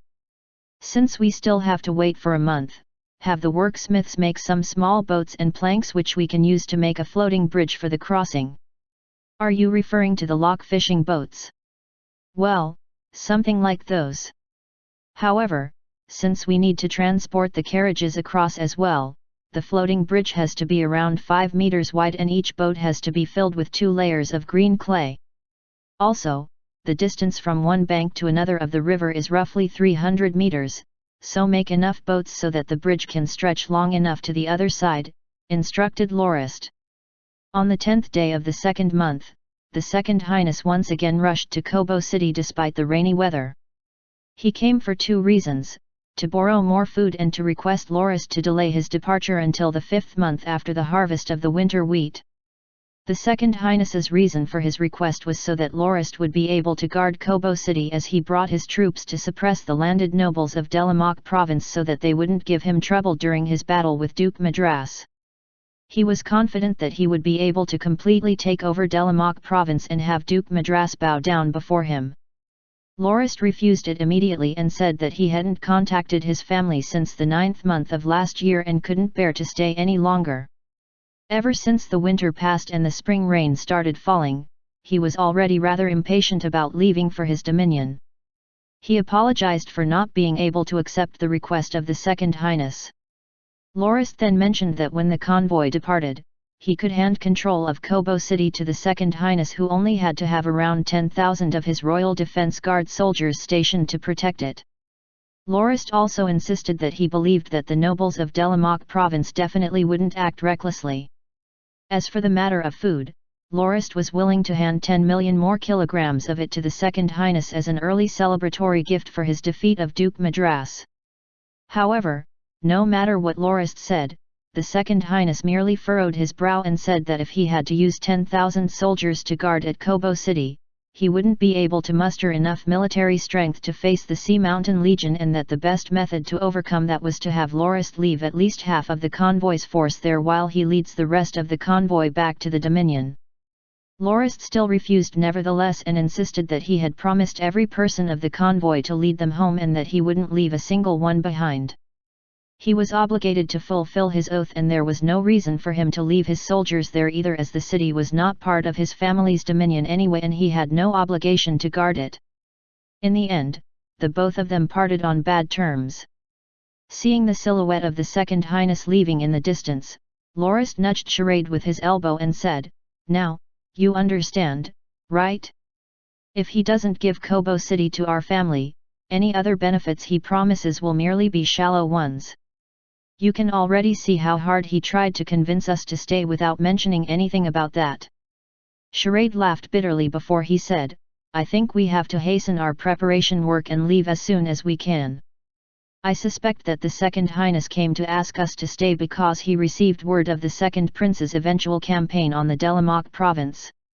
That's why he hopes that we will be here to block the Second Prince so that he has enough time to rally his forces. Perhaps, the Second Highness might even be hoping that our forces and the Second Prince's soldiers would wipe ourselves out so that he can reap all the benefits." "Your analysis is correct," Lorist said as he nodded. "I also think the same. That's why he's unwilling to station his own Royal Defense Guard soldiers here. I refuse to believe that having 10,000 men here would affect his battle against the Duke anyway. Didn't you read the letter Els sent to us? During winter, the Second Highness didn't sit idly at all. With the 50 million kilograms of food he got from us, not only did he replenish the numbers of the Fierce-Gale Legion to 56,000 people, he also managed to expand his Royal Defense Guard into a 83,000-strong force. Other than that, he also renovated the Lichtana Citadel and formed a 20,000-strong garrison army there. Only idiots would believe his claim of not having enough soldiers. Even if he can't send his Royal Defense Guard out, what about his garrison army? Does he take us for fools? I feel that the Second Highness is a little too ambitious. Even though we've helped him out so many times, he was willing to give us the short end of the stick without batting a single eye. Does he think that we wouldn't be able to grasp his true intentions?" Charade said emotionally. "Compared to him, you are too soft, Locke. Sometimes, I really don't understand why you're so kind to the point of being taken advantage by others. You should know that you're a Dominion Lord now and no longer just an instructor of the Dawn Academy. You should act with pride and dignity." Lorist laughed out loud and recited a saying that Charade found to be very weird. "Being cold and calculative doesn't necessarily make one a hero, being kind and considerate doesn't make one any less of a ruler." Lorist then turned and started walking towards the castle as he asked, "Do you feel that following a Dominion Lord like me or a hero like the Second Highness is better?" "Oh, you must have read that saying from some obscure book again. It does sound pretty insightful though," Charade said as he hurriedly started walking to keep up. Needless to say, of course I'd follow you. You're my little brother Locke, so I have to make sure you don't screw up and become a joke of a Dominion Lord. Also, I'd never join the Second Highness no matter what. Otherwise, I might end up helping him count the money he got from selling me out without the slightest clue. How bad for me would that be? I only feel sympathy for the former students from our academy and some other silver-ranked knights that decided to join his side. Even though our convoy didn't suffer any major losses for more than half a year of traveling, within 10 days of joining the Second Highness, so many of them had died. Also, Locke, I think you should remind your cousin sister Glacia that she definitely wouldn't stand a chance to become the Queen or Empress given the Second Highness's ambition and personality. Muttered Charade non-stop. Lorist sighed and said, Fatty, you have so much to say, don't you? It's all right. Everyone has their own path, and even if we try, it would be incredibly hard to change the paths they've set their minds on. I'll definitely remind my cousin sister of that. As for whether she'll take my advice to heart, that's up to her. Chapter 163, River Crossing. And here's the second regular chapter of the week. Second Highness's Dushabagari intensifies. On the 18th day of the second month of year 1768 of the Grindian calendar, the vanguard of the northbound convoy led by fierce Tiger Lows and the light cavalry scouts led by Yuri started leaving for the Metropolis River ahead of the rest towards Baron Silas's dominion where the crossing point was located at. They planned to build the floating bridge there and set up their camp before receiving the rest of the convoy and vagabonds and help them with crossing the river. Els also rushed to Kobo City to report to Lorist on that exact day. He had just recovered completely after resting for the whole winter at Vanade City and rushed there impatiently the moment he was fit enough to move with his 4 other guards. Els brought 2 pieces of intel for Lorist, the first being his sighting of the Second Highness's Royal Defense Guard unit that he encountered on the way back numbering around 10,000 people that would arrive at Kobo City within 2 more days. The second piece of information was about the Second Highness's mobilization of around 5,000 laborers to begin construction of a citadel at the steep mountain path towards Lichtana Citadel, which was within 5 kilometers of Vanade City.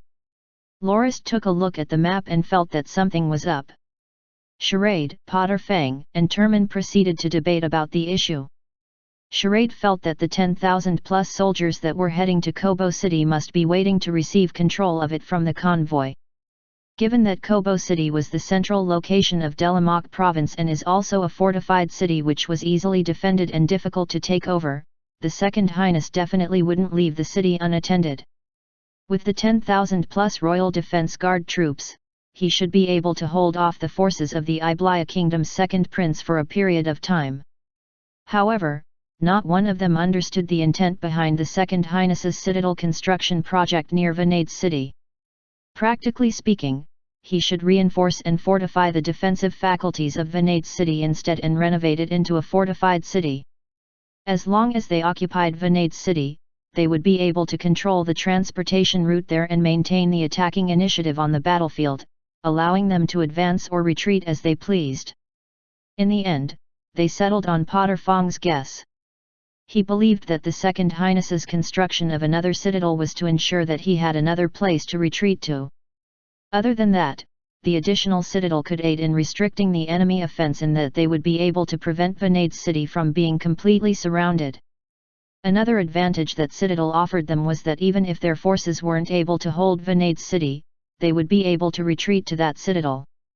It also ensured that the Yunj Chandler province, which had just entered the control of the Andanak kingdom, would be kept safe from enemy attacks. Lorist could understand why Potter Fang came to those conclusions. However, as the convoy and the vagabonds were about to leave Kobo City for the family dominion, Lorist no longer cared about what would transpire over there and felt that they should be more worried about the journey ahead of them. 2 days later, the troops the Second Highness sent arrived at Kobo City and Charade passed the defense of the city to them as well as the 10 million kilograms of food there. Out of Lorist's expectations, however, was how the troops didn't increase the fortifications of the city. On the contrary, they proceeded to dismantle the fortifications. They spent around 10 days to completely remove the defensive walls and ruin the tents of sentry towers before taking the food and leaving. Good solution. Charade cursed. What a devious move. He's practically using our convoy as bait now. With a gloomy face, Lorist said, we have to increase our traveling and transportation speed. It's fortunate that we sent some of us off a few days ahead of schedule. If we only started our departure now, it would have been too late.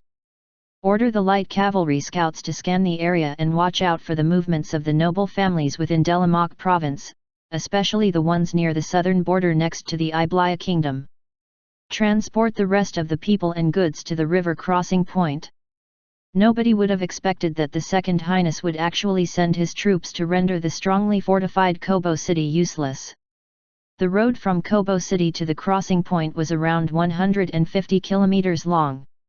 Given the scale and size of the convoy, which was hindered by the additional 100,000 plus vagabonds, they would have to spend at least 3 months to travel that far under normal circumstances.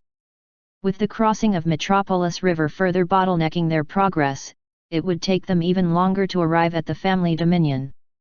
It was already near the end of the second month, and even if the second prince led his troops to attack Delamak province 1 month later, it would take only 15 days for his troops to make their way from the border to Kobo city. When they noticed that the city's defensive capability had been crippled, they would be faced with only 2 options: to advance towards Vanade city or to tail the convoy and attack them while they're stuck crossing the Metropolis River. Given the amount of resources the convoy had and the second prince's insatiable greed, it was easy to guess which choice he would make. Lorist was currently filled with rage. He had been willing to unconditionally hand Kobo city to the Second Highness and even provide 10 million kilograms of food in hopes that he would defend the city and face off against the troops of the second prince, thus allowing the convoy more time to cross the river and arrive at the Northlands. However, he didn't think that the Second Highness would be that savage and sabotage Kobo city intentionally to put the convoy in further danger. Good soul. Lorist cursed towards the skies. In actuality, he wasn't afraid of the second prince's forces given the current military strength of the convoy. While it wouldn't be impossible for them to be able to completely fend off their assaults, if they were able to wipe out 3,000 enemies, how would that justify their own losses of around 800 because of the Second Highness's actions? Even if they defeated the second prince, what benefits would they get? Nothing. They might even anger the father-in-law of the second prince, the mighty Duke Fizibalin, as a result. In truth, none of them were fools. Lorist wasn't one and neither was the Second Highness.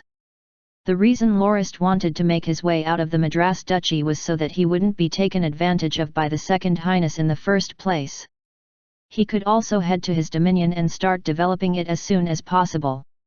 However, the Second Highness insisted on involving Lorist in this conflict in hopes that the convoy's forces would be able to buy him some time to prepare for battle, and even hoped that the 2 clashing forces of the convoy and the second prince would result in heavy losses on both sides so that he could reap all the benefits easily. As expected of a person who would do anything to realize his ambition, Lorist was forced to accept that he had miscalculated gravely and shouldn't have placed his hopes on the Second Highness in the first place. Now that the Second Highness had pulled a move like this, all the convoy stood to gain from it was losses. "Heed my orders," Lorist said after thinking solemnly for quite some time. Potter Fang is to lead his heavy armored infantry to reach the river crossing point as soon as possible and begin setting up camp, as well as have some men start building some defensive fortifications. Lowe's, Turman, and Pete will each lead the heavy armored cavalry, Knight Brigade and mounted archers respectively to expropriate the carriages of the landed nobles of Delamak province, as well as some goatskin rafts and fishing boats. Try to get as many as possible. If anyone dares to put up any resistance. Lorist paused, before coldly saying, "Kill them without question." After Malak leaves with part of the garrison legion, Freyar will maintain the security and order of the convoy members and the vagabonds. If anyone dares to cause trouble, kill them off. Also, the worksmiths must use whatever method they can to construct enough boats for us to make at least 4 floating bridges across the river. If we lack materials and tools for that, have Los and his men be in charge of expropriating them. Reedy recorded every order Lorist barked out on a piece of thick beast skin before handing it to Lorist to be signed. Pat dripped some hot red wax onto the location of the signature for Lorist to seal with his ring. After that, Pat rolled up the beast skin and put it into a silver tube and sealed it with more wax before stamping on the seal of the raging bear and handing the tube to the guards to be passed on. We have to hasten our plans as well.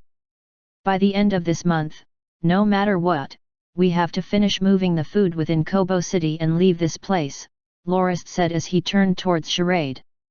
Charade merely nodded. By the time Lorist made his way to the crossing point within Baron Silas's territory, it was already the 6th day of the 3rd month. Apart from roughly 1,000 troublemakers who were excommunicated from the convoy and the vagabond group, the rest of the people were traveling to the crossing point at that very moment. 3 floating bridges had already been built across the Metropolis River, with the 4th one being halfway done.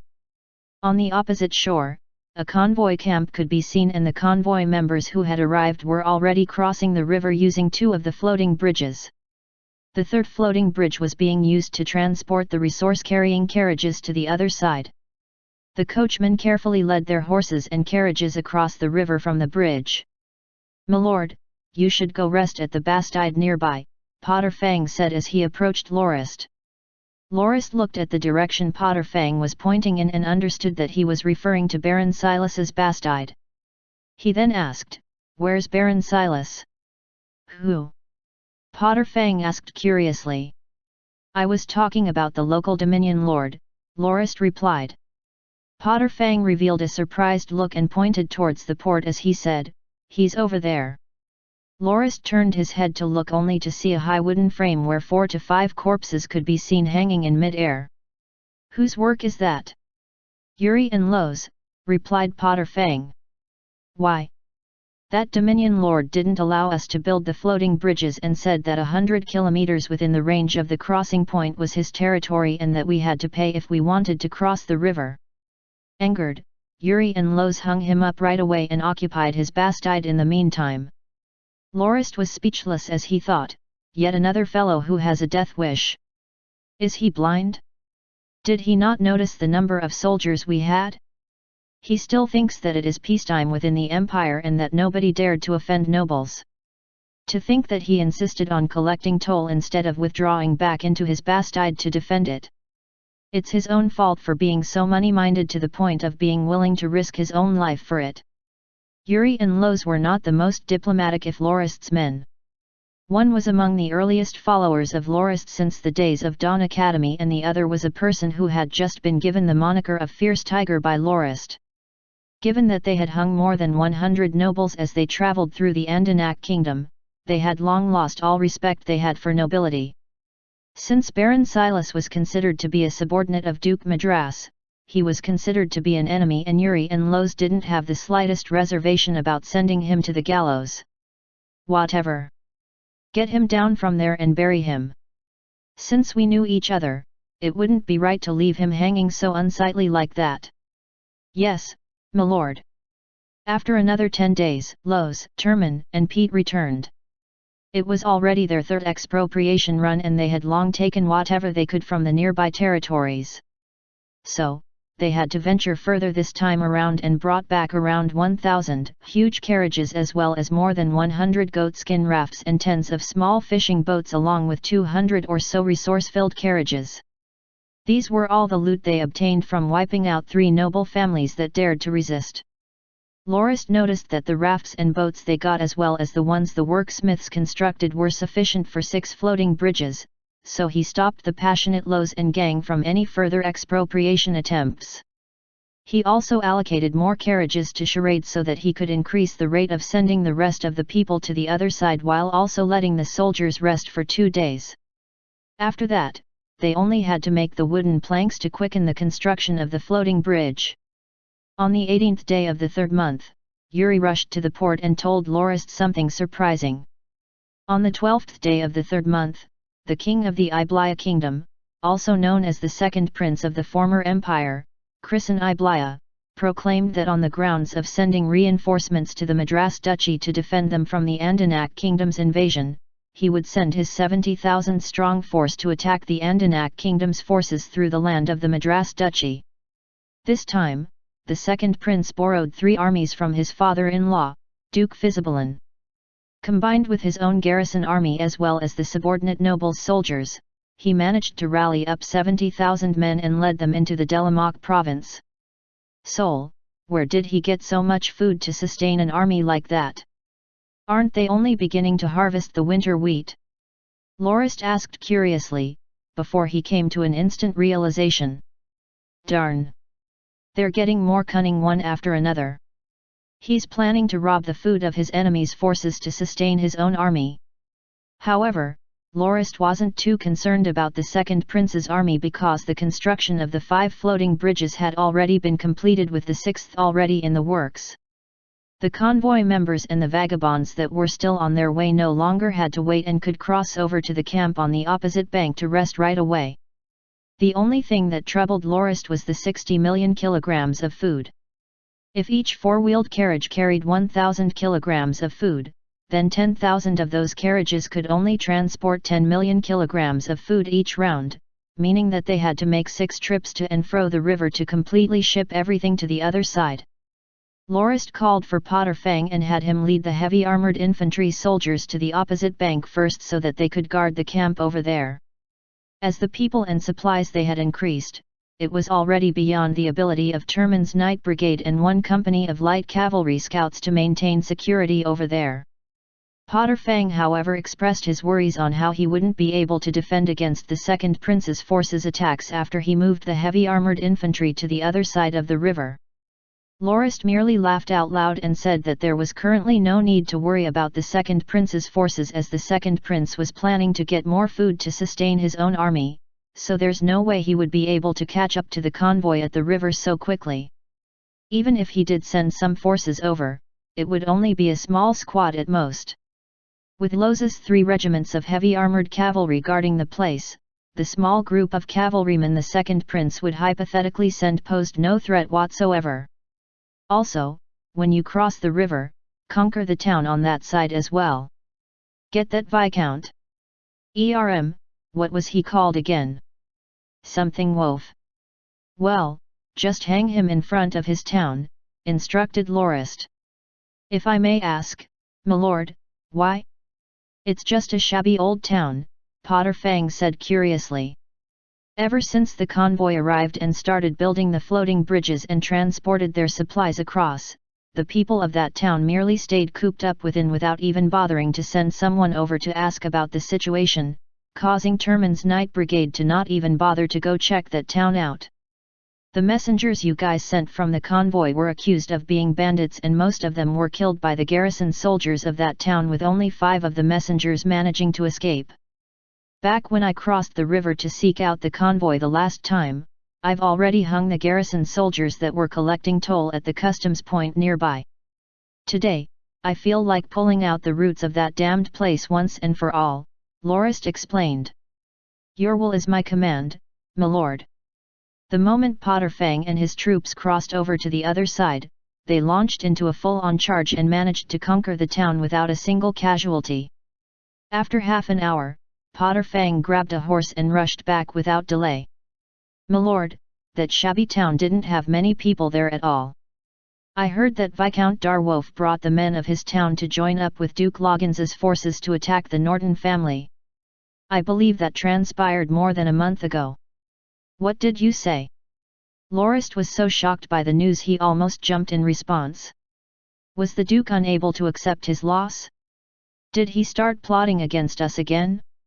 Order Yuri to mobilize the light cavalry scouts to gather some information about the situation within the Northlands. Also, have Jim bring a squad of men there to check out on the family dominion. Since he used to be a mercenary, he should be rather well versed with the terrain of the Northlands. Pat, you should follow him there as well, said Lorist as he calmed down and realized that there wasn't a need to be so disturbed at all. Lorist himself understood how well defended the Firm Rock Castle was. Additionally, with divine marksmen just guarding the place, he felt that he didn't have to worry much about their safety.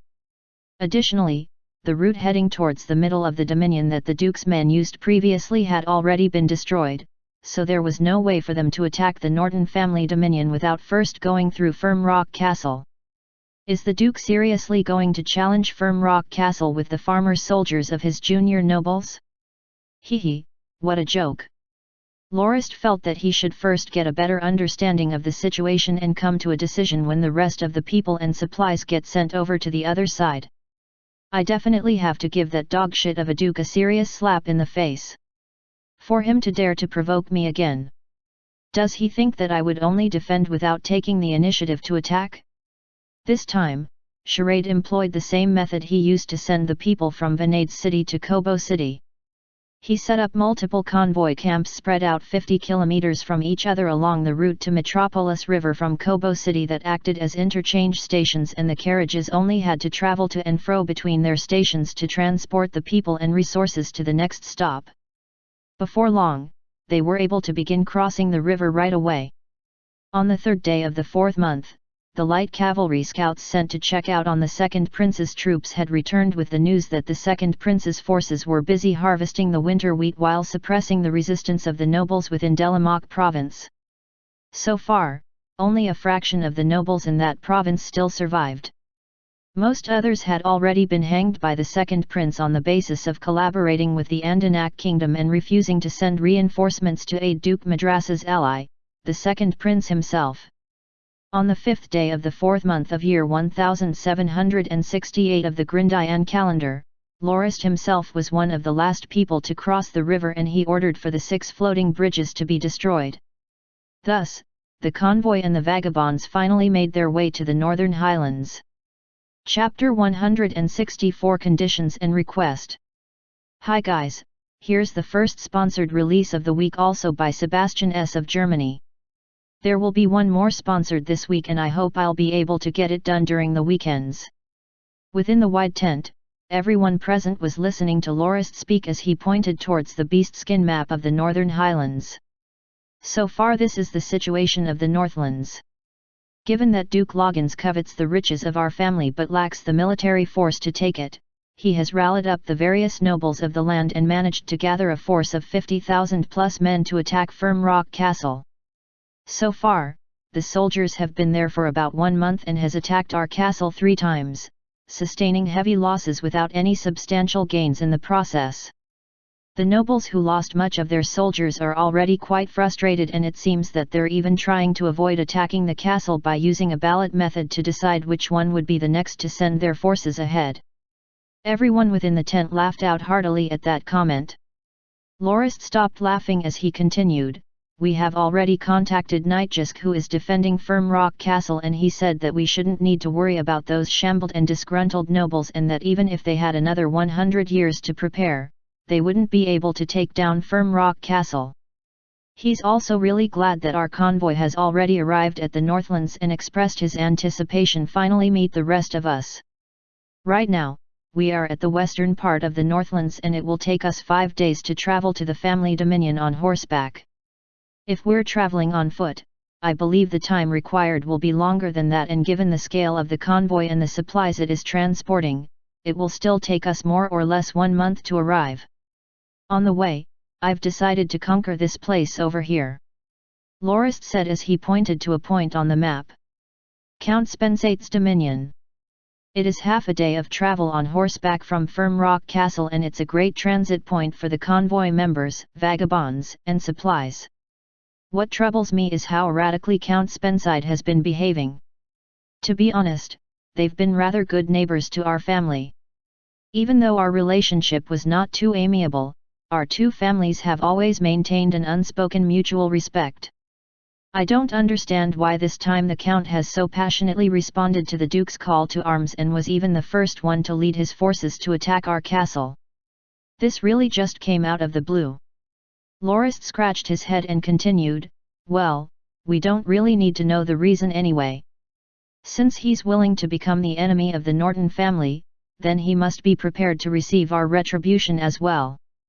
I have already ordered Yuri to attack his bastide and start scouting the land around it." Pog. Potter Fang stood up and said, "My lord, I'm awaiting your orders." Set out later with your heavy armored infantry and head to Count Spensate's dominion to take charge of the castle and start setting up a camp there. The supplies of the convoy and the vagabonds will head there later, and you are tasked to maintain order and security there. Yes, my lord. Freyar, Malak, your garrison legion shall ensure the safety of the convoy and the vagabonds as they travel towards the Count's dominion. Termin's Knight Brigade will also be there to be the main force to respond to any emergency situations. If anything happens, Freyar will be in charge with Termin and Malak being his aides, understood? Yes, my lord. We understand, said the three of them in unison as they stood up and saluted. Lorist continued to give his orders. The camp over here and the transportation of the people and supplies will be managed chiefly by Charade, with their safety being put in the care of the Guard Division. Dullus's Caro Ballista Unit, Pete's Mounted Archers and Loz's 3 heavy armored cavalry regiments will be led by me personally. We will sweep the whole of the southern area of the Northlands and suck the rich lands of the Duke dry.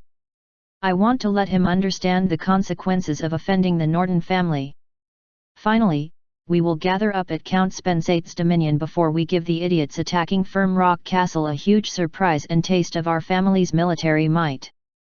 Pete, you shall lead the mounted archers to blockade the area from Bing Mountain to Somme River so that word of our attack against the southern area of the Northlands doesn't spread to the soldiers that have gathered up before Firm Rock Castle.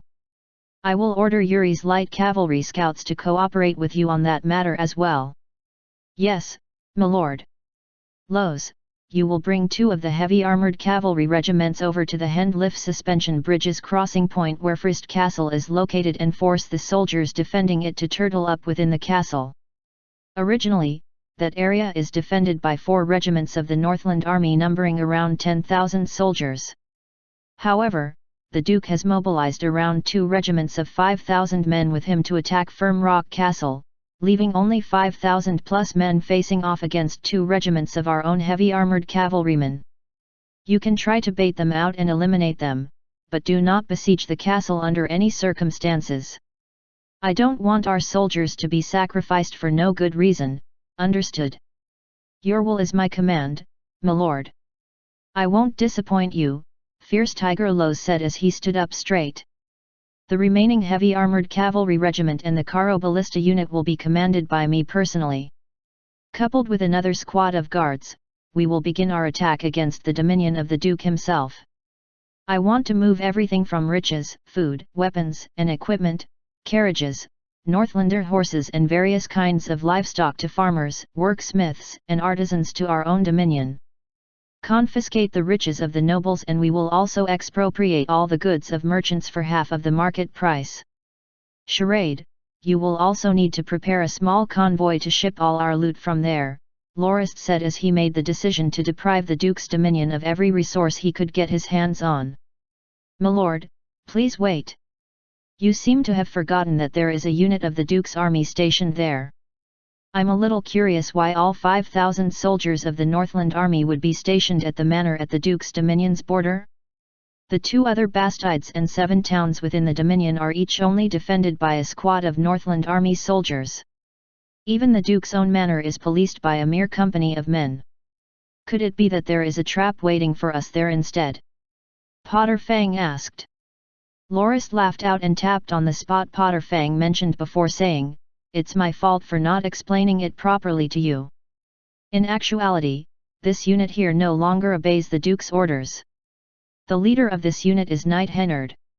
You guys should know that he has been captured by me before.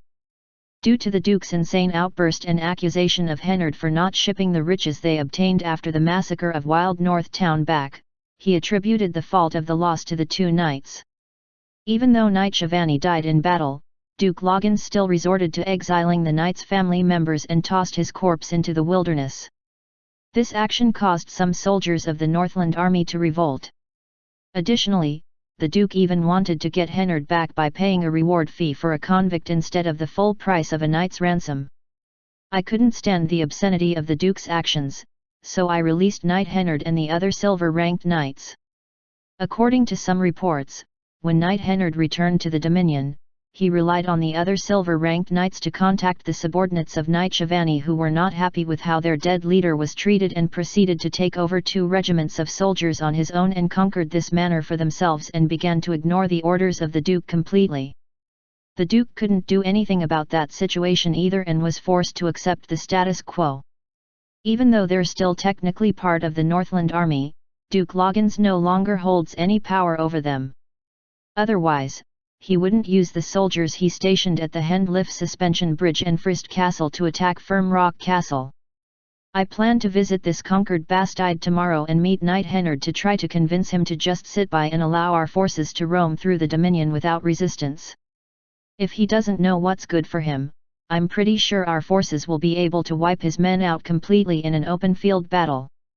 Potter Fang nodded and said, "All right, if that's the case, I no longer have anything to worry about. I pray that your plan will run smoothly." "Okay, that will be all.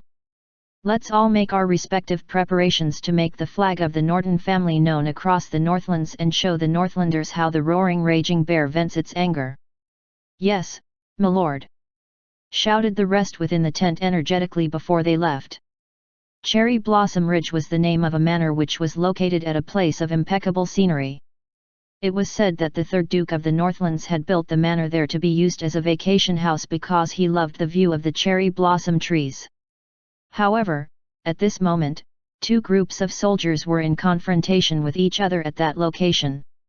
Upon seeing Lorist emerge from the midst of his force, Knight Hennard said in a surprised voice, "Why have you come over here? Isn't the Duke attacking Firm Rock Castle?" Lorist laughed and said, "I'm here to see you, my old friend." "Well, the other reason is that I'm here to attack the Duke's dominion.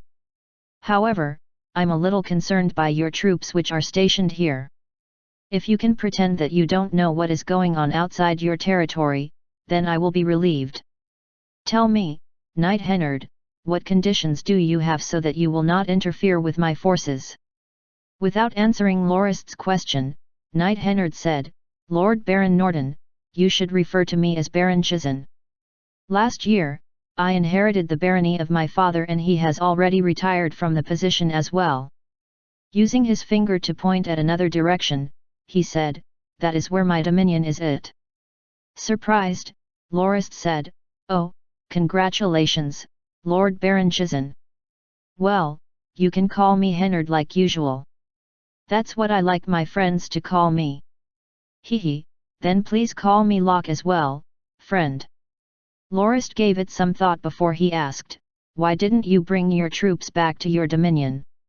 "I can't, the dominion is too barren to be able to support all 5,000 of my men. In actuality, this place used to be within the territory of my family as well. However, the 3rd Duke of the Northlands liked the scenery of the cherry blossoms here and forcefully took half of my family's dominion, forcing us to become a vassal family for them. Now that I have my men stationed here, isn't that the same as having taken my family dominion back?" Hennard said. "Then what do you think of my proposal just now, Hennard?"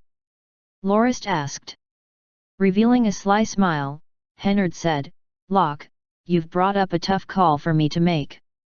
After all, no matter what, I'm still a retainer of the Lord Duke. The men I have under me are also the soldiers of the Duke's Northland army.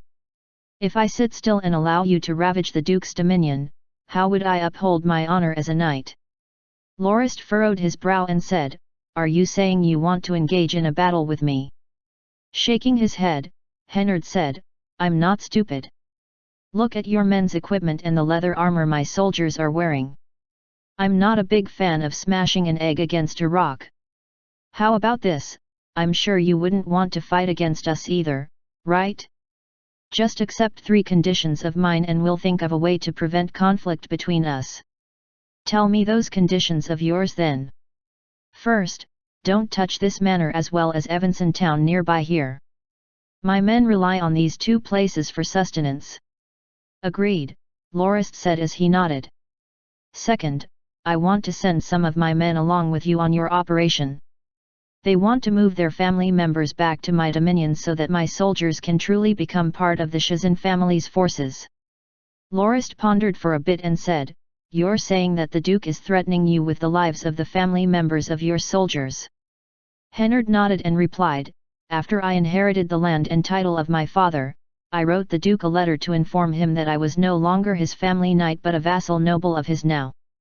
However, the Duke didn't want to recognize the legitimacy of my birthright and didn't want to give me a certificate of verification and said that if the soldiers leaped to my side, he would punish their family members.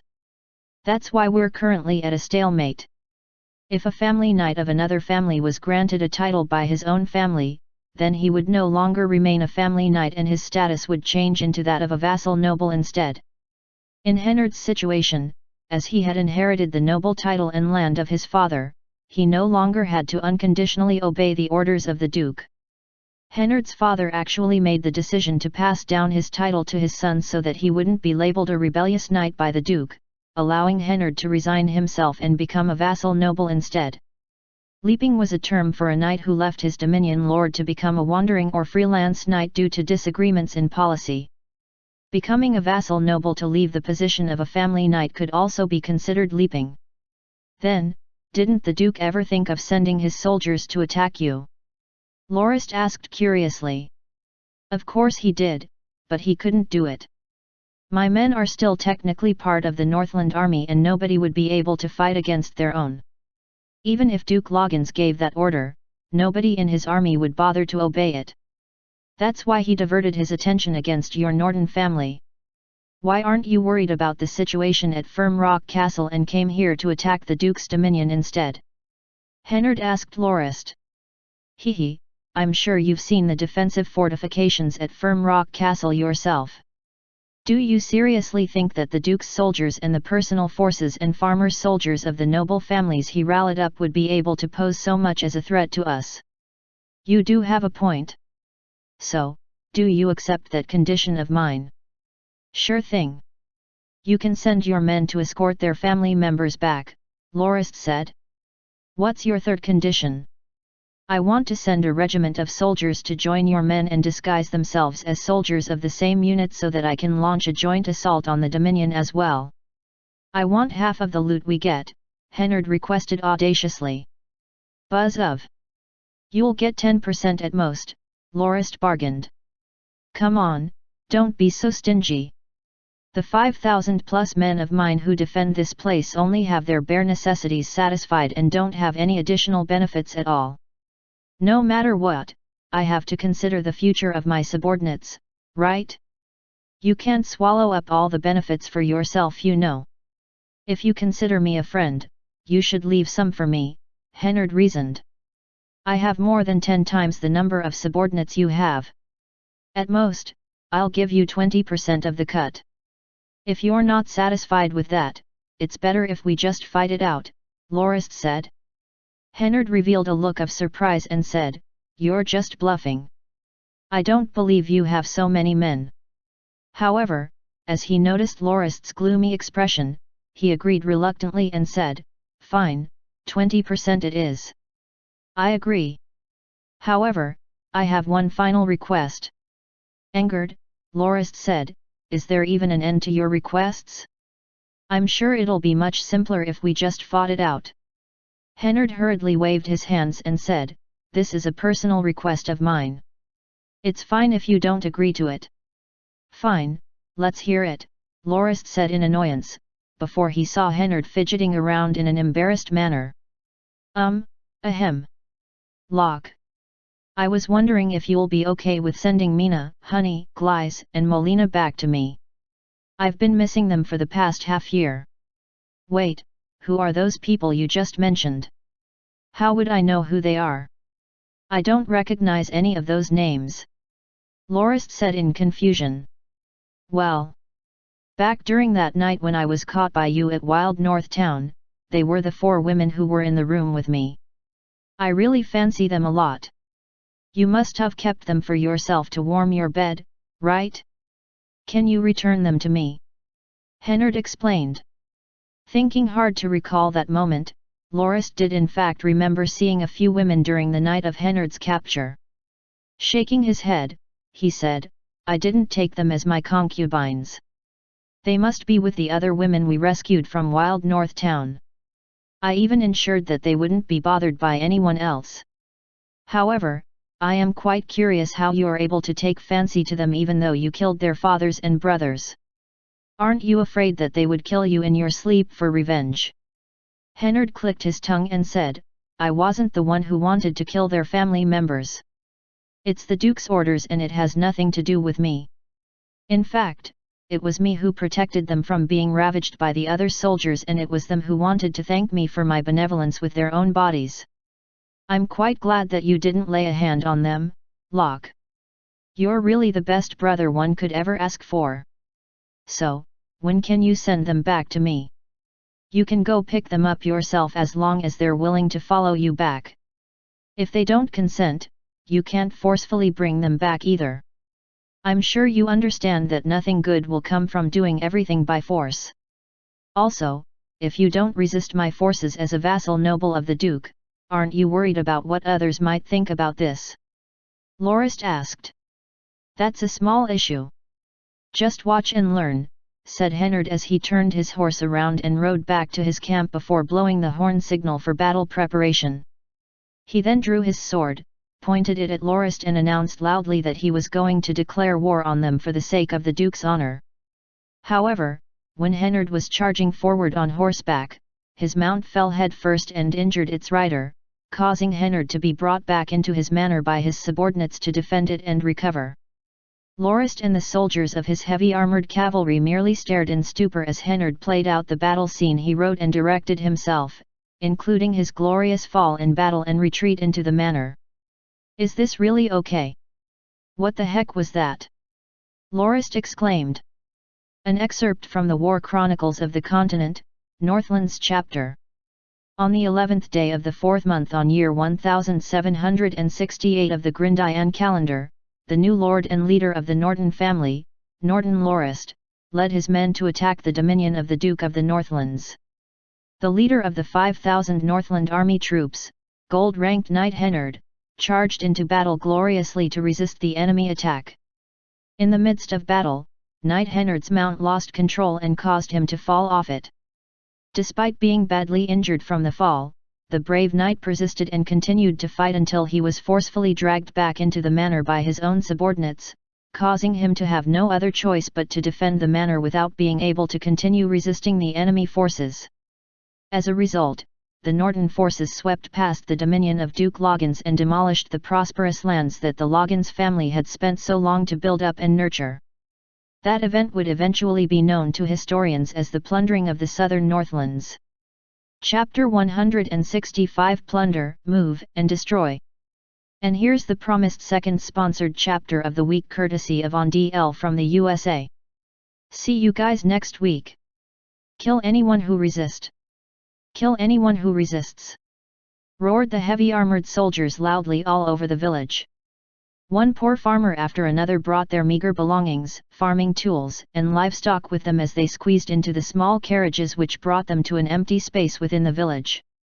After that, they were assigned to 3 different groups by a middle-aged man holding a beast-skin name list. The group at the southernmost area of the village had the fewest number of people, among which included the village chief, the security officer, the tax officer, the mill owner and some other managerial officers who were the basis of Duke Loggins's government of the southern Northlands. However, that group looked to be the worst among the 3 as their assets were all confiscated and they were only allowed to bring their families with them along with some dried food to head towards the manor of Duke Loggins in Gildusk City. The group of people facing the west also had a relatively small number of people. Most of them were the family members of the soldiers of the Northland Army soldiers and they were to be brought to Cherry Blossom Ridge per Hennard's agreement with Lorist. The group facing the north was the largest of the 3. Their destination was a camp roughly 50 kilometers away where they would be divided into smaller groups to be sent to a refugee camp at Count Spensate's dominion before finally being brought to the Norton family dominion to begin their lives anew. You can start setting the fires, ordered a heavy-armored officer before his 10 subordinates tossed flaming torches towards the straw huts within the village. The whole village soon became immersed in a sea of flames, from which a thick pillar of smoke emerged skyward. Some of the farmers began to cry. Those were the huts that had sheltered their family from the harsh rain and wind throughout the years. A fearsome escort soldier rushed to the crowd and shouted in a loud voice, "What's there to cry about? If the old doesn't go, the new won't come.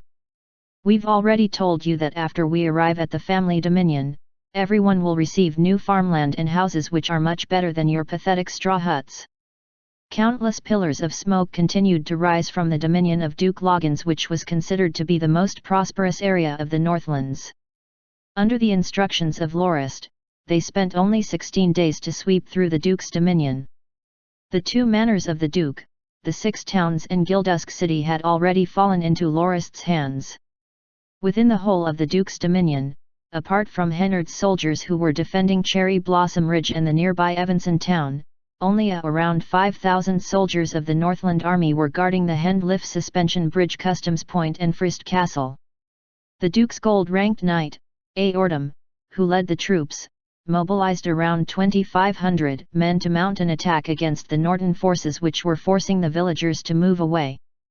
However, they were met with an ambush by fierce Tiger Lose and his 2 regiments of heavy armored cavalry. Aordum himself fought Lose on the battlefield and got gravely injured. However, he managed to escape with roughly 600 soldiers and abandoned the customs point at the bridge and retreated into Frist Castle with the rest of the soldiers with the intent of turtling inside it and defending it. After eliminating most of the remnant Northland Army forces, the Norton family's soldiers no longer had anything to worry about and focused on ransacking the Duke's treasury, food warehouses, and armories, as well as confiscating the wealth of the Duke's vassal nobles and expropriating the goods and carriages of the merchants who had arrived at the Duke's dominion. Following the order to migrate by Lorist, the Norton family forces then turned their attention to the villages within the Duke's dominion. Below is an excerpt of a book titled Northland's Journal, which was written by a merchant who had been conducting business in the Northlands during that time. The journal caused quite some commotion a few hundred years after it was written, as it described the plundering of the southern Northlands from a different perspective in great detail, eventually becoming the primary subject of study for the rise of the Norton family. This was an unprecedentedly huge, organized and carefully planned maneuver. The forces of the Norton family were known to be even more fearsome than the worst of bandits. They emptied the city's warehouses completely, confiscated all the property of the nobles, and didn't even leave behind a single piece of crude pottery. My merchant convoy toiled for an extremely long time to transport our goods to the Northlands, only to be robbed when we were about to check into the inn within the capital of the southern Northlands, Gildusk City. They forced us to sell our goods for half the market price. Even though I personally didn't incur any losses from that exchange, the profit gained is incredibly minuscule compared to what I had envisioned. Poor little Teeny, my heart pains at the thought of my incompetence for not being able to buy you that beautiful dress so that you can show up at the ball like a princess to grab the limelight. Originally, my merchant convoy planned to sell our goods at the Northlands and buy some local goods there to be sold back at home as well. However, given the chaotic situation there, as well as our suppliers who had suffered our fate at the hands of the Norton family's forces, I couldn't get my hands on any local goods. Given the situation, I decided to escape the area. Unfortunately for us, my convoy's carriages required maintenance and our horses needed new horseshoes before we could leave. And so, I tried to find a blacksmith. However, I didn't expect that there wasn't even one among the 100,000 people of Gildusk City. After spending some money to get some information, I got to know that the Norton family's forces had forcefully moved all blacksmiths and their family members away from the city. They didn't even spare the common peasants or servants and only left behind the elderly and merchants within the city. Other than that, they also brought many other village chiefs and officers to the city. When I returned to the inn, I realized that I no longer had to worry about my carriages, as the Norton family's soldiers once again showed up before me and were here to expropriate them. I didn't bother to resist or object and let them have their way. But they were much better this time around, as they paid for the carriages and horses according to the full market price using gold forts as currency. That day afternoon, we left Gildusk City and began our journey back home on foot. It was only after we left the city that we noticed the villages of the friendly Northlanders had been set on fire with smoke forming everywhere. The villagers who were hefting their belongings and protecting their wife and children were tearing up as they were escorted away by the forces of the Norton family. Along both sides of the road we took were numerous tall crucifixes where the nobles within the villages or the brave men who resisted the Norton soldiers' violence were hung. We didn't dare to collect their corpses as there were mounted Norton patrol troops passing us by from time to time. When we left the city, we already obtained a permit to travel, so the soldiers didn't pay us any heed. However, the regular checks we received caused us much trouble and frustration. As we no longer owned any carriages, we could only travel on foot while carrying our luggage on our backs. We even used some wood to make a sledge which we stored our camping gear on and pulled it along with us, resulting in an even slower traveling speed. If we were on horseback, we would be able to arrive at the Hendliff suspension bridge within a day of travel. However, it seemed that we wouldn't be able to arrive there within 3 days at this rate. When we halted to camp at night, a group of patrolling soldiers stopped by and borrowed our campsite for some rest. I noticed that there was an insignia of a white lion on each of the soldiers' breastplate. A mercenary leader traveling with us secretly told me that those were the equipment that belonged to the famed Wittelian Legion of the former Christian Empire.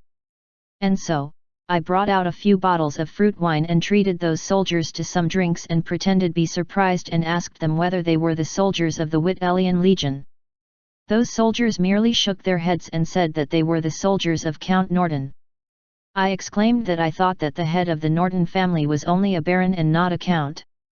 The soldiers then told me proudly that along the way on their journey to the Northlands, the Norton family's convoy helped the Second Highness of the Andenac Kingdom to wrestle control of his kingdom, hence stabilizing the state of the kingdom. That's why the Andenac royal family, being the recognized heirs of the legacy of the Christian imperial family, elevated the rank of the Norton family from that of a baron to a count. The Second Highness even enfeoffed his own principality to the Norton family. The equipment of the Wittelian Legion was also offered as a reward for their efforts. I then asked the soldiers why they were forcing the poor villagers to leave and even burned their villages, to which they replied angrily that it was to teach the greedy Duke of the Northlands a lesson so that he doesn't cause any trouble for the Norton family again.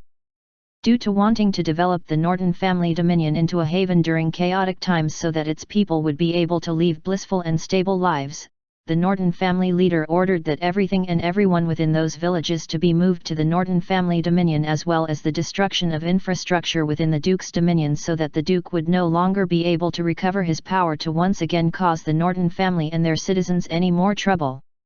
Perhaps because they were grateful for my fruit wine treat, the soldiers left an old horse for me before they departed and even wrote a document for our group to signify that we were merchants who had treated the Norton forces well. That document later saved us lots of trouble during the rest of the journey. Before he left, the squad leader even informed me of a business opportunity. After crossing to the other side of the river from the Hendliff suspension bridge, we could get our hands on some carriages which we could resell to the Norton soldiers at the campsite near Frist Castle for a high price. That was indeed a good idea. Originally, I was planning to purchase more carriages when I crossed the Hendliff suspension bridge to make my way home. However, I thought that the squad leader's idea made sense and decided to try to see if I could make up for the losses my convoy sustained during this trip. And so, I instructed the rest of my men within the group to leave immediately to head for the Hendliff suspension bridge. That felt great! Exclaimed Knight Hennard delightedly as he put down the wrecked chair within his hand and looked at the mess within Duke Loggins's study which was created by him during the last half hour. Raising his head, he saw Lorist looking at him like he was a madman. A little embarrassed and mad, Knight Hennard said, "What kind of gaze is that? Why are you looking at me like that? Let me tell you something. Wrecking the Duke's study has always been something I wanted to do very badly. In the past, when we reported to the Duke and said something that angered him, he would start smashing this room up in front of us in a fit of rage, causing us to have to wait nervously until he calms himself down. That's how I eventually started imagining how good it would feel for me to smash this room up myself. Today, my wish has finally been fulfilled." Lorist snorted from his nostrils and said, "I didn't know you had this side to you. Being by the side of the Duke must have caused some sort of trauma or complex to develop within your mind. That's why you feel so fulfilled after smashing up the room like a kid. Hennard jumped and said, I'm not afraid of him at all. It's only because he was my lord and as his knight, I couldn't disobey his orders. Now that I'm Baron Chizan, I can ignore the unreasonable orders of the Duke openly as a Dominion lord. Lorist said in an annoyed voice, all right, did you have your fun? Let's go if you're done. I have many other things to handle. Fine, fine. What's so important that you have to attend to them personally? Can't you just let your subordinates do it? You don't look like a Dominion lord at all, being almost as busy as a lapdog. Hennard said as he put a grey-colored linen scarf around his face. Wait, I need to cover my face up so that others don't recognize me. As Hennard was the rumoured heroic knight who had attempted to resist the forces of the Norton family before he was injured and forced to retreat, he had to disguise himself when walking beside Lorist. The night before, he showed up at Lorist's tent and said that he wanted to follow Lorist back to the Dominion to look for his 4 concubines, when in fact, he was to act as a guide through the Dominion of the Duke for the Norton family forces. Lorist also treated him rather well. Seeing that there was an opportunity to be taken advantage of, Hennard didn't hold back and brought a whole regiment of troops to collect their metal armor, leaving behind only less than 300 men defending Cherry Blossom Ridge. By the time Hennard's men emerged from the campsite of the convoy, they had already donned a set of metal armor which was previously used by the convoy's forces. After donning the guise of the Norton family soldiers, Hennard's men behaved even more savagely and made sure to plunder the Dominion of the Duke thoroughly and were especially cruel to the nobles and officers within the villages. With the 5,000 men who were familiar with the area, Lorist led his men to sweep through the Duke's dominion without much resistance. The only downside was that Hennard's silver-ranked knights went to recruit another 2,000 soldiers of the Northland Army from various areas and went to Lorist's convoy's campsite and shamelessly asked to be allowed to switch their gear for metal armor. The company of Northland Army soldiers that defended Gildusk City had also surrendered because of Hennard, who had tasked his silver-ranked knight to inform the company leader to not put up any futile resistance and make pointless sacrifices. He advised the company leader to surrender first so that they would be able to retain enough strength and retreat to the Cherry Blossom Ridge for now and unite under the leadership of Hennard himself to re-establish the glory of the Northland Army. With only that, Gildusk City fell into Lorist's hands, followed by Hennard's pestering of Lorist to go to the Duke's manor because he had a dream that he absolutely wanted to fulfill. Lorist only just realized that smashing up the Duke's study was that dream. At that moment, Reedy approached them and said, "My lord, we discovered someone within the water dungeon of the Duke's manor." After hesitating for a while, Reedy said, "It's Baron Kimura." Stunned, Lorist exclaimed, "Who? Did you just say Baron Kimura?" Hennard, who had his face covered, started as well. Why would he be locked up in the water dungeon? No wonder I couldn't get hold of him no matter how many messengers I sent. Bring him here, quick. Naturally, Reedy also knew who that masked knight was and he nodded to Lorist before heading off into the distance. Chapter 166 Battle Preparations at Firm Rock Castle. Here's the first regular chapter of the week. This arc is finally nearing its end. Baron Kimura was quickly brought over. According to the guard who was tasked to watch him, he had been placed in the water dungeon for more than a month. Had it not been for the guard's secret care of the Baron, that is, allowing him to rest somewhere dry during the night, the Baron's legs might have long been wrinkled to the point of rotting by the constant submersion in water. Currently, Baron Kimura was still unconscious. After reading his pulse, Lorist noticed that even though the Baron was currently very weak, he only needed some time to recover and let out a breath of relief. He then instructed Reedy to let the Baron rest and recover for 2 days while he himself would find some time to concoct some medicines to help boost the Baron's recovery. After finding the butler and servants of the Duke and asking for some information, they got to know the real reason behind Baron Kimura's incarceration in the water dungeon. It all began from the mistake made by Knight Shivani. When the Duke first decided to send Knight Shivani and Knight Hennard to go on an expedition against the Norton family, he told a slave trader acquaintance of his that he would be getting a group of young female slaves sometime in the near future to be sold to him. In the end, that expedition of his ended up with more than 4,000 casualties, with one gold-ranked knight dead and another captured. Angered beyond belief, the Duke decided to exile the family members of Knight Shivani so that they would live their lives as beggars. After that, he sent Baron Kimura to the Norton family dominion to pay a fee to bring Knight Hennard and the other silver-ranked knights back as criminals because he intended to punish them, only to be refused by Lorist, who instead was unable to accept the fact that the Duke had so casually humiliated the knights that served him and released Hennard and the rest without demanding anything in return. When Baron Kimura returned to the Duke's dominion, he was harshly scolded by Duke Loggins, who thought that the Baron had failed because of incompetence on his part. Hennard and the other silver-ranked knights instead rallied up 2 regiments of roughly 5,000 soldiers of the Northland Army and took over the Cherry Blossom Ridge to protect themselves. That act caused the Duke to be even more infuriated, but he was unable to do much about it, so he vented his anger on Baron Kimura instead. At that moment, the slave trader acquaintance of the Duke rushed over excitedly for his purchase, but the Duke didn't have any slaves on hand because of the failed expedition. In the end, Duke Loggins ordered that the beggars, the farmers who had lost their farmland as well as the unemployed people in his city, to be captured and made into slaves. He even made sure to specify for the family members of Knight Shivani to be among those people as well. In the end, the Duke's guards were unable to locate the family members of Knight Shivani, and upon seeking out some information, they got to know that they had been evacuated from the Northlands by Baron Kimura. And so, they made their report to the Duke, much to the misfortune of Baron Kimura, who was in a rush to the Duke's manor to stop him from carrying out such a ridiculous order as catching his own citizens and selling them to a slave trader, as he believed that an act like that would definitely tarnish the reputation of the Duke and cause the rest of the citizens to lose all their loyalty towards him. In the end, the angered Duke, who had just heard about the evacuation of the family members of Knight Shivani, saw Baron Kimura, who dared to rush into his manor to stop him from making slaves out of his own citizens. Not only did Duke Loggins rescind the honorary title he had given Baron Kimura, he even tossed him into the water dungeon for him to starve and rot to his death. After waving for the butler and servants to leave, Lorist shook his head and sighed before he said, "Duke Loggins really has gone insane this time."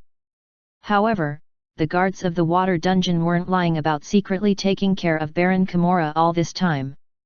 Otherwise, he would have starved to death already. "Reedy, give each of those guards 5 gold fords as a reward for taking care of the Baron. Also, give them an invitation to bring their family members to follow us if they're willing, so that they won't be punished by Duke Loggins by the time he comes back." "Yes, my lord," Reedy said before he left. Hennard, who was standing beside Lorist, said hurriedly, "Locke, you aren't planning to take in Baron Kimura, right? I was about to bring him back to the Cherry Blossom Ridge's castle." "Forget it," Lorist said as he glared at Hennard.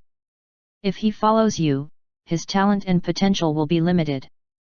Think about it yourself, would Kimura have a bright future with you? He will at best be used as a butler or manager. As for me, I appreciate his talent and will definitely allow him to reach his full potential. Heck, maybe I'll even be able to make him a landed noble one day." Hennard was rendered speechless as he understood that Lorist was already a count and not a baron like him. As the aide of the general of the Northland Army, Knight Shivani, Hennard understood Kimura's talents well and knew that without Kimura's support in management and logistics, there was no way that the Northland Army would be able to maintain a scale of over 20,000 people. That's why, unlike the gold-ranked Knight Tobik, Hennard didn't look down on Kimura one bit. However, now that Lorist had set his sights on Kimura and has further plans for him, Hennard believed that it was best for him to back down for now, as there was no need to offend his benefactor for Kimura alone. "All right, you can have Kimura.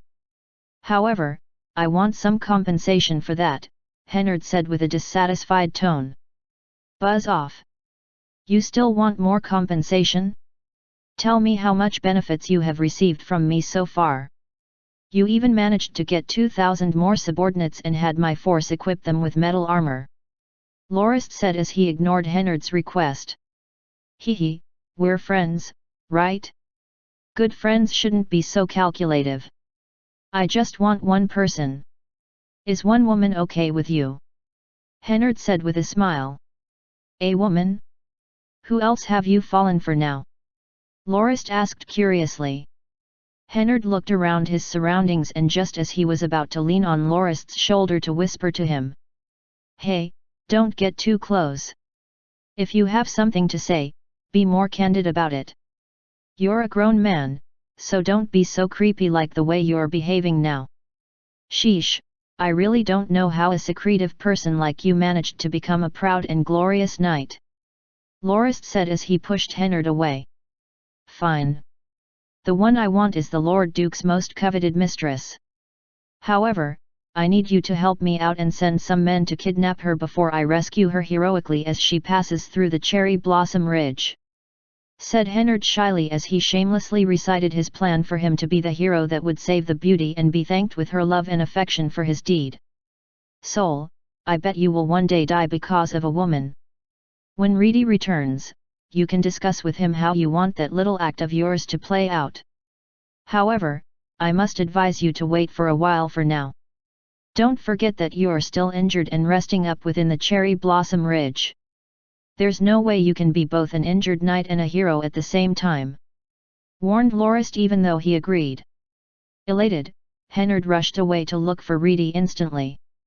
2 days later, within one of the guest rooms of the Duke's manor, Baron Kimura awoke on his bed and looked at Lorist with surprise. "Why are you here?" Lorist smiled tranquilly and said, "Why wouldn't I be? The Duke personally rallied up the various nobles within the Northlands to attack my family. Naturally, I noticed how scarcely guarded his dominion was, so I took the opportunity to make a visit."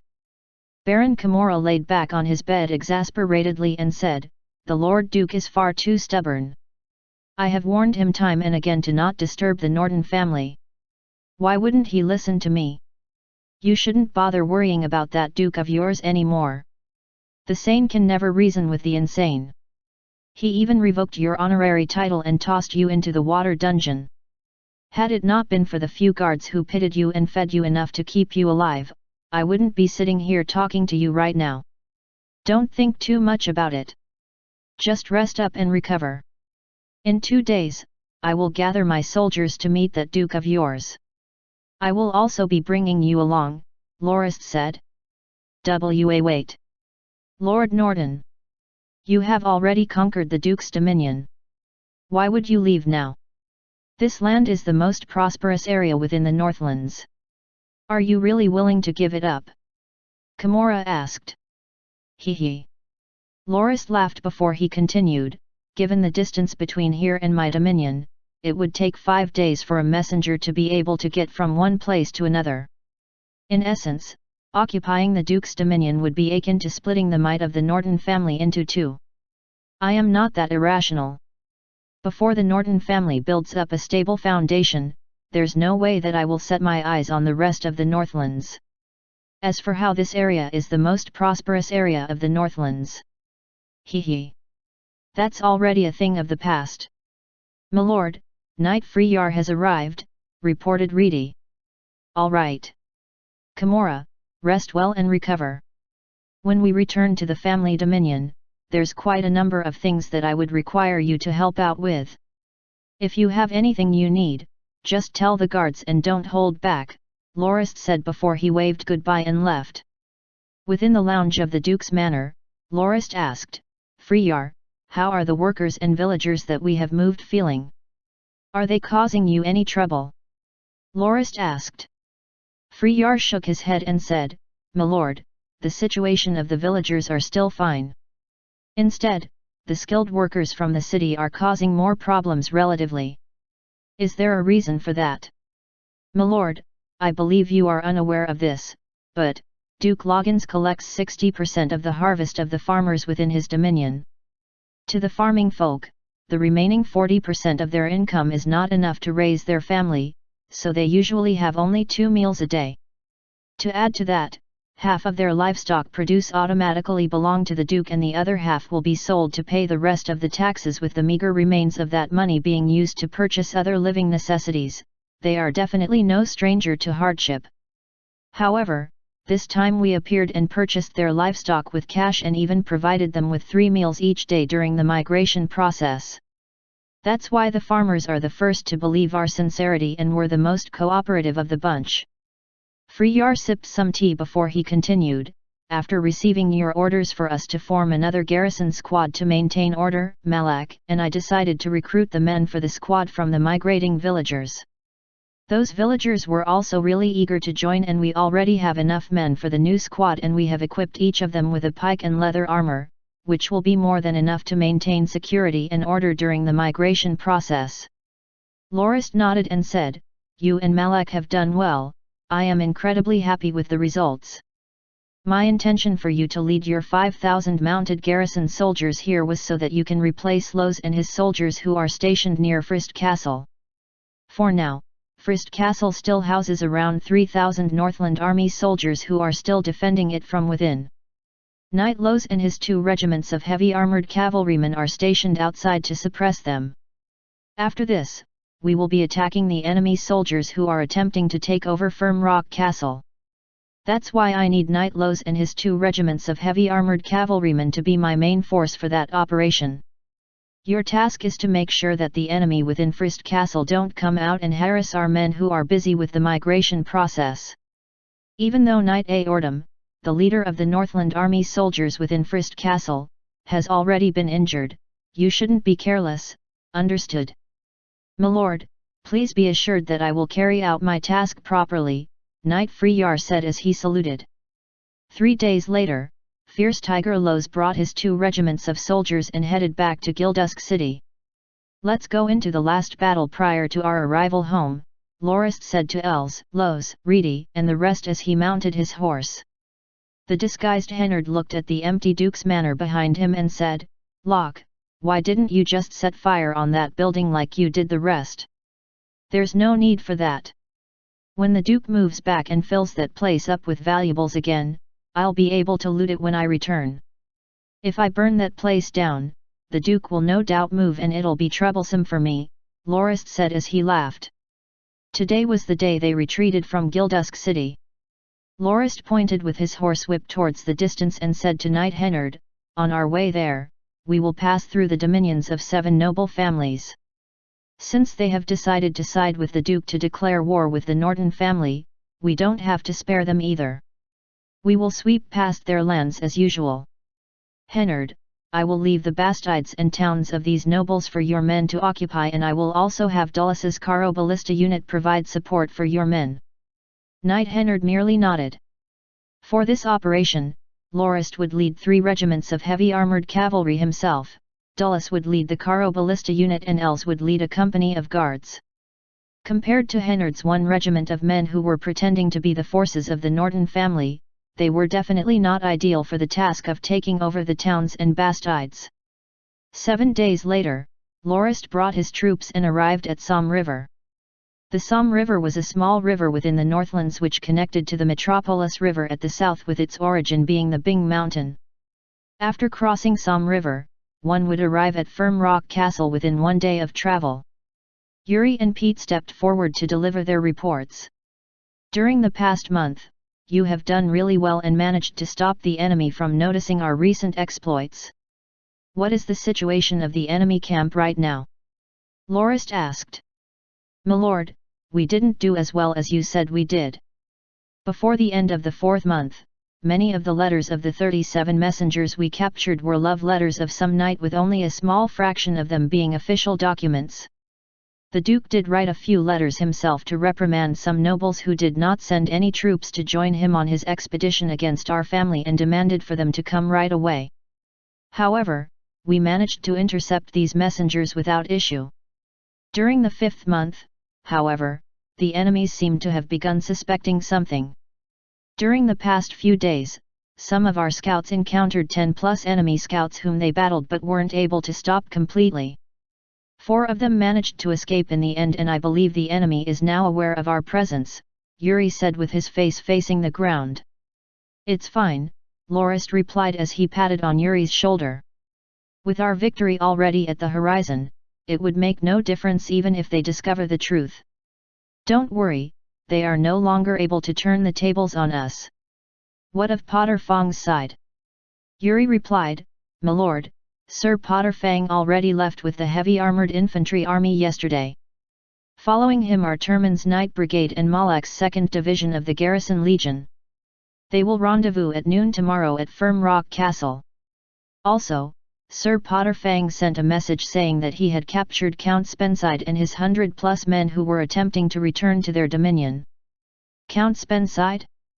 Wasn't he the first to join the Duke to attack our castle? Why is he heading back now? Whatever, have him apprehended for now. I'll settle this issue after the battle. Loris then looked at the map and said, Have the soldiers rest earlier tonight. We will have breakfast at 5 tomorrow and set out at 6 so that we will arrive at Firm Rock Castle by noon. Yes, my lord. On the 9th day of the 5th month of year 1768 of the Grindian calendar, the great battle at Firm Rock Castle that shocked the whole of the Northlands commenced. During noon at Morgan Hills where the Firm Rock Castle stood, the Norton family's forces that were at the southwest of the area began their assault. The heavy armoured infantry legion led by Potter Fang got into 5 square formations, 1 for each regiment, and began their march towards the camp of the Allied nobles at the east. The Allied noble army of roughly 46,000 people led by Duke Loggins was evenly matched in number against the Norton family's forces which had roughly 43,000 men. In the early moments of battle, the Northland Army's 1,000+ longbowmen fired their arrows towards the heavy armoured soldiers of the Norton family. However, after 3 volleys, they realized that their arrows weren't able to pierce the Wittelian Legion armour and cause any harm to the Norton forces, plummeting the Allied noble army into distraught and confusion. Immediately following that, Lorist ordered Pete and his company of mounted archers to dismount and begin their suppression fire along with Hennard's 1,000+ longbowmen. After 3 volleys of arrows, the Allied noble army sustained huge casualties. Turman's Knight Brigade and Fierce Tiger Loz's 3 regiments of heavy armoured cavalrymen began their charge, causing the remnants of the Allied noble army to disband before both sides even clashed. Baron Felim Chalvode was the first one to escape with the rest of his men, followed by one noble after another. Within moments, the head-on clash transformed into a pursuit instead. The whole battle at Firm Rock Castle lasted for 3 days, that was to say, the forces of the Nortons pursued their retreating enemies for 3 days. However, most of the nobles managed to escape in the end. This time, the number of nobles who answered Duke Loggins's call to arms was above 60, which included roughly 2/3 of all the nobles within the Northlands. After the battle, 11 nobles perished in the midst of their escape with 16 others being taken captive by the Norton family forces, with the rest of the nobles managed to make their escape. The Duke of the Northlands, Duke Loggins, managed to escape to the territory of Count Lopez which was ruled over by the Kenmays family thanks to his gold-ranked knight and second in command of the Northland army, Bitson. Knight Bitson himself was turned into a pincushion by the arrow rain of Pete's company of mounted archers and sacrificed himself on the battlefield. The Battle of Firm Rock Castle resulted in roughly 8,000 casualties for the Allied noble army with another 30,000+ men captured with less than 50 nobles and knights dying in battle. The Norton family on the other hand suffered minuscule losses and triumphed completely, much to the shock and awe of the rest of the Northlanders. The migration had lasted from the 5th day of the 4th month to the 27th day of the 8th month. Countless resources and food were brought to the Norton family dominion. Other than that, more than 300,000 people were moved into Firm Rock Castle. After receiving news about the Nortons who had returned to their dominion and ceased all aggression during the 8th month, Duke Loggins who had been hiding at the Kenmays family's castle was finally willing to return to his own dominion. Upon arrival at his dominion, the Duke's face paled instantly as only the burnt remnants and ashes of the buildings that once lined the streets of his land remained with not a single soul to be seen. Other than that, the fact that all the valuables within the Duke's manor being taken as well as the nobles and officers who demanded compensation for their losses caused the Duke to be so enraged that he vomited blood on the spot and fell sick without being able to recover. Viscount Kenmays sighed and muttered, "It's the end of the road for Duke Loggins." After that, he left the Duke alone and the Kenmays family no longer had to obey the orders of the Duke in the future. Author's note that was included in the chapter text. A great big thank you to all my readers of your support, praise as well as recommendations to others. I deeply appreciate all your fervent love for my story. To be honest, I'd like to post more chapters myself as well, but one can only write so many words within 9 hours. If I sat there for 2 straight hours, I can indeed write another 1000 characters to split this chapter into 2. Ryogawa, in case you didn't notice, this chapter was super long. However, you, my readers, have paid to read this VIP novel, so I personally can't find it in my conscience to screw you up. That's why I believed that it was better for me to compact the story into one chapter with roughly 5000 characters. Once again, I apologize for not being able to churn out more chapters as my hand is quite sore and that impedes my typing quite a bit, so I hope you all will understand. My writing process doesn't finish right after I complete the typing of the chapter either. After I finish typing, I have to check the chapter with my draft to make sure that there are no errors or anything that I have missed out. These corrections require quite a lot of rewrites as well. As for the map, I won't be posting it. Given that my computer is relatively old, I only have the map drawn roughly on paper for my own reference so that I don't make any mistakes. If anyone is interested in making one, please tell me your QQ emails so that I can tell you more about the map. Once again, thank you very much. Chapter 167 Auguslo's Counterattack. The second regular chapter of the week is here. Enjoy! After the convoy forces led by Lorist that had crossed Metropolis River towards the Duke's dominion to pillage it and subsequently defeated the allied noble army, when they were moving all the wealth and people of the Duke's dominion towards the Norton family dominion in the Northlands, various new developments occurred in the Andanak kingdom.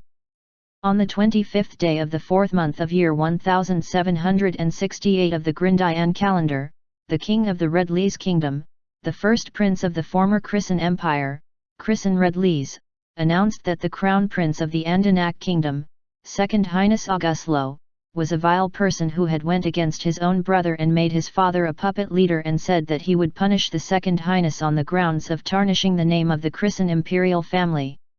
After the first prince's declaration, many people laughed cynically at it and felt that it somehow sounded familiar.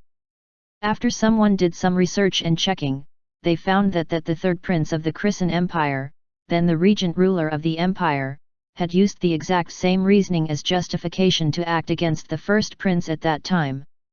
This time around, the first prince merely changed a few words before throwing it back to the Andanak kingdom.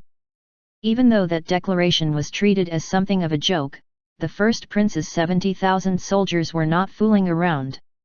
Within but 10 days, the Andanak kingdom lost up to 7 citadels situated near the border of the Andanak kingdom and the Red Lees kingdom, and the Fierce Gale Legion could only retreat one defeat after another from their heavy casualties and rely on the bastides owned by the landed nobles to resist the first prince's army. On the 32nd day of the 4th month that year, the Madras Duchy's Sea Mountain Legion incurred more than 5,000 casualties to take over the Zith castle that was defended by 2 regiments of the Royal Defence Guard of the Andanak kingdom, thus opening up the route from Siglar province towards the outside world once again. The Duke eventually received help from the second prince, the ruler of the Iblaya kingdom, and managed to retake Venade city. At that time, the Royal Defence Guard that had roughly 5,000 men retreated from the Zith castle back to Venade city right away after losing around 1,000 men during the siege. With the soldiers stationed within Venade city numbering more than 5,000 men and the enhanced fortifications of the city, the Second Highness believed that he would be able to resist the joint attack of the Sea Mountain Legion of Duke Madras and the Second Prince's forces. However, nobody would have been able to predict that just before the soldiers of the Second Prince and Duke Madras finished constructing their siege engines, the soldiers of the Andanak kingdom abandoned the moat of the city and headed for the highway towards the newly built citadel in the mountains. When Duke Madras and the second prince realized that Vanade's city was undefended, tension built up between the two forces as they scrambled to occupy the city. In the end, the Sea Mountain Legion took 2/3 of the city, with the remaining parts of it going to the Iblaya kingdom's troops. After that, the Madras Duchy and the Iblaya kingdom entered a period of dispute, completely ignoring the forces of the Andanak kingdom, which were at the citadel not far from Vanade's city, as they fought over control of the city. In the end, after some mediation between the two parties, Duke Madras and the second prince came to an agreement. After being paid a huge sum as compensation, the Iblaya kingdom's forces left the city, leaving behind the remaining ravaged territory that they occupied for Duke Madras's forces to take over. Immediately following that, Duke Madras and the second prince both led their forces towards the new citadel built by the Second Highness and were prepared to press on until they conquer the whole of the Yunj Chandler province. Under the leadership of Duke Madras, the soldiers launched 2 attacks against the citadel, after which the Second Highness wrote a personal letter to Duke Madras himself. In the letter, the Second Highness reminded the Duke that the second prince is constantly on the watch for an opportunity like a hungry wolf. The Second Highness said that if the Duke was hell-bent on resisting him, he would withdraw the forces of the Andanak kingdom and even give up Lichtana citadel. If that were to happen, by the time Duke Madras decides to bring the Sea Mountain Legion into the Yunj Chandler province, the second prince might just conquer the citadel on the mountain path, which he will use to seal off the Duke and his forces within Yunj Chandler province. After reading the letter, Duke Madras began to worry and understood why the Second Highness had constructed a new citadel merely a few kilometers away from Vanade's city. The Second Highness had intended to swallow up Yunj Chandler province and establish the new citadel in Vanade's city as the new border between the Andanak kingdom and the Madras Duchy. It was then when the Duke began to hesitate. Of the 3 provinces within the duchy, the Yunj Chandler province was easily the most impoverished and undeveloped one, with not much farmland available, as most of the province was covered by mountainous terrain and swampy forests. If he gave the whole province to the Andanak kingdom as remuneration, he believed that he would have given the Second Highness face and cause him to cease the hostilities happily. To Duke Madras, he could even shed a burden that did not benefit him much. The cost of stationing his soldiers to defend both borders of that province was also tremendously high, given that he would require the logistic and resource support from the other 2 provinces within the duchy. That was no small spending to the Duke. While the Duke would lose some face and pride by presenting the Andanak kingdom with the Yunj Chandler province, he would gain peace. To the duchy, the most important thing was the production of food within Delamak province as well as Vanade's city, which was the commercial center of the duchy. Even though he had completely recovered Vanade's city, a large part of the Delamak province was still under the control of the second prince. While there was little possibility that the second prince would actually forcefully take over the whole of Delamak province, Duke Madras didn't really trust the second prince given his understanding of the latter's personality. Additionally, every day some landed noble within the province would send messengers to the Duke to complain about the troublesome actions of the soldiers of the second prince. Given that the second prince didn't make any indication to stop despite the complaints, it was obvious that he didn't consider the Duke in any serious light. Duke Madras pondered on his decision while holding the letter of the Second Highness in his hand. If he were to rely on himself to take back the Yunj Chandler province, then the Second Highness would retreat from the new citadel on the mountain path to the Lichtana citadel. If that were to happen, then the second prince's forces would be able to conquer the citadel on the mountain path when the Duke's men besiege the Lichtana citadel, the result of which would spell the end of the Madras Duchy. That's why on the next day, Duke Madras requested an audience with the second prince, during which he requested the prince to help him recover Yunj Chandler province, with the reason that even though the second prince claimed to send his troops over to aid the Madras Duchy, they have never once actually went into combat with the forces of the Andanak kingdom and were merely following behind and providing superficial support. The second prince was not an idiot either, as he had come to help the Duke out because he merely wanted to glean as many benefits as he could. By helping out, he would no longer have to pay the debt he owed the duchy for the food he bought. He might also attend to gain the gratitude of the Duke along with some other rewards. Also, there was a chance that he would be able to take control of Delamoc province in the midst all the chaos.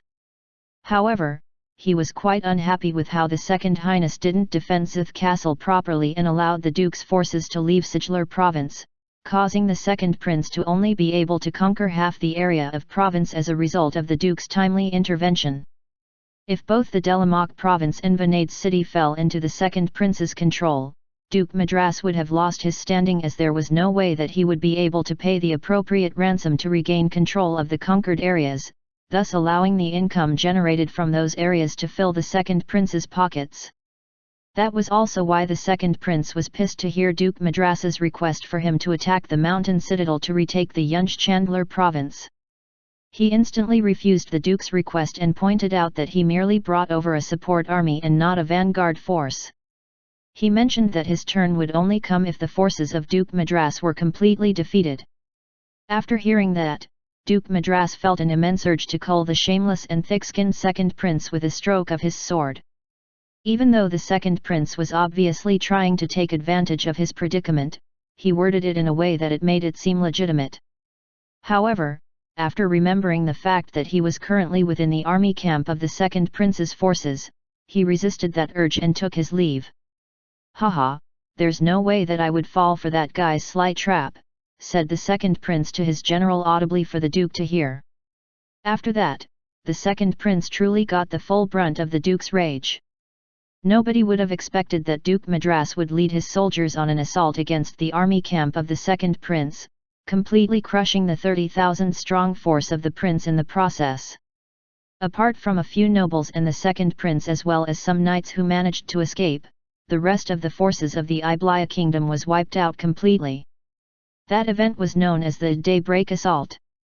On the 7th day of the 5th month during 7 in the morning, Duke Madras annihilated all 30,000 troops of the second prince that had been sent to reinforce his own. Fortunately, the second prince managed to escape under the protection of a few of his personal guards. This sudden incident flabbergasted everyone who was paying attention to the ongoing developments, as they didn't understand why the Duke had suddenly turned against the second prince.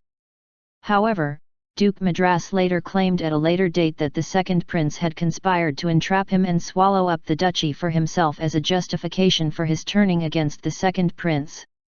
The second prince, who had escaped to the Delamoc province, fumed with rage. He had never suffered such heavy losses and humiliation before.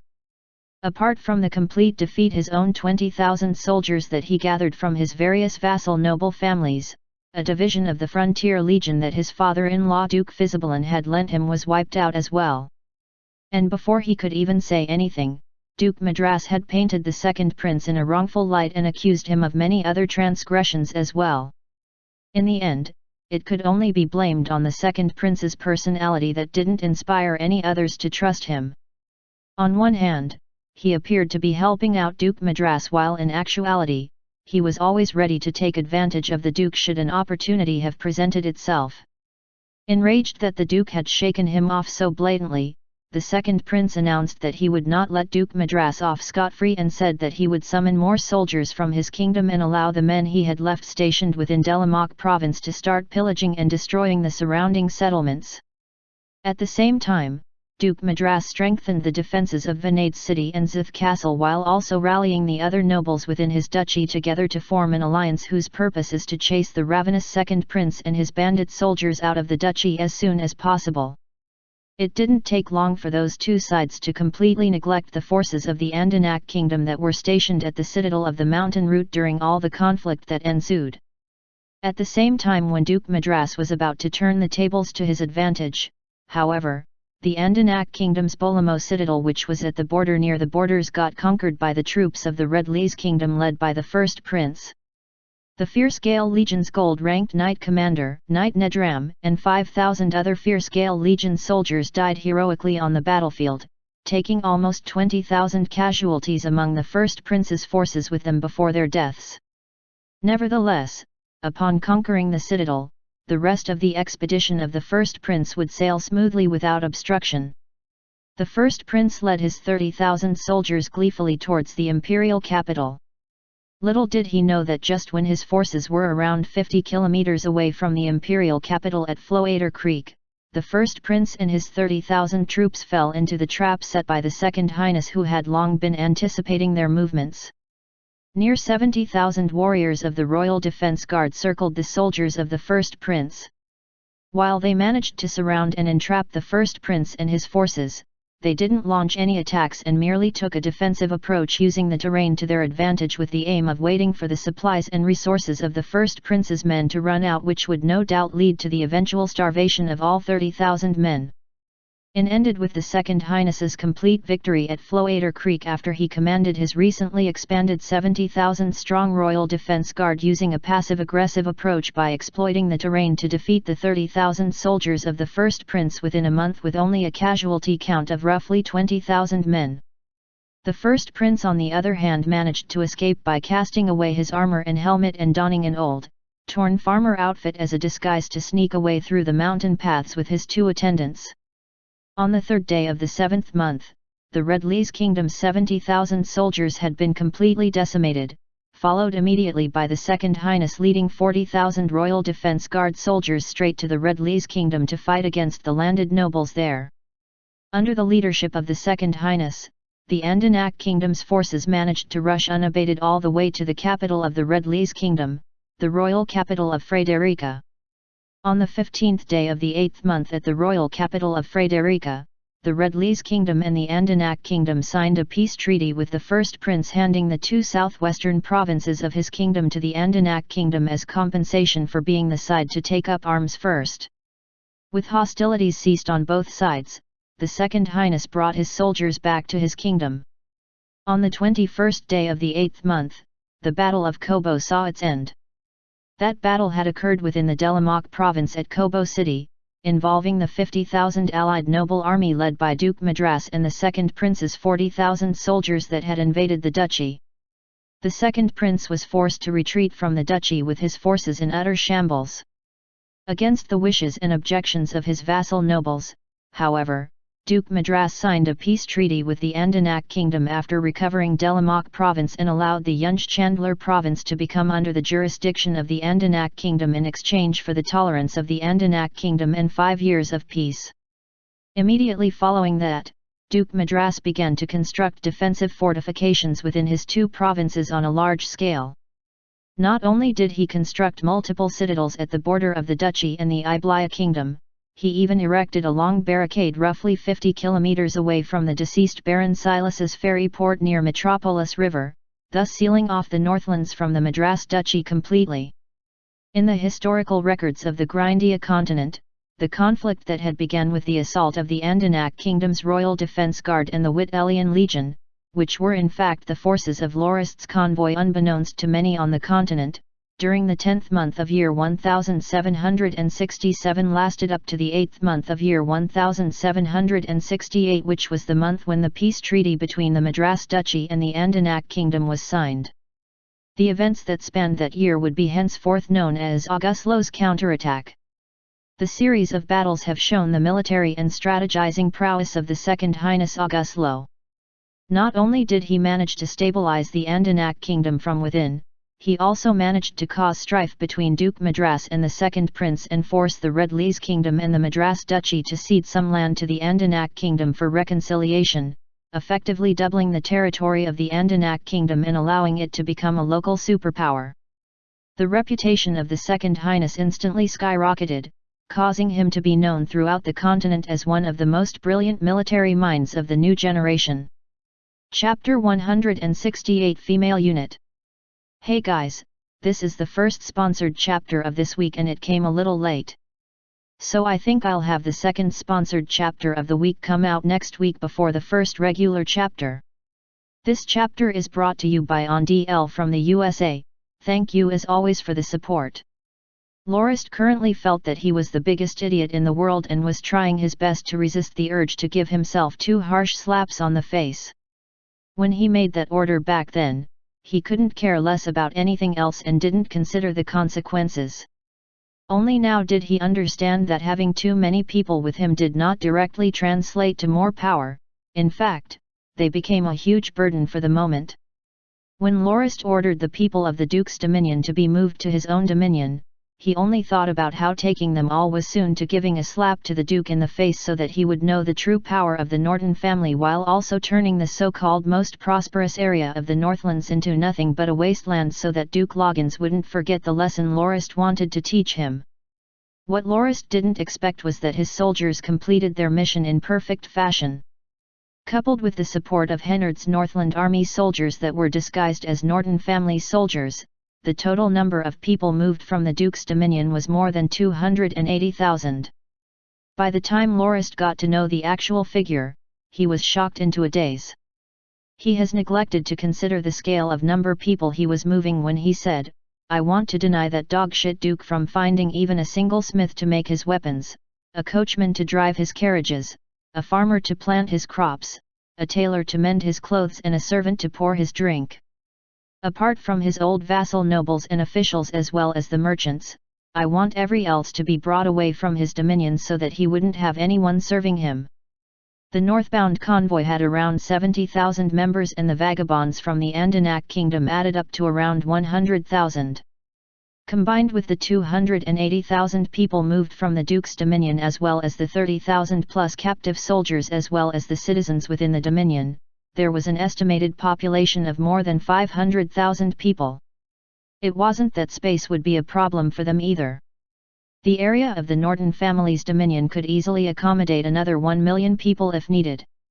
However, the problem was that most of the dominion were mostly rural wastelands which had not been developed much at all. It wasn't quite possible for the dominion to suddenly be able to support such a large population, and that was the root of Lorist's problems. Right now, what Lorist regretted was that he shouldn't have given up on occupying the Duke's dominion. Even if he occupied it, as long as he had sufficient military force on hand, who, if anyone at all, could challenge his rule? He only knew that he didn't consider these factors much back when he made the decision to take what he could and destroy what he couldn't bring with him, with a single-minded focus on returning to the family dominion. If he had known that this was the result earlier, he wouldn't have gone through all the trouble of moving everyone and everything to the dominion. Now that they're already on their way, I can't really have them travel back there, can I? Thought Lorist as he let out a long sigh. Charade reminded Lorist sternly, "Locke, we still have around 350 million kilograms of food that we got along the way from the various nobles because the harvest for the winter wheat was just over recently. Coupled with the food we already have, we have a total of 400 million kilograms of food. While that number seems huge, feeding more than 500,000 people each month will cost more or less 20 million kilograms of food. That's why right now we must arrange for some farmland reclamation to be done. Otherwise, we will run out of food within 20 months' time, which is to say that we don't have much time at all. We won't be able to accomplish that within this year, so we will have to focus on it next year. If we don't develop enough farmland to sustain us until the winter wheat harvest of the year after, then we really will have to starve. Do you have any ideas?" Lorist asked. Charade took out a map of the Norton family dominion and pointed at a spot for Lorist to see. From Firm Rock Castle to Maple Woods Bastide along the Blatt Edge mountain range is a huge piece of wasteland. It is enough for around 100 land development villages to be built, with each village housing up to 500 households, allowing us to settle down more than 200,000 self-sustaining farmers to decrease our burden. It's already going to be the 6th month soon, so we only have 1 month's time to measure the wasteland and decide on where the villages are to be built as well as arrange for the transport of the villagers there. After that, we have 3 months to build them some living quarters to develop the farmland there. If we can plant the winter wheat during the 11th month, we will be able to harvest them next year. These 200,000 farmers should be able to sustain themselves so that we don't have to bear the burden of feeding them. Then what about the other 300,000 plus people?" Lorist mused. "I've already checked on Firm Rock Castle and the Valley City in construction, and I believe that if we can find some right spots for 3 or 4 towns to be built, it'll be enough to accommodate all the people. The construction will only take 1 to 2 years, Charade said as he revealed his well-thought-out plan without hesitation. Lorist nodded and said, then I'll leave the construction of the reclamation villages and the development of the Dominion to you. Please try to come up with a proposal within a month and I will have it passed so that everyone can help you out with it immediately." At that moment, Shadekampf walked inside and said, "My lord. What's going on?" "My lord, Irina is pregnant and she's about to deliver." "What? Irina? Her pregnancy was discovered around the 10th month last year.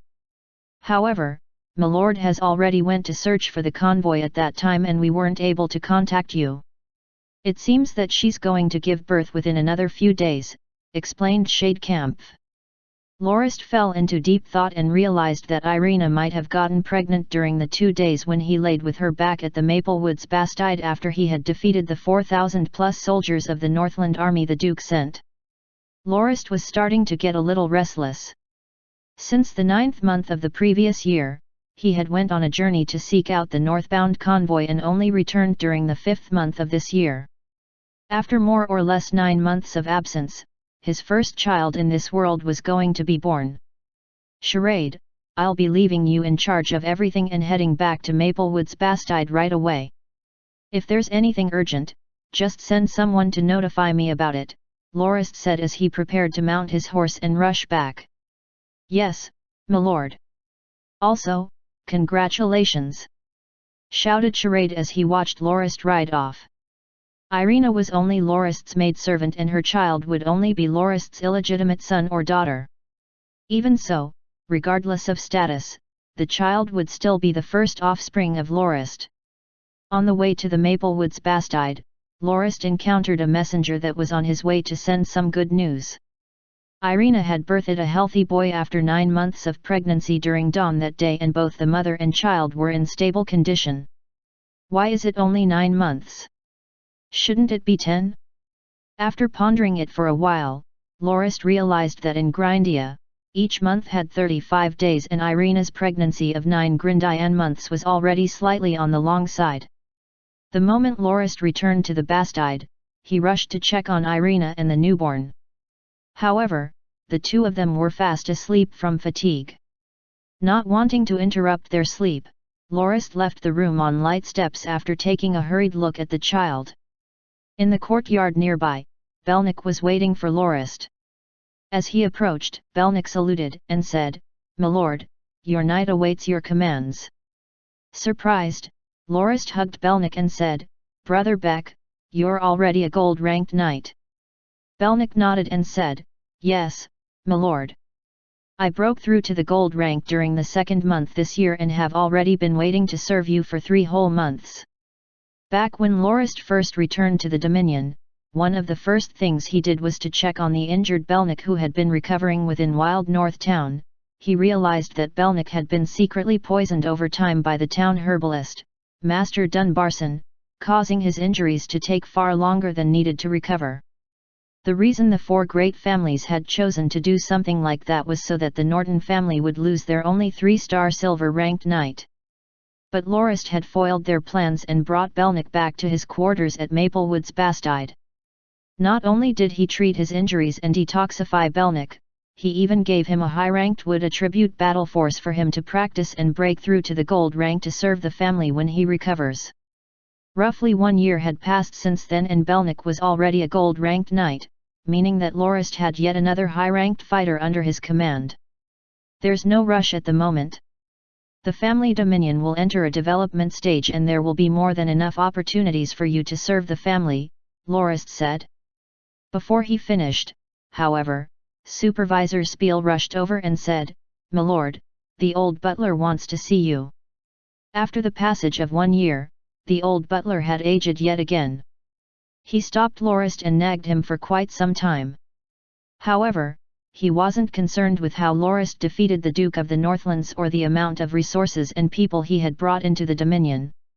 Instead, the old butler was worried about Lorist's marriage affairs as he urged Lorist to quickly get wedded to a lady of decent standing so that the Norton family could have a successor as soon as possible.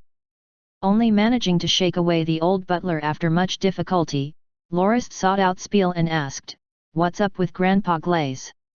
"My lord, after the first round of snowfall during winter last year, the old butler said that he wanted to visit the family's forbidden area and didn't allow me to follow him along. However, he didn't return even during the night, so we hurriedly sent someone to search for him only to find that he had slipped from the snow and his wheelchair ended up in a ditch nearby. The old butler himself on the other hand had passed out in the snow for quite some time, and when we brought him back indoors, he started having a bad fever. It was fortunate that Milord had left enough medicines and herbs behind that we used to treat the old butler. However, after recovering, the old butler's memory seemed to have deteriorated and he often recognizes people wrongly or forgets what he's doing all of a sudden, explained Spiel. Sigh, it can't be helped.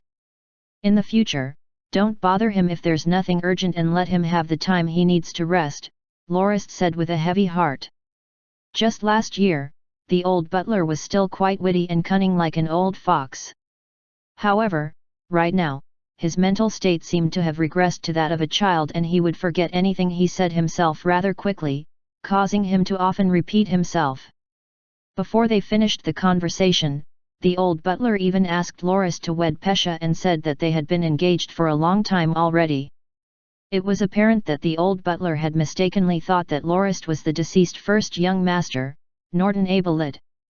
Troubled by what the old butler was saying, Loris tried to explain that he wasn't the first young master only to cause the old butler to be even more confused. In the end, Loris merely excused himself to stop the painful conversation. It's all because of that cursed family's forbidden area, Loris thought. If that stupid corpse cave didn't exist, the Grandpa Glaze wouldn't have visited it alone and fall into the snow like that. It was obvious to Loris that the old butler had suffered a stroke that was mentally crippling. Loris finally resolved himself to abolish the practice of sealing the bodies of the Norton family leaders in that cavern, as he wasn't willing to have his corpse placed there to rot after he died either. After leaving the old butler's residence, Knight Hennard showed up before Loris with bruised eyes and a swelling nose. Hey? Why are you here? Loris asked curiously. 3 days ago when Hennard went to Maplewood's Bastide to pick up his lovers excitedly, Loris thought that he would have left right after that. It truly surprised him when Hennard showed up before him looking so haggard and beaten. Locke, didn't you say that if they're willing to follow me back, I can take them with me? Hennard said angrily. Nodding, Loris said, I did. What happened? I've already met with them and it appeared that they've been suffering over here for quite some time, as they were almost too elated to see me. I've already asked them whether they were willing to go to the Cherry Blossom Ridge with me and they all agreed. However, your people didn't want to let them leave and even began to hit me. I gave it my all to resist the urge to retaliate out of my respect to you, hence my injuries, Knight Hennard complained. Who was it that didn't allow them to leave? Loris asked as his expression turned gloomy. He had explicitly ordered for the surviving women of Wild North Town to not be bothered and allowed to rest so that they could hopefully recover from their physical or mental wounds. After that, he would bring them to Firm Rock Castle so that they may find partners they like and form new families to start their lives over. Supervisor Spiel, tell me what's going on. Also, what did Knight Hennard mean by his lover's suffering? Did you not regard my instructions seriously? Tell me, who was it that caused them to suffer and even refused to let them go? Loris asked Spiel with a solemn expression. Me, my lord. It's not my fault. It's Mistress Pesha. Stammered the supervisor under Loris's angry threats. Pesha. Loris said, stunned. What did that woman do this time? Turning to Hennard, Loris asked, was it a red-haired woman that refused to let them follow you home? Yes, yes, said Hennard as he nodded furiously. That woman was extremely short-tempered. Even if she didn't like what I was saying, she shouldn't have lashed out at me just like that. While I'm a gold-ranked knight, I would never allow myself to hit a woman. Additionally, there were other women who joined her in beating me, so I could only leave as fast as I could. Loris wanted to laugh after hearing about Hennard's hardships. I bet it must have been your frivolous mouth. Haha, you deserve it. At the same time, Lorist was relieved that the men within the Bastide weren't giving the women any trouble. "Tell me, Supervisor Spiel, what did Pesha do to cause those women to suffer?" Lorist asked in a cold voice. "Milord, it's like this. Even though Mistress Pesha is a silver-ranked knight, she's never given any assignments and she isn't associated with the garrison force of the family as well. After the women arrived at the Bastide, Mistress Pesha managed to get permission from the old butler to be in charge of taking care of them. She then had some basic battle force technique diagrams copied and sent to the women and told them to not forget how badly they were treated and encouraged them to start training in battle force to become independent and be able to stand up for themselves should they experience the same hardships in the future." Spiel explained. Lorist and Hennard listened with much wonder. During the past half-year, more than 100 women managed to awaken their battle force and Mistress Pesha grouped them together to form a female-only garrison force unit and had them train with blades and pikes all day long. There was even once when the mistress wanted to train the courage of his force members by forcing them to kill some livestock at the compound over there, causing some of the animals to go wild and run all over the Bastide. Some of the family's garrison force soldiers even had to put the poor animals out of their misery. Even though the old butler is a little dazed after recovering from his sickness, he agreed with pretty much anything Mistress Pesha wanted. "And given that Milord wasn't here, we didn't think that it would be in our place to tell the mistress off. Right now, the women who have awakened their battle force are getting more and more furious and some men were even pummeled to the brink of death for simply teasing and flirting with them. Knight Pajik even went to see Mistress Pesha for that incident only to be beaten all the way back, so right now, none of us dares to mess with the women anymore. As for the suffering you mentioned, I believe that it's because Mistress Pesha forced the women to train in battle force and help out with the farming and livestock raising. Some of the women who were born in families of higher social standings naturally couldn't bear to work in the field all day." Spiel theorized. "That's exactly it. My beauties all complained to me that their work was really tiring and that they even had to wash clothes and cook during the winter, causing blisters to form on their hands. I was so pained by their hardships and wanted them to follow me back, only to have the red-haired woman with her other fanatic followers come to stop me. They even started hitting me when all I did was try to communicate with them," Hennard said furiously. "Sigh, let me bring you there to fetch your beauties," Lorist said as he laughed bitterly. It seemed that he had to settle the issue personally. People are all unique and different. For every type of grain there would be 100 more types of people. Lorist thought that this saying from his past life made a lot of sense. Not every person would be able to handle the pains of training oneself just because they have experienced some hardships. For instance, the lovers of Hennard had all been brought up in relative comfort and they had never needed to work hard for their own livelihoods.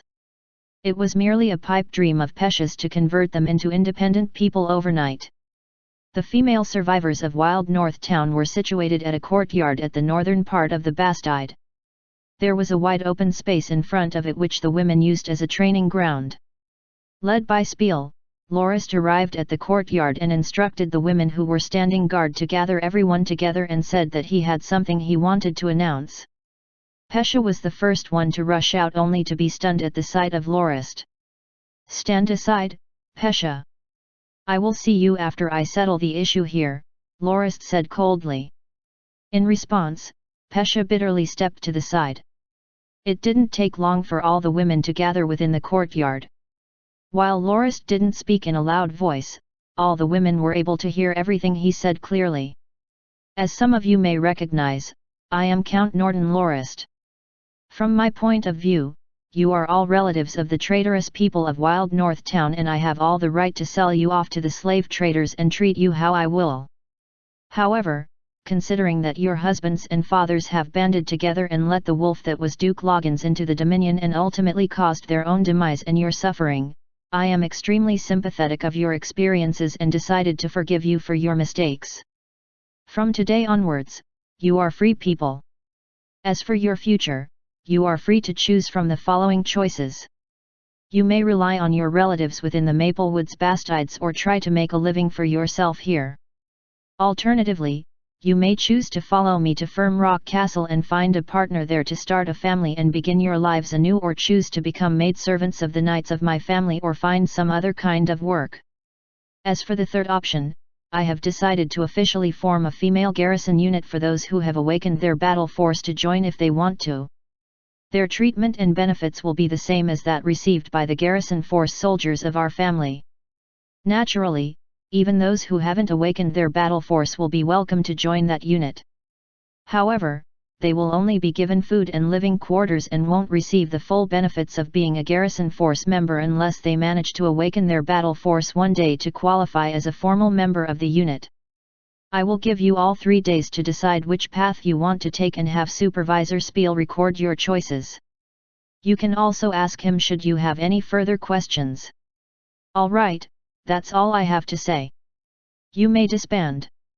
Hennard, you can bring your lovers with you now. Spiel, don't forget to ask the women if they are willing to follow Hennard back. If they are not, then forget it, Lorist said. After Hennard left with Spiel, Lorist turned to Pesha and said, I will also give you 2 choices. You can choose to be the leader of the female unit. However, I will take charge of raising and caring for my elder brother's illegitimate son. Alternatively, you can raise the son however you see fit and not interfere with the matters of the family. Why can't I lead the unit and raise him at the same time? Pesha asked, dissatisfied. Shaking his head, Lorist said, given your personality, you're not a real good fit to be a mother. You also haven't given birth before, so you wouldn't understand the pains of bearing a child and wouldn't be able to truly give the child the motherly love and care he deserves. What I'm saying is, either you become a great general or a caring mother. You're free to pick either choice. I can find him a caretaker. Pesha said. Sighing, Lorist said, I understand your choice. The female unit will be left in your charge from now on, and I will have the regulations and other documents sent to you in a few days. I will bring the child with me tonight, and you will have to get my permission if you wish to see him in the future. If you cause any more trouble, I will even revoke your status as a family knight, so think well before you act. That's all. Chapter 169 Felicitas Settlement. And here's the second sponsored chapter of last week courtesy of Fraser T from the UK. The flickering candlelight illuminated Lorist's furrowed brow. Before him stood Belnik, Pajik, and a voluptuous young woman who held a 2-year-old boy in her bosom. The child had just awoken and was looking around with his 2 wide, round eyes. That woman and child was in fact Pajik's wife and son. The couple were also quite curious about the reason they had been summoned by Lorist to have dinner together along with their child. Not only was Belnik there, in front of them stood also Molosink, Idlewoke, and Wellickson, all of whom were Lorist's half-brothers and the illegitimate sons of his late father. The door to the hall opened and 4 middle-aged maidservants brought 4 adolescent boys and girls into the room. At that moment, the curiosity of Pajik and his wife were roused as they recognized the 4 children. All 4 of them were in fact the illegitimate children of the late Baron Norton, like Molosink, Idlewoke, and Wellickson. In other words, all of them were the half-siblings of Lorist. After a few moments, the door to the hall opened again, and this time, the ones who came in were Supervisor Spiel and Reedy. In Reedy's arms was a 6-year-old child, and behind him was Pesha. Wonderful, everyone is here, Lorist said, before he waved to Reedy and instructed, carry the child over here. Not intimidated at all, the child questioned, who are you? Lorist laughed out loud and kissed the boy's cheeks before he said, I'm your uncle, and you better remember that. Now, tell your uncle your name and age. The child thought before he said, I am Helios and I'm 5½ this year. Good boy, Lorist said as he stroked the boy's face. Raising his head, he looked at Pajik and his wife, who was clasping her mouth with surprise, and said, Pajik, madam, can you please come over here? Lorist placed Helios on the ground and stood up before he bowed to Pajik's wife and said, I apologize, madam, for your painful experiences. Today, I shall return your child to you. Pajik's wife passed the child in her arms to Pajik before hugging Helios tightly and saying, "Child! Oh, my child!" Pajik on the other hand hugged his own son as he stared at the situation with confusion.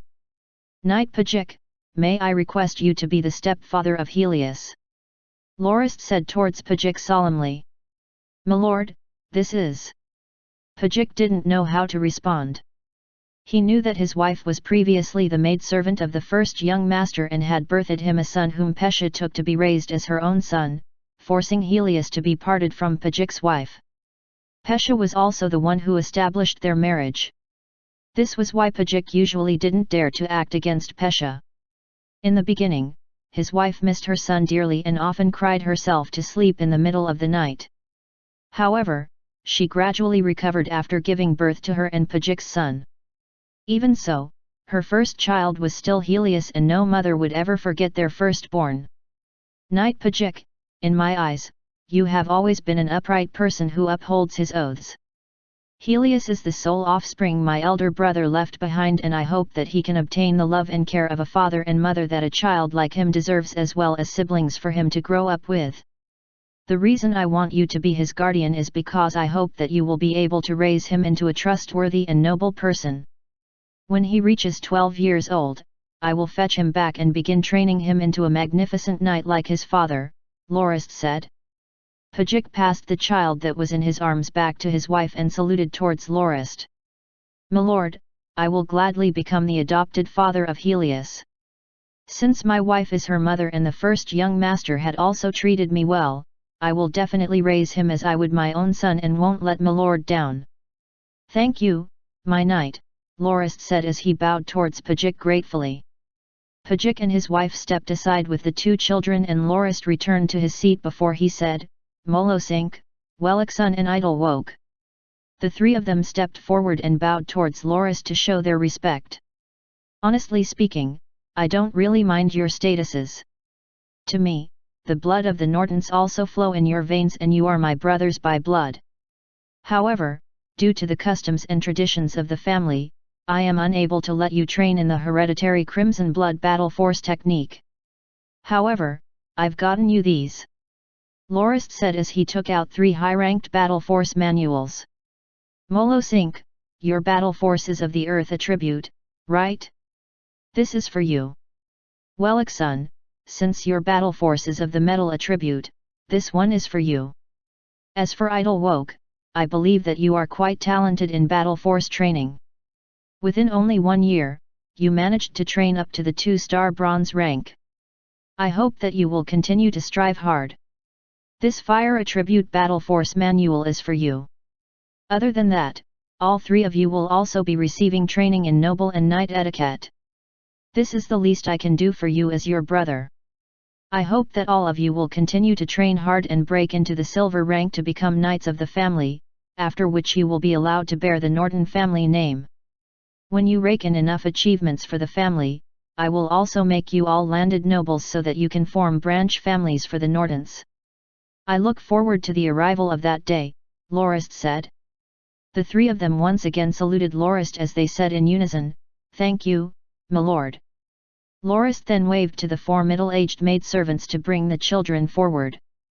He said to the maidservants, "You all used to be the personal maidservants of my father and have graced me with 4 other siblings. Since you've been taking care of my siblings rather well even after you have formed your own families, I will allow them to continue staying with you so that they may experience the joy of being raised in a normal family. However, when they reach the age of 12, they must begin receiving training for noble etiquette and knighthood.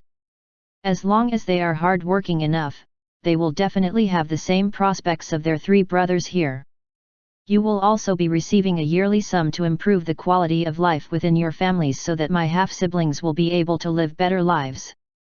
The 4 maidservants paid their respects and said, "Thank you, my lord."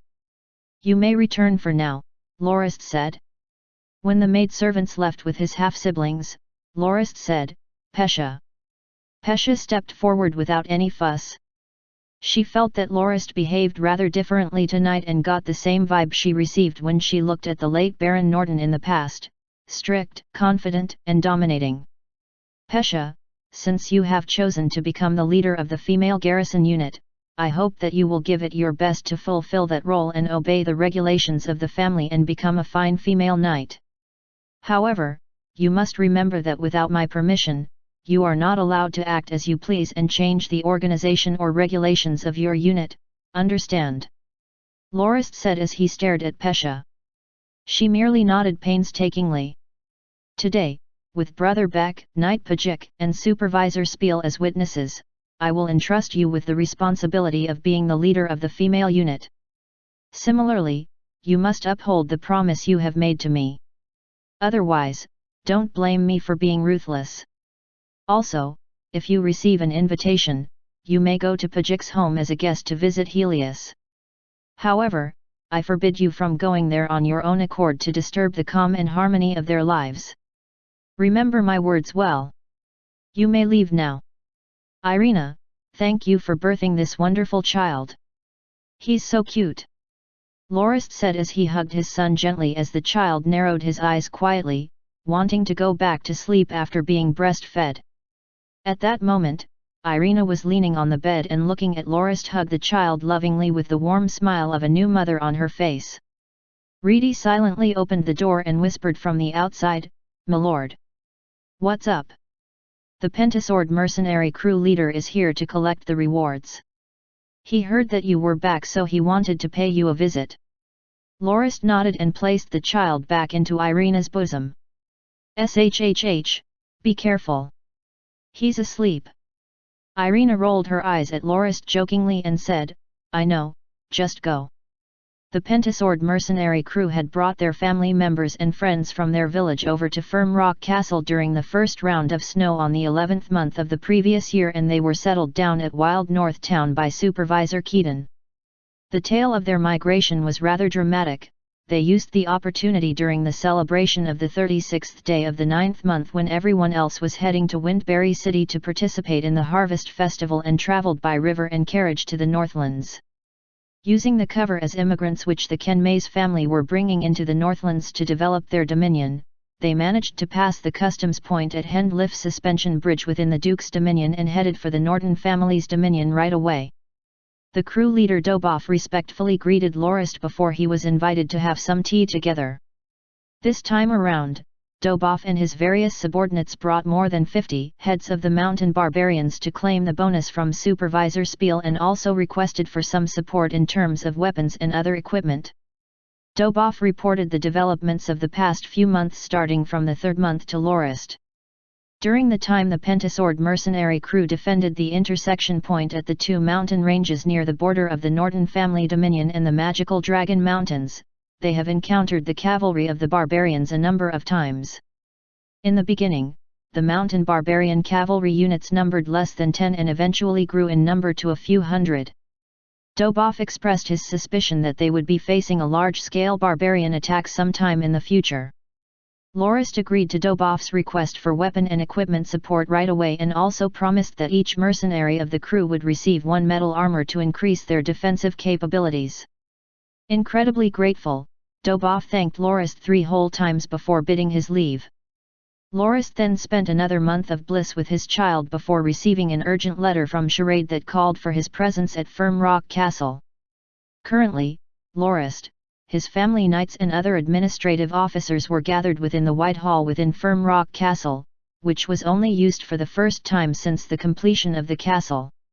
Even Belnick, Pajik, Supervisor Spiel, and Pesha, who were usually stationed at Maplewood's Bastide, came over to the castle to attend the meeting. This time around, Pesha was finally able to come to terms with the true might of Lorist, causing her to develop a sense of respect and fear towards him.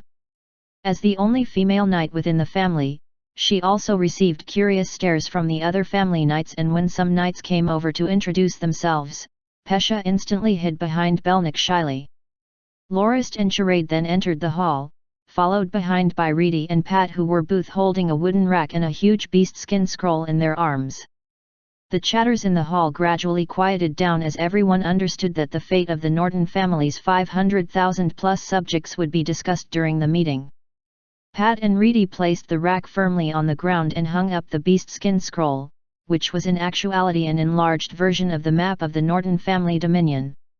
After Charade saluted Lorist, he proceeded to tell everyone within the hall about the problems the family was facing that had to be solved as soon as possible. Holding a wooden stick, he started pointing it towards the map. This plan involves the area from the Valley City all the way to Wild North Town. The family is in favor of developing these wastelands into the main food-producing area of the Dominion. As everyone may have noticed, the wasteland is divided into 7 sectors which are painted in different colors. Within each sector, one town will be constructed and each town will be surrounded by around 10 villages, with each town housing roughly 1,000 to 1,500 households and each village housing from 300 to 500 households. This way, the 7 sectors can hold up to 500,000 people and roughly 12,000 square kilometers of farmland will be cultivated. This map was brought to you by the painstaking month-long effort of the Light Cavalry Scout Regiment and the sacrifice of tens of family soldiers. Right now, on these lands are huge groups of magical beasts which have crossed over from the magical Dragon Mountains into the family dominion last winter that haven't yet returned to their habitat. If we are to develop these lands, we will first have to deal with these magical beasts. We plan to use 3 years to develop this wasteland so that we may be able to establish a haven for our loved ones, unaffected by the perils of war going on outside. This year, our plan is to first clear out the magical beasts within the Dominion and settle the folk down into the 7 sectors to start sowing the seeds for the winter wheat, as well as construct temporary living quarters and build roads and other infrastructure. We will also be readying the supplies the folk will be needing to survive the winter, and all the preparations must be finished before winter comes in the 11th month. Next year, we will widen the roads and improve the transportation infrastructure, as well as launch a large-scale irrigation project for the farmlands and distribute farmland to the folk. Each household will receive up to 30,000 square meters of land, and we will also provide farming tools and 1 horse for each household.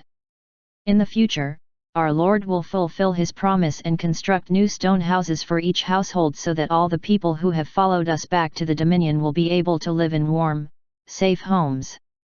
The 3 years of development is estimated to cost millions of gold fords. After distributing the farmland, our Lord also promises to give a discounted tax rate for 3 years. During the first year, the commoners will only have to pay 10% of their harvest. During the second year, they have to pay 20%, and during the third year, 30%. After that, the tax rate will stay at 40%, and that is the highest it will go. As for the family members of our soldiers, they will even get a discount of 10% in their taxes. We believe that after 3 years, we will be able to convert this wasteland into an earthly paradise for all. Charade then turned to Lorist and said, "My lord, you should name this piece of wasteland." "All right," Lorist said as he stood up.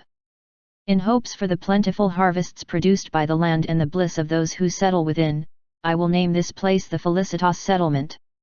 I'm sure all of you have heard Knight Charade's description of the plan. It's already the 7th month now, and there's only 4 months remaining before the 11th month, so we don't have much time. I hope all of you will cooperate and give this effort your all, said Lorist as he made a knight salute towards the rest. Everyone within the hall stood up and said in unison, "My lord, we pledge to give nothing but our best efforts." Knight Jusk. "My lord, I am awaiting your instructions," Jusk said as he stepped forward. "Where is my fierce tiger knight?" "My lord, your fierce tiger knight awaits your orders," exclaimed Lode Wales passionately as he stood beside Jusk. "Where's my knight brigade?" Turman stepped forward and said, "My lord, your knight brigade will always serve as your sword loyally." "Where are my eyes and ears, Knight Yuri?" "My lord, the direction in which you point will be where we head," Yuri said as he stood up. "Good. The mounted archers, knight brigade, and light cavalry scouts. I order you all to clean up the magical beasts that are still roaming the wasteland before the coming of the 9th month." "Yes, my lord." "Knight Waxima." "Yes, my lord," Waxima said as he stepped forward. "Your heavy armored cavalry company will be fused with Loza's heavy armored cavalry unit, with you becoming his second in command. You shall join him in this mission as well." Yes, my lord. Lorist then looked at the rest within the hall and said, Knight Potter Fong's heavy armoured infantry unit will be in charge of policing the immigrant camp. Ovidis's guard company will be stationed at Firm Rock Castle as usual, and Pajik's guard company shall defend Maplewood's Bastide and reinforce the 2 army bases of the Pentasword mercenary crew should they need any help. Freyar's 3 garrison legions will escort the immigrants to their settlements, and each village shall be defended by a company of troops, with each town also being defended by a regiment. Els, you shall bring your guards to oversee the captive labourers who will be constructing the roads. The rest of the units will be managed by Knight Charade. Yes, my lord. Knight Malak, please step forward, Lorist said. My lord, Malak said as he stepped in front of Lorist. Knight Malak, as your Dominion Lord, I order you to take a break from your duties until you break through to the gold rank, Lorist said with a smile. But my lord, the family will be quite busy and I have to work my share as well. No. You have already been held back far too long during the journey with the northbound convoy. I have already ordered Knight Belnick to replace you as the second in command of Knight Freyar and take over your garrison legion. You shouldn't worry too much and go on your vacation. It won't be late for you to contribute when you reach the gold rank. Not only is this my personal request to you, it's also an instruction by me as your Dominion Lord, so there is no room for negotiation. So be it. Thank you, my lord, said Malak as his ever-stoic face revealed a touched expression while he made a knight salute to Lorist. Chapter 170 written with matters. Hi guys, finally managed to get this long chapter out. The chapter title perfectly describes my schedule right now. This is the first regular chapter of the week. I need a short breather to catch up on my studies, so there might be only one sponsored this week, making 3 in total. However, I assure you readers that after my tests, which should be around mid-May to early June, I'll get back to 6 chapters a week as usual, promise. Happy reading! Charade was laid down on the bed, and according to the herbalist Lundmord, he had collapsed from overworking for a few nights straight. Even though Charade had battle force of the 3-star silver rank, he still couldn't take that kind of fatigue and had to rest for 3 days before he would be able to recover. Lorist was incredibly regretful, especially when he witnessed the sight of Molly Zay carrying Charade's son, Charade Libert, as she stared at her husband worryingly. He realized that he had put too heavy a burden on Charade to the point that he did not have enough time to be with his own wife and child. Molly Zay's pregnancy had been discovered during the 6th month of the previous year, and Charade was ecstatic when he was notified of it. When the convoy was going through the Andanak kingdom just before it reached the imperial capital, he had Potter Fang, Terman, Yuri and the other Dawn Academy students bring Molly Zay and her grandfather, Englich, to the war god's shrine, and he got officially married to Molly Zay with the blessings of a priest there. During the snowy night of the 8th day of the 2nd month at Kobo City, Molly Zay delivered a healthy son for Charade. Lorist recalled that moment when he suggested for Charade's son to be named Snobby with a devious smile on his face.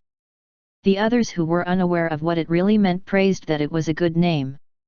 However, even though Charade didn't understand the word either, he rejected that name right away, as he understood that Lorist was never up to any good when he revealed a smile like that, much to Lorist's dismay. At that moment, Charade was still worrying about the management of manpower and resources for the wasteland development, even though he was bedridden. Lorist patted on his hand and asked him not to worry about the other matters and rest well, and told him that he would take over the work so that Charade could have a month of vacation to rest and accompany his family. While Lorist did promise to take over the work, it was easier said than done. Only after he started did he realize the true complexity of the work handled by Charade. He had to deal with tons of reports, even to the most trivial ones, and had to come up with a solution for every one of them. Busy to the point of exploding, Lorist could only catch a breath of rest after burning the midnight oil for 3 whole days. No. Charade's breakdown is my own fault. He's basically a living Zhujiang who can handle all matters, big and small. While he had no choice but to be in charge during the convoy's journey, I can't let him continue without rest anymore. Lorist understood Charade's frustration.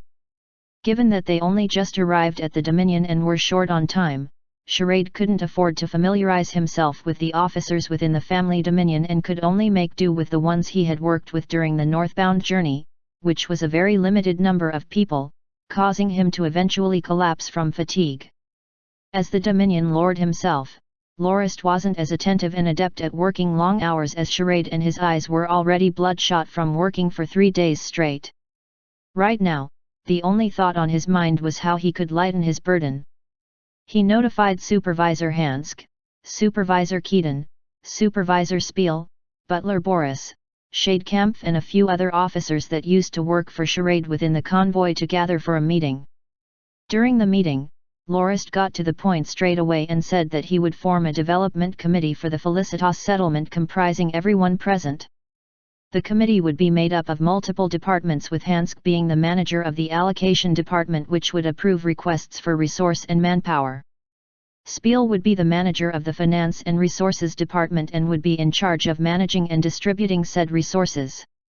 Keaton would take the role as the human resource department's manager, and everyone within the development villages would fall under his jurisdiction. Additionally, he was also tasked with setting up a comprehensive registry for the citizens of the settlement. Butler Boris, on the other hand, would take charge of the main development projects of the 7 sectors and manage where the manpower and resource be distributed and the various farmland development tasks. In other words, he was the main lead of the project. Shadekampf would represent Lorist in checking on the 3 supervisors and the development of the 7 sectors. Additionally, he had complete authority regarding the handing out of punishment for any transgressions in regulations.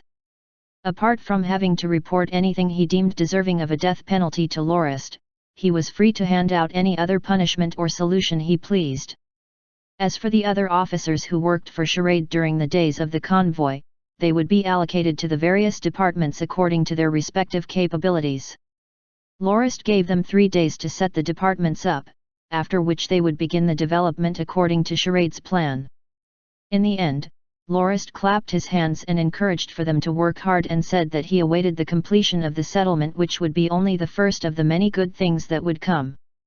He told them that the settlement would be divided into 7 administrative districts according to the 7 sectors, and that the district chief would be recommended by the managers of the various departments before being appointed officially by Lorist.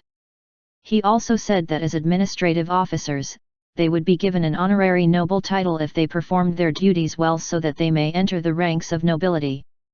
Also, there would be a yearly bonus which would be given according to what Lorist thought about their work performance. Faced with the encouragement Lorist had just given, every officer present felt incredibly excited.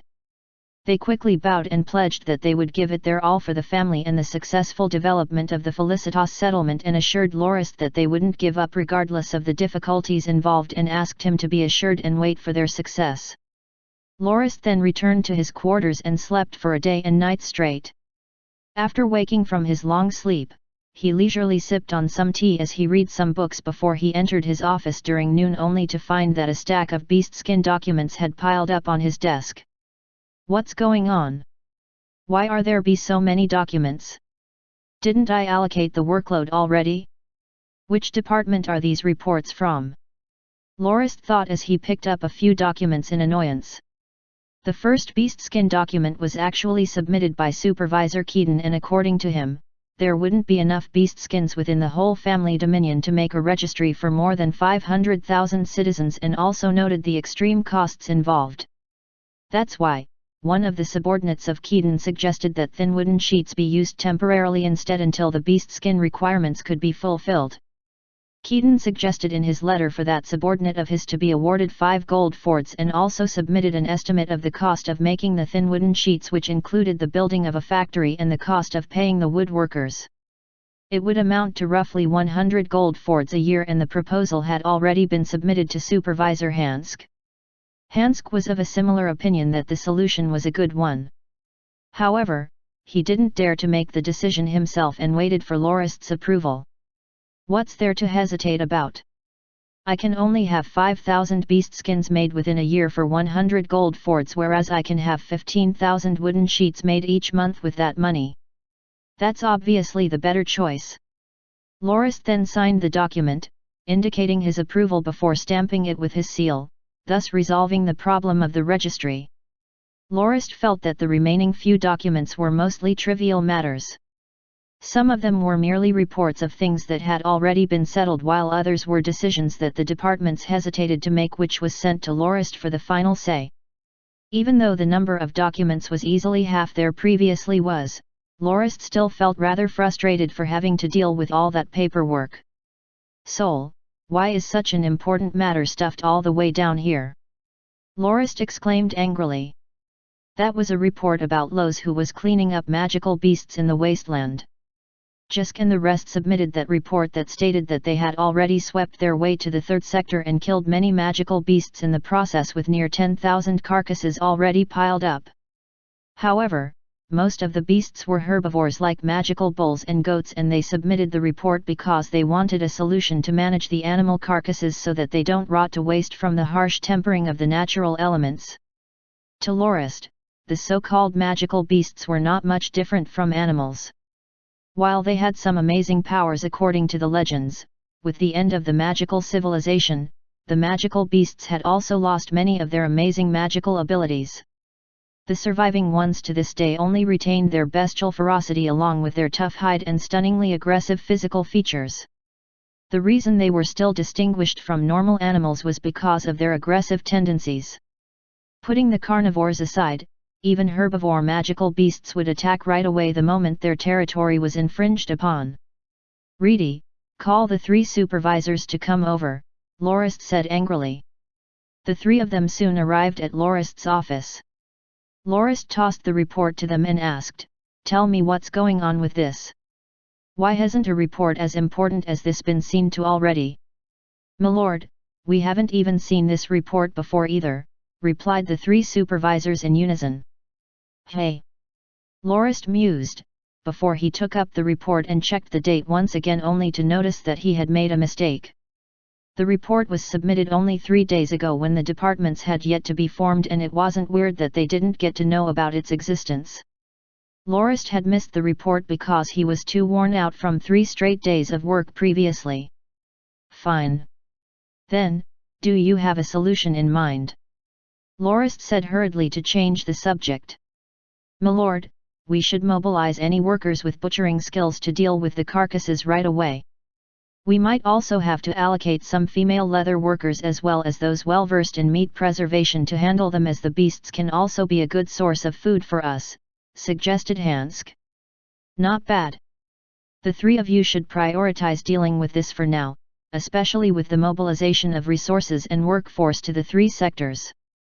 Have Shadekampf guide you along with this process," Lorist said as he nodded.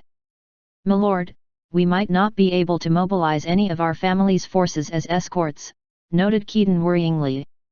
"There should be no problem. The 3 sectors have already been mostly cleared up and there shouldn't be any magical beasts left," Spiel said. "What if there's 1 or 2 that managed to escape? These workers don't have the ability nor courage to face off against those beasts. If we really did encounter any, chaos would break out." "All right. Send my orders to Pesha for her to lead the female garrison unit to escort these people to the 3rd sector. Right now, only her female garrison unit is not occupied with anything else. Additionally, she is already at the 2-star silver rank, so she shouldn't have any problem handling those magical beasts. After settling this matter of the 3 sectors, there are 4 more that still have lots of magical beasts roaming around that must be dealt with," Lorist said. "Yes, milord." During the next morning, just a while after Lorist entered his office and looked at a few documents, Potter Fang entered the room. "Milord," said Potter Fang as he made a knight salute. "Oh, Pog. How's the transport of the resources going at your side?" Lorist asked as he raised his head cheerfully. Lorist was actually referring to the various goods left at the transit point at Count Spensate's dominion. The important resources and immigrants had already long been moved into the family dominion through Firm Rock Castle. While they were of lesser importance relative to the things that had been moved first, the value of those goods were not to be underestimated. For example, among the furniture plundered from the Duke's manor was a huge bed which was enough for 6 people to sleep in, that was crafted intricately by an experienced artisan. It was left behind to be transported last because it wasn't convenient to ship it first. "Milord, it should be done in another month or so. Currently, only 2 companies numbering around 1,000 men and near 1,000 carriages are left there. At the rate of 1 shipment per 2 days, we would still require tens of more shipments to ship everything over," Potter Fang replied. It was currently the 26th day of the 7th month, and Potter Fang had stated that the transportation of the items would only be complete by the end of the 8th month. Potter Fang's forces were also stretched rather thin as well. Currently, most of his available men from the heavy armored infantry unit were stationed at the immigrant camp near Firm Rock Castle to maintain order there. Even though near 100,000 of his men had been sent to develop the wasteland, the 400,000 plus immigrants placed an immense burden on the 10,000 or less men Potter Fang had left. "Is there anything you need since you came all the way here?" Lorist asked. "Oh, it's not that, milord. The transportation of the goods and the immigrant camp is posing no problem. I just wanted to know how we should deal with the nobles and knights that we have captured during the last battle," Potter Fang said as he placed a huge stack of documents on Lorist's desk. "Gosh! Yet another huge pile of documents," Lorist complained, before he flipped the first page open only to see a familiar name on top of it, Count Spenzide. "Oh, Pog, did you find out what this old fellow's problem was? Why did he suddenly choose to antagonize our family? Did you interrogate him yet?" Lorist asked. "I've already asked him. Milord, this old count said that he had answered the call to arms of the Duke for justice and to defend the honor of nobles. That was also the reason he was the first to lead the charge towards Firm Rock Castle. After incurring 400 casualties with only a company of men, he became akin to a toothless tiger and got oppressed by the other nobles to a point that he returned to his own dominion after being unable to stand the disgraceful treatment he was receiving. In the end, he fell straight into our hands," Potter Fang replied. "For justice and the honor of nobles." "Bullshit!" Lorist exclaimed. Potter Fang laughed and said, "In the end, his subordinate revealed the truth."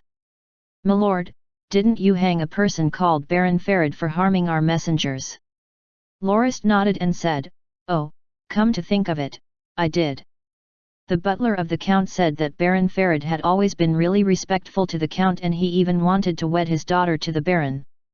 However, the Baron was hanged by you, milord.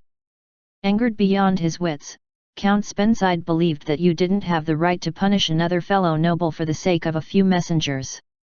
Had it not been for the troops you brought with you at that time, the old Count would have launched his assault on you long ago. That's why he was the first to heed Duke Loggins's call and ended up losing his forces at Firm Rock Castle. Milord, how should we deal with this Count? We've already imprisoned him for 2 whole months, and given how busy we all are, no one else can really afford to spend any time on him. Now that the transportation of the goods is almost done, it's about time you made a decision," Potter Fang said. "How many people are there among the nobles we have in captivity?" Lorist asked as he ran his finger through the stack of beast-skin documents like they were poker cards. "There are 16 nobles and 123 knights in total. Where are the family members of Count Spenzide currently?" "They're imprisoned together with him. The old Count has 2 wives, 1 daughter and 1 son. His 25-year-old daughter is a widow and his 14-year-old son was birthed by his second wife. He also had a family knight who perished during the charge towards Firm Rock Castle," explained Potter Fang in great detail. "How are you so familiar with his situation?" Lorist asked curiously. Potter Fang blushed and said, "That daughter of his is really thoughtful and she tries her best to take care of her father and younger brother even though she's a prisoner just like them. I've seen her myself when I went over there." "Oh," Lorist said with realization as a smile surfaced on his face. Stretching his hand out to the bell rope beside him, Lorist called for Reedy to come in. "Reedy, get Supervisor Keaton to come over here. I have something I want him to do." Keaton quickly appeared before Lorist after being summoned. Supervisor Keaton, I'll leave this matter to you, Lorist said as he handed a stack of beastskin documents to him.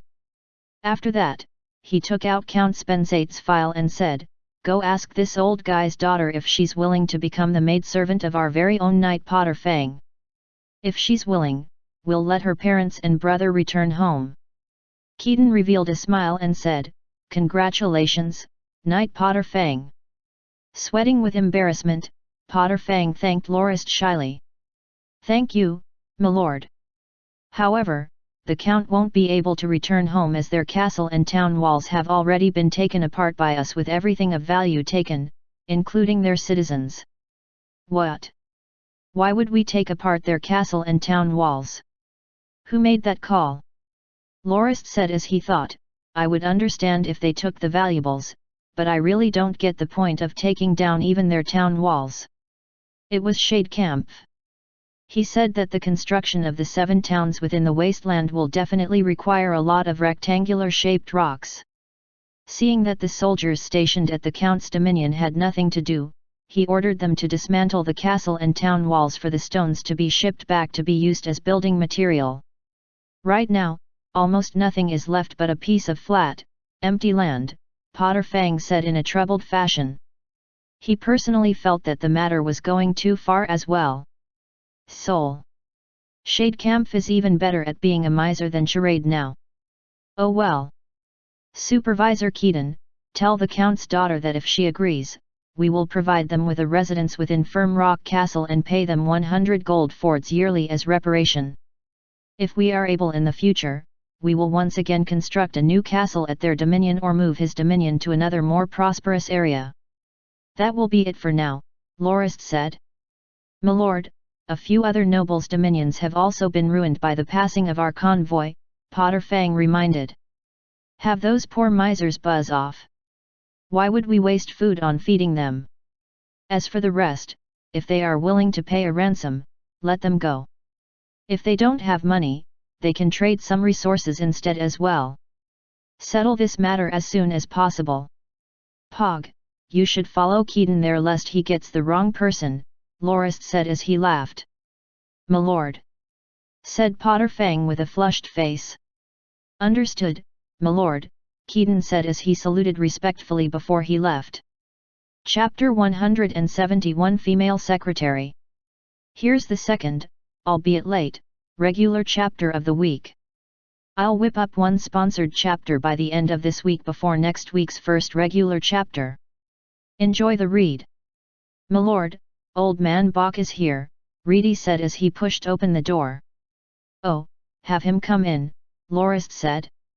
Currently, he was busy organizing the various documents on his table. Old Man Bok entered with a beastskin scroll clasped by his side. My lord, good morning, he said as he saluted to Lorist. Drop the formalities, Lorist said as he waved his hand. Old Man Bok, did you bring the things I asked for? They're all here, Bok said as he rolled the scroll open and laid it on the table. It was a detailed map of the area around Morgan Hills. I rushed over the moment I received your order. My lord, we started the first stages of surveying the area around Morgan Hills. Under the guidance of Grandmaster Sid, we discovered a silver deposit, a tin deposit, a clay pit, a limestone quarry and 3 granite deposits. This year, the production of copper within the Dominion have already recovered to its previous amount and we have started to begin early work on silver mining. So far, around 60 kilograms of silver is mined every month, reported Bok. You did well, Lorist praised. Oh, and what is Grandmaster Sid up to now? My lord, Grandmaster Sid is currently researching the equipment of the Whitellian Legion like crazy. It's a shame we didn't discover any iron deposits near Morgan Hills. That is what the family lacks the most right now, Bok said.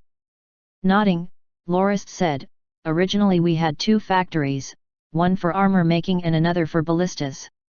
However, I've already ordered them to stop all manufacturing, mainly because we don't lack any good equipment ever since the return of the convoy and the rest of the iron we have left are to be made into farming tools. We will expand our farmland greatly next year, so we will need a lot of those tools.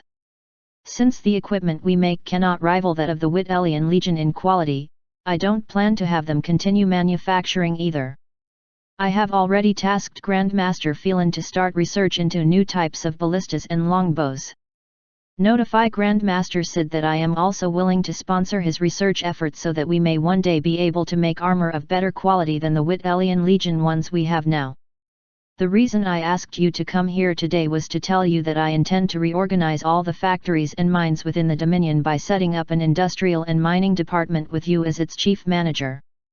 You will be in charge of everything pertaining to mining as well as starting new factories within the Dominion.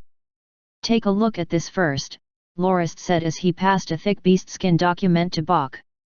This is a list of personnel picked from our 500,000 plus citizens who have prior experience starting and managing mines, and you should pick some of them to become supervisors of our mines. After introducing them to the general matters they have to pay attention to, have them report to you regularly on the development efforts. Lorist then gave another beastskin document to Bach and said, "In here is a similar list with those experienced in running factories as well as the ones I intend to have built within the Dominion. I have already readied the manpower, resources, and funds required for the construction, so you will only have to pick them from the list to get things going." Bach took the document and mused: a pottery workshop, a leather factory, a clothes factory, a wooden writing sheet factory, a beastskin processing factory, a furniture factory and a blanket factory. Raising his head in confusion, Bach asked, "My lord, why do you want to start so many factories and workshops to produce daily use products?" Lorist smiled bitterly and shrugged. "This year, we have to solve the issue of having our citizens spend the winter in the new development villages. Since Loz and Jisk led their men to kill off lots of magical beasts, we've ended up with quite an amount of fur that we can use to make leather outfits and blankets which we must distribute before the coming of winter. Additionally, when most of the new citizens settle down next year, apart from supplying them with products for daily use, we have to also consider their increasing consumption of the products as well." Lorist patted the thick documents held by Bach and said, "Many among the list are merchants and factory owners who have gone bankrupt for various reasons which caused their eventual fall into the ranks of the vagabonds. I've decided to give them another chance to pick up their former careers again. Tell them that if they manage these factories well, they will be able to borrow a sum from our family to gain personal ownership of those factories and are free to manage them however they please provided they adhere to our regulations. Tell them to be bold and do their job well and that the Norton family will definitely support their efforts." Bach nodded and said, "My lord, I understand what you are trying to say. I'll do my best to fulfill it." Lorist then pointed on the calendar on the wall and said, "It's already the end of the 7th month right now. You have around 1 month to get things ready. After that, we'll head to the Black Edge Mountains to visit the valley that you mentioned before to see if there's really green clay vines over there. Oh, and we'll have Grandmaster Sid follow us along as well to check if there are any mineable resources over there." "Acknowledged, my lord." Lorist noticed that his work increased once again with the formation of Bach's new department, causing him to look at the calendar on the walls as each day while he waited for Charade's return from his vacation to take over the mountain of work seemed as long as a year to him. "I feel so stupid," Lorist thought. "Why did I give Charade 1 whole month of vacation even though Lundmord said that he only needed 10 or so days of rest? Had it not been for what I said, I would have been able to return to Maplewoods Bastide to see my darling son." Once again taking a glance at the calendar, he thought, "Soul, there's still 15 days before Charade's vacation ends. How agonizing." Lorist could no longer sit still, so he stood up and walked towards the map detailing the 7 sectors. The migration of people to the first 3 sectors had already been completed and construction of the temporary villages and towns were underway. The 4th and 5th sectors were in the migration process with the 6th and 7th still being cleared of magical beasts. The 7th area was where Wild North Town was and the 6th was the most troublesome with its high magical beast count as it was more mountainous than the other sectors. However, Lorist was confident that the culling could be completed by the 8th month. Bam! The door to the office was slammed open by Telesty, who rushed within with an angered, flushed expression and both her eyes wide open. "Locke, how can you go back on your promise like that?" shouted Telesty incredibly angrily. Lorist merely patted on his forehead as yet another headache began to manifest. Lorist gestured for Reedy to close the door to the office. "My beloved Telesty, sit down first and let's talk about this civilly. Locke, you've promised me that the construction of the Valley City will go according to my plan and supervision. This, however, isn't what I wanted," Telesty said with anger still filling her voice. "Sigh, this is because of Charade," thought Lorist as he laughed bitterly. He remembered promising Telesty that she would have full control of the planning and building of the Valley City, causing her to give it her best for her work. After brainstorming for days and nights, she designed an almost fairytale-like garden city and even drew quite a number of pictures of its completed form. From an aesthetic standpoint, Lorist couldn't help but admit that it was definitely one of the best he has seen. However, when Charade checked the designs, he almost fainted. There isn't even a city wall. In the mountainous area of Morgan Hills, any carnivorous magical beast can just jump into the city to hunt for prey. Also, the roads of the city should be constructed with practicality in mind so that things can be transported to their destination as quickly as possible. This road layout is so complicated and winding that 9 out of 10 people will definitely lose their way in it. Also, with the huge windows these buildings have, did she even consider the problem of retaining heat during winter? Charade critiqued the design for a whole half-hour before abandoning the crystallization of Telesty's hard work altogether. As for the already completed Firm Rock Castle, Charade laughed at how it looked rather run down for a castle. "Locke, my brother, you must understand that you now have around 500,000 people under your rule and you're not like most other smaller nobles which only have thousands of subjects. You should convert Firm Rock Castle into the Firm Rock City Fortress so that it will be able to match the prestige of the Norton family name," Charade said. "However, there's only so much space within the valley. We can't just expand it because we want to," said Lorist in a troubled manner.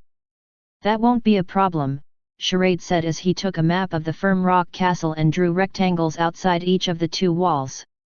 "We only have to build 2 more sectors here, with the first one being the army base and business sector that deals with transactions outside the walls. The sector inside here will be the residence of the family members of the soldiers. Right now, it's used for the camp of the immigrants. However, we can always reclaim the land around that area after building the sectors. This way, the Valley City in the middle will become the central city sector for the administration of our family as well as the central base for military operations. By the time these changes are made, we can proudly call it the Firm Rock City Fortress."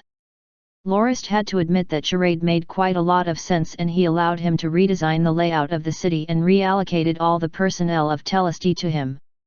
Telesty was more of an introvert that disliked crowded places. That's why after she finished the design of Firm Rock Castle, she returned to her hermit-like lifestyle and stayed within her home all day to analyze the materials her mother left her. She didn't mind the fact that her personnel had been allocated to Charade. However, she eagerly awaited the beginning of the construction and deeply hoped that she could name the city after her mother. As for Charade, he couldn't care less about Lorist's personal promise to the young lady, as the family's priority was to first settle down the 500,000 plus subjects by developing the reclamation villages and new towns. The first of the 7 sectors of Felicitas settlement had the planned Valley City as the main town at its center. Charade abandoned the design Telesty made and found someone else to remake a simple, yet pragmatic layout, and the construction had already begun only recently.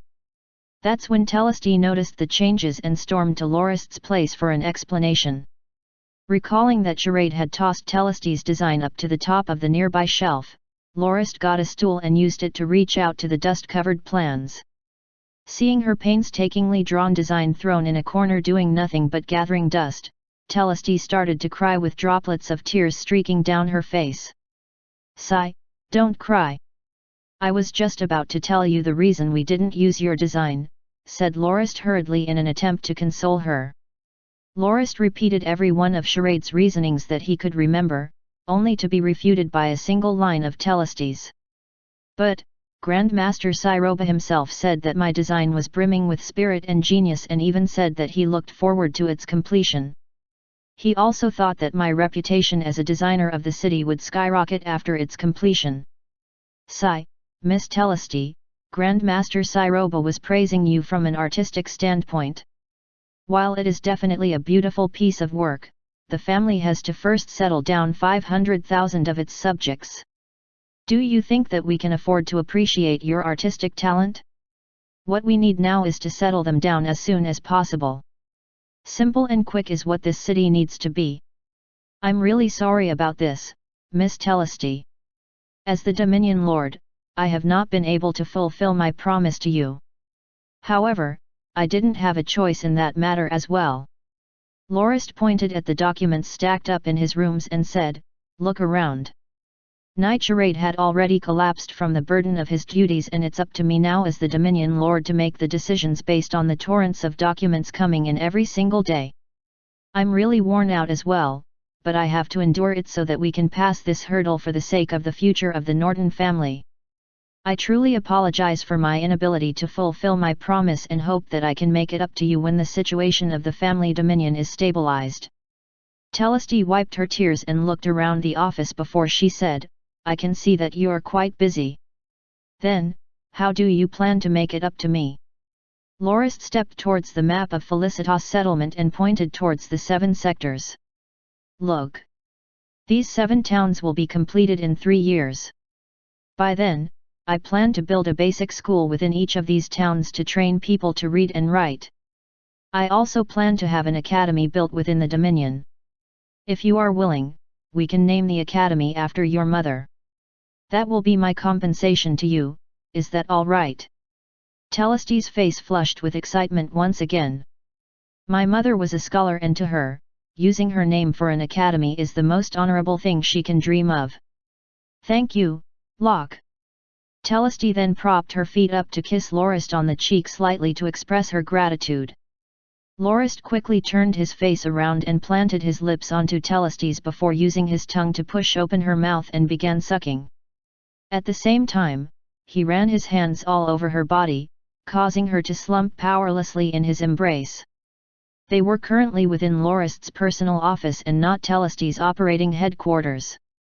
Ever since he impregnated Irina sometime during the 9th month of the previous year, he hadn't had the chance to release his pent-up lust, and right now, he was already at his tipping point. With a flip of his arms and a tearing sound, he stripped Teleste naked like a shaven sheep.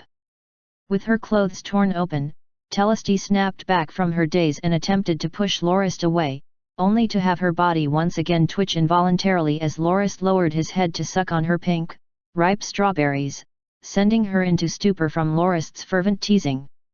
Lorist then hoisted Teleste onto his work desk.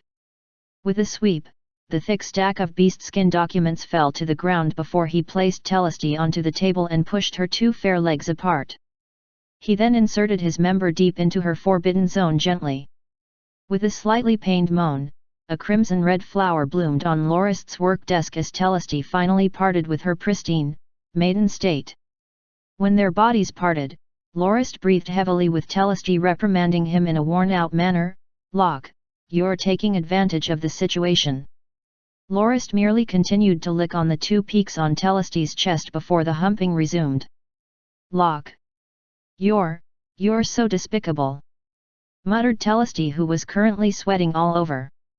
Lorist once again engaged in another round of intercourse.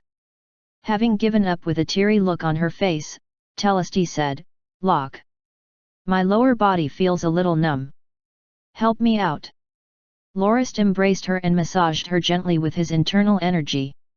"Teleste, since we're already like this, will you marry me?" Lorist asked. "I can't," Teleste said as she shook her head resolutely. "I've taken an oath to remain single for the rest of my life. I won't marry anyone. But you're already mine. I can only consider you a lover. Locke, it's not that I don't like you, but I really can't go against my vows," Teleste said as she continued to shake her head. Locke, you've completely ruined my clothes. I'll give you another chest full of new ones. Did you mean it when you said that you'll let me name the academy after my mother? Yes, I did. However, it'll take 3 years for the development to complete. Why don't you help me out as my secretary? That way, you can remind me constantly about my promise to you. Alright, I'll help you out and keep an eye on whatever you're doing this time. Chapter 172 Messenger and Alliance. Here's the first and only sponsored chapter of the week by Fraser T of the UK. Enjoy the read and CYA next week. The Black Edge Mountains was like a huge wall that blocked off the Norton family dominion from the open seas. Lorist was currently standing atop a cliff and looking towards the incoming waves bashing onto the black-colored, razor-sharp bedrock with a solemn expression. Are the shores of the Black Edge Mountains also reefy? Lorist asked. They are, my lord, replied Bok. The coast around the family dominion is mostly like this. The only way we can reach the coast is through the 3 ways I brought you past just now. The other sides are so steep that there is virtually no way for us to get down the mountains to the coast. We've always headed through the 3 ways with some firewood and cauldrons to procure some salt from the seawater, and each trip would take us tens of days to complete. My lord, I think I know what you're thinking. You're planning to find a place to build a port, aren't you? Asked Bok. Lorist nodded. My lord, please follow me, Bok said as he traveled with Lorist across the mountains to another cliff further away. Look, my lord. In the distance, part of the mountain could be seen sloping into the seas. What piqued Lorist's curiosity was the presence of a few wooden structures that were left over there. My lord, in the past, the 4 great families of Wild North Town had once attempted to contact the outside world through the sea and spent around 1 year to construct a very long floating bridge that stretched all the way into the sea over the reef near the shores. At that time, the lord of the family was your grandfather, and he attempted to discuss this with the 4 families of Wild North Town and requested for half of the rights to use the bridge. However, before the negotiations were completed, a huge storm tore the bridge apart, causing the 4 families immense losses as the money they had invested into the project had all gone to waste. All that remains is that over there, explained Old Man Bok, who knew many things within the distant pass in that Lorist had no idea about. Are these storms common? Lorist asked. Not really. Huge twisters usually appear in the sea only during the 4th and 5th months. During other times, there would be huge winds and waves, but storms are far rarer, replied Bok. Oh well. Let's go back now. We've already visiting the Black Edge Mountains for 2 months, so it's about time we headed back, Lorist said. After Charade ended his vacation and resumed his work, he really couldn't stand Lorist's attitude. When he had work, he would let his secretary do it. But when he didn't, he would do his secretary. So, he forced Lorist to form a group of people to head towards the Black Edge Mountains to search for potential resources they could use to solve the resource crisis. One of the things Charade found that they lacked was salt. In the past, the population within the Dominion wasn't high, and whenever salt ran out, they would bring some cauldrons and firewood to the coast near Black Edge Mountains to make some like Bok had described, and that would be enough. However, there were now about 500,000 people within the Norton family dominion, and if each person consumed 500 grams of salt per year, each year would cost the family 250,000 kilograms of salt. Additionally, the production of furs and preservation of meat required huge amounts of it as well. Charade also received a report from Spiel that stated that the salt stored up within the warehouses would run out by the 7th month of next year, prompting him to rush to Lorist and ask him to go to the Black Edge Mountains to conduct a survey as soon as possible to find a way to mass-produce salt instead of humping with Telesty all day long within the office. To Lorist, the 2 months he spent at Black Edge Mountains was quite beneficial. Mainly, he managed to confirm the presence of green vines within the cavern that Bok once found himself in. Even though the amount wouldn't be able to allow them to produce more than 1 million buckets of green vine glue yearly like the Roman Empire, they would still yield around 100,000 buckets, and that was more than enough for the developmental plans of the family. Other than that, Grandmaster Sid discovered a black iron mountain which has huge deposits of black iron. Additionally, tungsten and chrome silver deposits were also found nearby, causing Sid to dance in joy and even proclaim, "As long as I have time to do my research, I will definitely be able to make a set of armor that is even better than that of the Wittelian Legion." Lorist also felt quite surprised by the discovery, as the three mineable resource deposits seemed pretty unlikely to occur near each other naturally. Even so, given the infinite vastness of the universe, it wasn't weird for something as outstanding as that to occur, so he put that thought aside for now. As for the salt crisis charade was so troubled about, Lorist already had a method to resolve it, that was to use the solar evaporation method. Boiling seawater to gain salt was far too troublesome. Before this, Charade allocated 3,000 personnel to boil seawater and managed to gather up to 1 million kilograms of salt within the span of 2 months. However, they didn't continue to do so after that.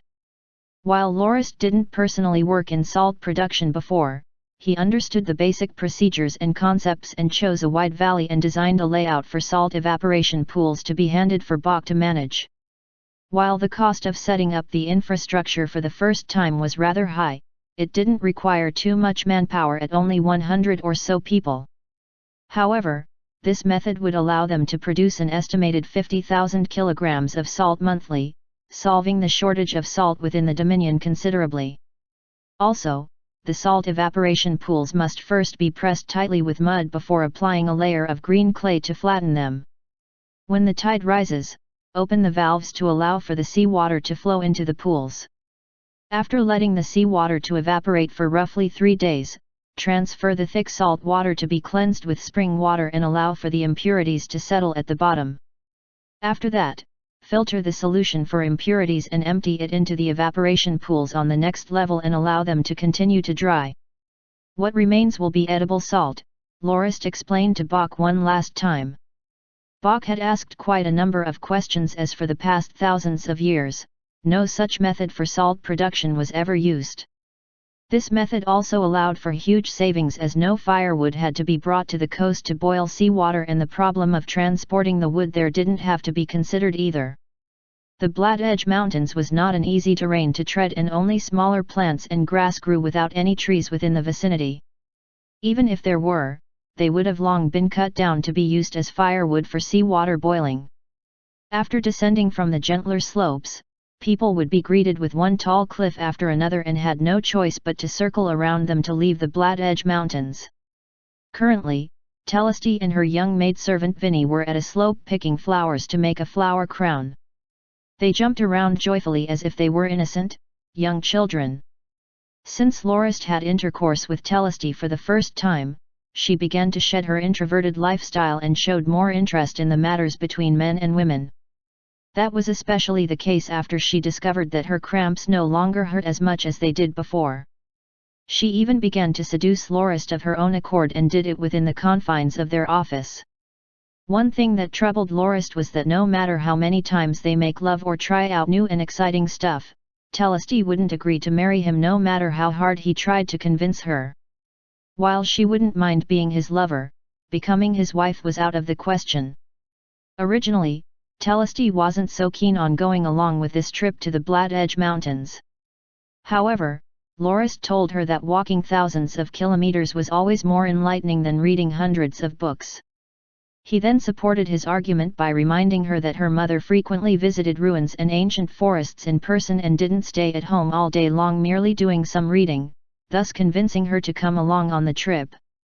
Seeing Lorist's sullen expression, Telesty understood that Lorist was disappointed.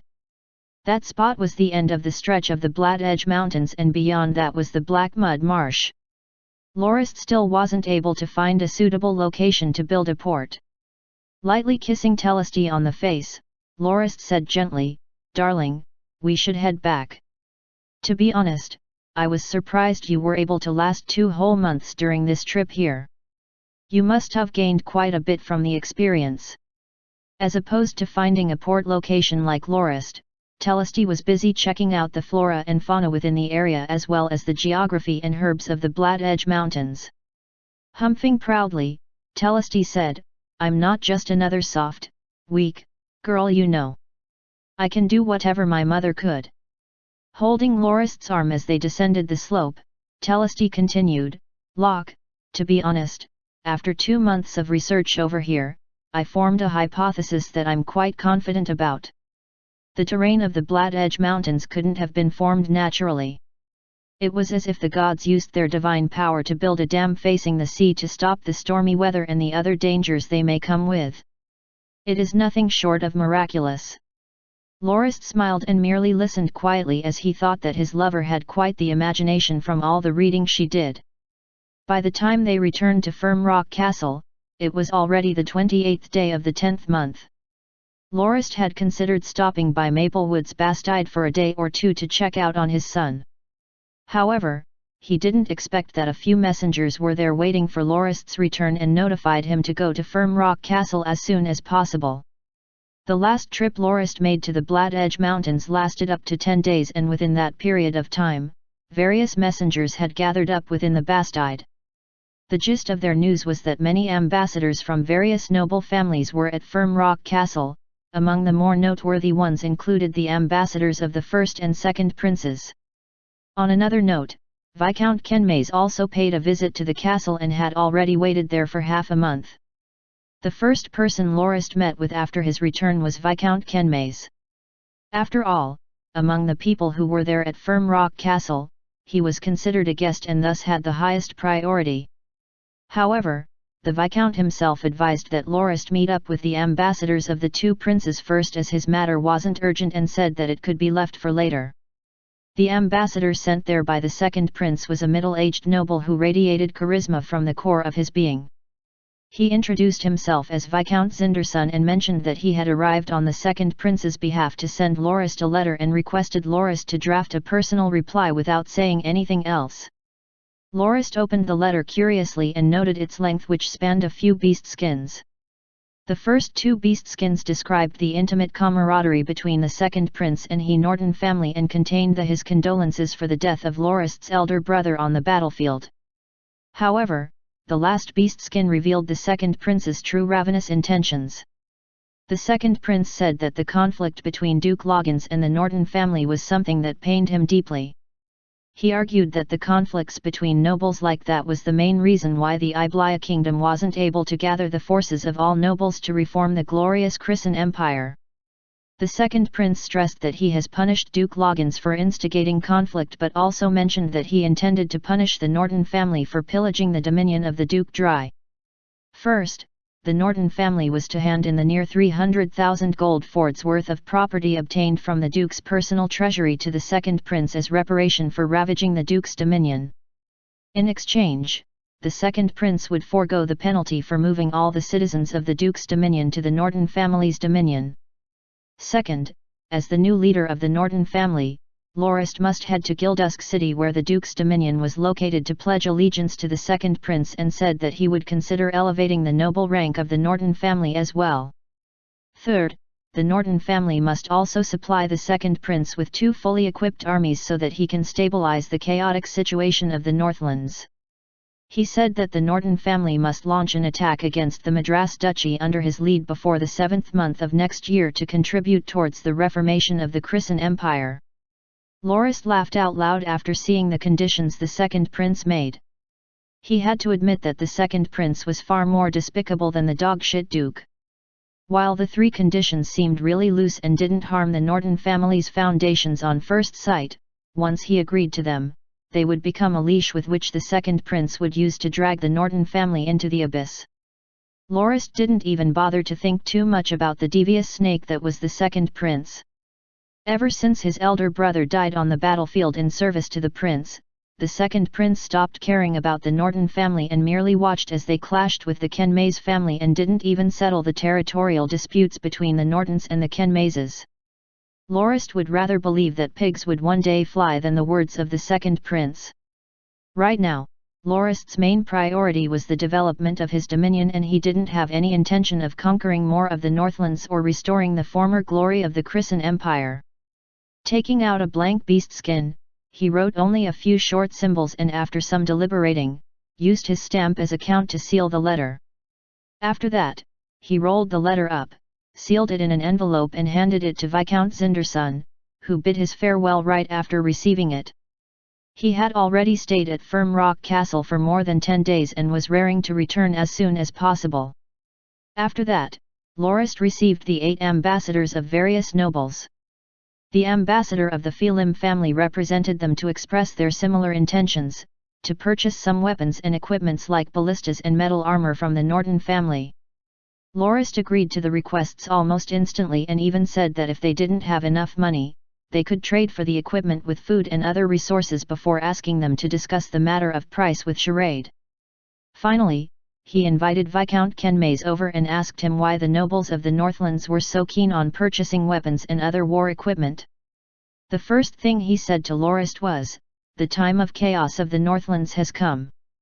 After that, the Viscount briefed Lorist on the current situation of the Northlands. Ever since Duke Loggins returned to his dominion, he fell sick. After Knight Hennard had taken control of most of the soldiers of the Northland army, he stopped at nothing to tempt the remaining soldiers of the Duke who were holed up within Frist Castle to join his side.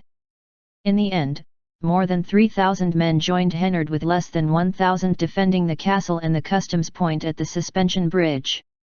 When faced with the soldiers of the second prince, they were scattered almost instantly, allowing for the second prince to take full control of the 2 strategic locations. The second prince, who was actually heading back after his defeat at the Madras Kingdom, had actually heard about the situation of the Northlands from the merchants who were travelling away from it. Seeing an opportunity he could take advantage of, the second prince sent a group of troops belonging to the Frontier Legion that incurred relatively few losses to conquer the 2 points at the Northlands, causing the second prince to decide against returning to the royal capital and instead to occupy the Duke's manor, and even had someone sent Duke Loggins to the royal capital of the Iblaya kingdom on the grounds of treating his sickness. The second prince didn't stop at that and began to set his sights on the rest of the nobles within the Northlands, only to be annoyed by Knight Hennard, who had occupied the Cherry Blossom Ridge and led a skirmish against his troops, causing him to lose around 2,000 people from the defeat. That was the main factor that prompted the rest of the nobles of the Northlands to head towards Firm Rock Castle in hopes that they would be able to purchase weapons and equipment. Even though the Norton family managed to chase away the tiger that was Duke Loggins, a hungry wolf like the second prince appeared there instead. To the ambitious nobles of the Northlands, this was also an opportunity for them to expand their influence and power. The reason Viscount Kenmays wanted to see Lorist was simple: he wanted to form an alliance with the Norton family and brought a piece of news to Lorist as well. After spending 5 months and countless amounts of money, the Kenmays family have managed to set up another metal suspension bridge connecting the Northlands to the outside world, and said that they no longer had to use the Hendliff suspension bridge that was under the control of the second prince to transport resources out of or into the Northlands any longer. That was incredible news for Lorist, especially after he wasn't able to find a suitable spot at the Black Edge Mountains to build a port to reach the outside world. Lorist said that he would discuss that proposal with his knights and officers before giving the Viscount a response. Chapter 173 Top Kek. Here's the first regular chapter of the week. The title is funny, and for the uninitiated, there is an explanation at the end of the chapter. Enjoy the read. The king, Krisan Iblaya, held the letter in his veined hands as his body shivered with rage. As the second prince of the Krisan Empire, as well as the current king of the Iblaya kingdom, he felt that he had been insulted like never before. He would never even dream that the reply of the Norton family leader would contain only 2 words, Top Kek. The second prince had actually went to great lengths to collect intelligence about the Norton family. When he first attacked the Madras Duchy, he received word that the Norton family had a huge convoy that helped the Second Highness of the Andanak kingdom to tighten his hold on the kingdom and stabilize it. They also assisted the Second Highness in conquering Lichtana Citadel, ultimately helping them take the Yunj Chandler province. However, the second prince merely laughed it off and doubted the authenticity of the information. Even though the Norton family was indeed known as the family of the Roaring Raging Bear of the Northlands, after the previous successor of the family, gold-ranked Knight Abelid, died while serving him. The family had begun to spiral into one trouble after another. They were even pressured by the Kenmays family, a merchant family he had personally entitled only recently. Since the Norton family was no longer of any use to him, the second prince couldn't be bothered to care about their trivial squabbles with other nobles. To gain the support of Duke Loggins, the second prince even made the other nobles of the Northlands vassal nobles to the duke without their consent on his own accord. Only after he conquered Kobo City did he get to know from the vagabonds that were left behind there that the Norton family did indeed have a huge armed convoy of about 10,000 carriages with more than 100,000 vagabonds traveling with it. By that time, the convoy had already crossed Metropolis River and the troops he sent could only watch them leave in futility. After that, the second prince focused his efforts on sucking the other nobles of Delamoc province dry by putting them to death with the reason of siding with the Andanak kingdom and resisting the second prince's reinforcement army for the Madras Duchy. He also went around the province to fight the smaller personal armies of the various landed nobles, and by the time he arrived at Kobo City, he had already put the Norton family at the back of his mind. His excursion to the Madras Duchy had yielded him quite a number of benefits. Not only did he manage to settle his debt with Duke Madras in one go, he also got lots of riches such as money, food, and other supplies to fill his treasury with from ravaging the nobles of Delamoc province. After losing the battle at Kobo City, the second prince had no choice but to give the order to retreat. Having experienced failures during the Daybreak assault and the Battle of Kobo, the casualties of the second prince numbered more than 50,000. While most of the casualties were from his personal force, his father-in-law Duke Fisibelin's frontier legion also lost somewhere around 20,000 people, much to the dismay of the second prince. In the time of chaos, military power reigned supreme. The second prince understood this principle deeply, and he was prepared to use the spoils he got from the excursion to form another legion belonging to his kingdom to secure his position as the king as well as lay the foundations for the next time he attacks. However, at that time, the second prince didn't consider the fact that there was no place in his kingdom where he would be able to train his soldiers in peace. When the Iblaya kingdom was formed, it encompassed 5 provinces of the former Chrisan Empire. The province of the Northlands itself already took up more than half of the area of the kingdom and was governed separately in its own right. Apart from suppressing the Duke of the Northlands to stay within the kingdom, the second prince had never found a way to truly integrate the Northlands into his control. As for the Eastern Wasteland province and the Wild Husbandry province near the Great Eastern Plains, those belonged to Duke Fisibilin himself and was also the home base of the Frontier Legion. Unless the second prince had gone insane, he would never even attempt to take those provinces for himself. In other words, all that remained within the Iblaya kingdom was the southern province as well as the Winston province where the royal capital, Windberry City, was located. However, the southern province was already ravaged really badly by Duke Malin and his fierce-scale legion. If the second prince planned to train his soldiers there, Duke Malin might think that it would be a great opportunity for him to strike first to gain the upper hand. There was no way the second prince would allow Duke Malin to once again crusade his way to the royal capital like before. When the second prince formed his kingdom initially, for the sake of his pride, he split up the southern province into 3 commanderies, and the Winston province, which had a larger area, was split into 4 commanderies.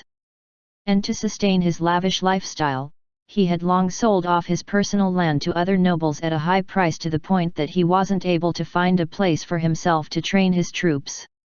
Just when he was worrying about his next step, one of the scouting teams of his vanguard brought him a few merchants. The second prince once again got intelligence from the merchants about the convoy of the Norton family. According to them, the Norton family convoy had defeated the allied noble army which had Duke Loggins as its leader and were completely victorious. To pay the Duke back for what he did, the Norton family even robbed the Duke's dominion clean, which was one of the most prosperous areas of the Northlands, and even forcefully migrated the population away from there to their own dominion. Currently, there was no central power within the Northlands and it was in an anarchic state. That situation was practically a godsend for the second prince's predicament, and he sent his soldiers towards the Hendliffe suspension bridge immediately. Without even sparing any effort, they managed to conquer the two strategic locations including the bridge and Frist Castle and proceeded to occupy Gildusk City. He also got to see Duke Loggins, who was unconscious from vomiting too much blood from his anger. The second prince waved his hands and ordered for the Duke to be moved to Windberry City with the excuse that he would receive better treatment for his illness there. Everyone else understood that there was no way that the Duke would be able to make it back to the Northlands during the rest of his lifetime. Only after the second prince took control of the Duke's dominion did he realize how badly it had been ravaged. He was actually unable to find even a single blacksmith or servant within the capital of the Duke's lands, not to say much about the burnt remains of the villages nearby.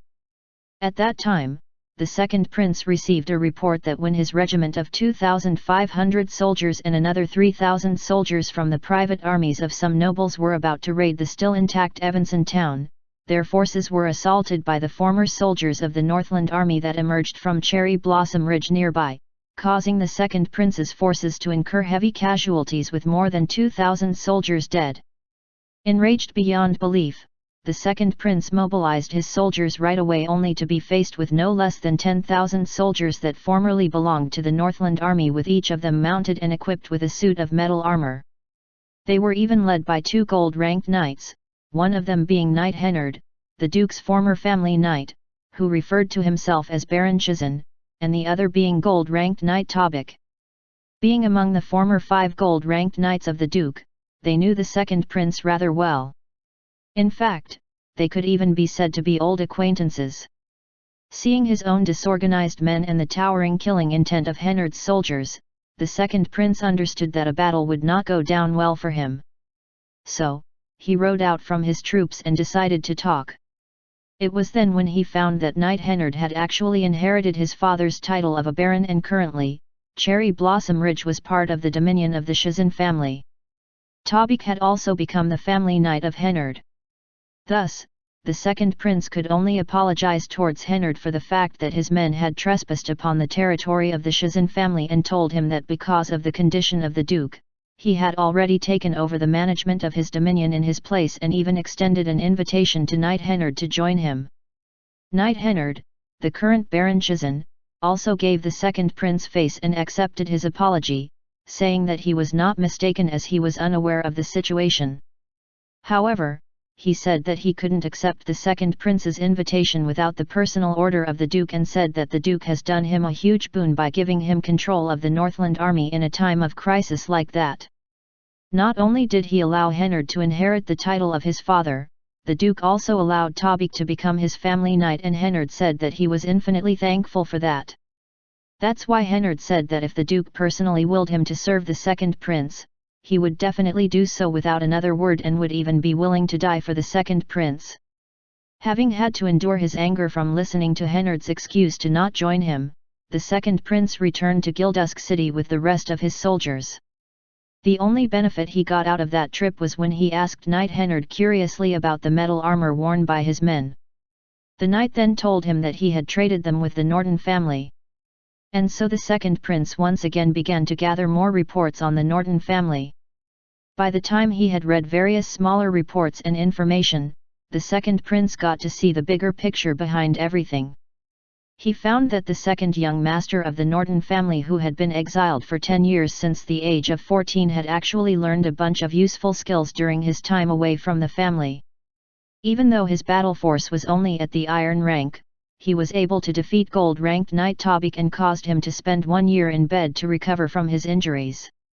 The moment he inherited the position of the family head, the second young master intentionally instigated conflict with the Kenmays family and burned down their Redriver Valley Bastide, and even erected the Firm Rock Castle at Morgan Hills. Faced with the harassment of Duke Loggins, he even eliminated the 4,000 troops that managed to enter their dominion, and even sent out soldiers in retaliation, all the while hanging the former horse breeder of the second prince, Baron Farid, for harming one of the messengers of the Norton family. It was also rumored that the second young master of the Norton family had made quite an amount of wealth during his time away from the family. After he received summons from the family, he formed his own northbound convoy and had many gold-ranked family knights under his command, one of the most famous being a gold-ranked marksman who had headed to the Dominion early with the young master before the convoy arrived. During the time the marksmen guarded Firm Rock Castle, the allied noble army formed by the Duke wasn't able to penetrate it at all and ultimately suffered a defeat from the arrival of the convoy's main force. After digesting the information about the Norton family, the second prince understood 3 points. First, the Norton family was incredibly wealthy right now. The wealth they pillaged from the Duke's dominion was easily worth more than 1 million gold forts, not to say much about the huge northbound convoy of theirs with around 20,000 carriages as well as their escorts who could afford to wear metal armor. Hennard even said that the armor he traded for his 10,000 men were only less than a tenth of what the Nortons had. Second, the Norton family's forces were incredibly mighty with an estimated total soldier count of around 50,000.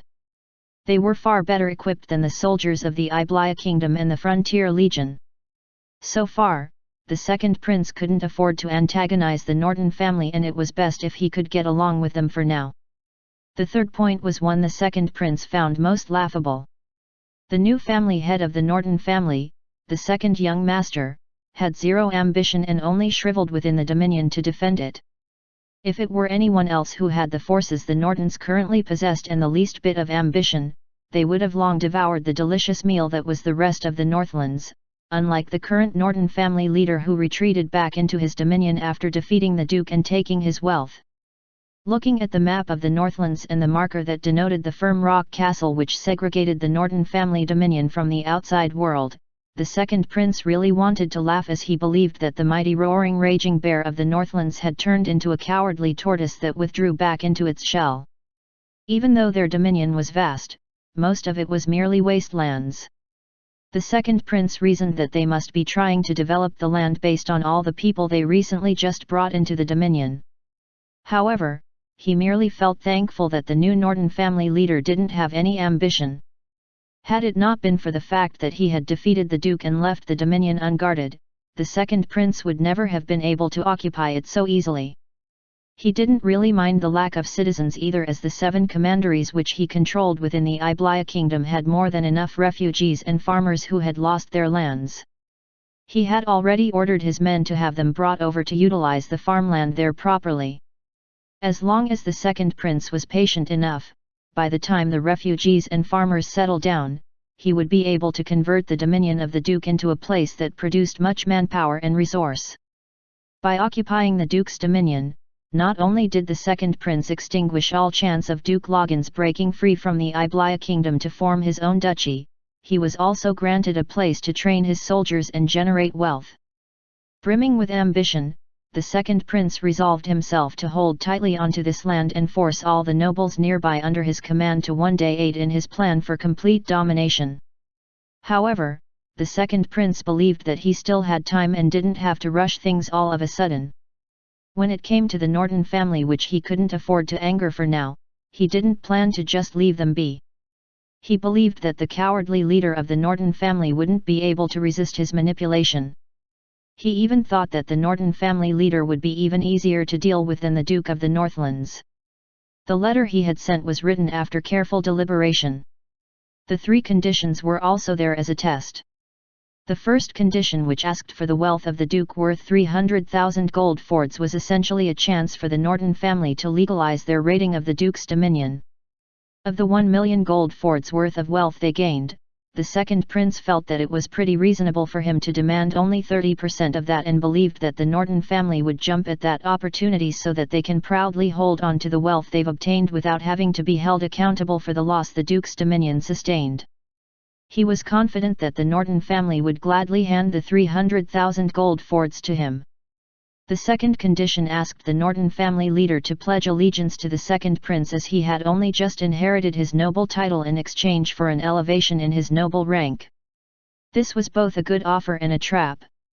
As long as he could get the Norton family leader in his presence, no matter how many gold-ranked knights followed along, he could pressure them with his own 2 blade masters. That was also one of the reasons Duke Loggins didn't dare to break off from the Iblia Kingdom to form his own duchy despite the fact that he had 5 gold-ranked knights serving him. The third condition for the Norton family to send 2 armies to help the second prince stabilize the Northlands is also a test for the ambition of the Norton family leader. Additionally, the second prince couldn't feel at peace with a mighty military force like that slumbering within the Northlands with his own. If that condition was accepted, that meant that the Norton family leader is truly loyal to the second prince from the bottom of his heart. By that time, the second prince could slowly think of a way to reap enormous benefits at the expense of them. The second prince felt that his mention of the bravery of the first young master of the Norton family, Norton Abelid, who had died on the battlefield, before mentioning his 3 conditions, was incredibly logical and sentimental. He could already imagine the sight of the Norton family leader kneeling before him to pledge his allegiance, allowing himself to profit from the manpower, weapons and equipment and other resources the Nortons had in the meantime. Just as he was smiling and daydreaming about that possibility, he opened the reply of the Norton family leader, which contained only 2 words, Top Kek 1. A phrase like Top Kek didn't exist in the Grindian language, and nobody had used the word top and kek together like that. In the first place, kek didn't even mean anything in their language.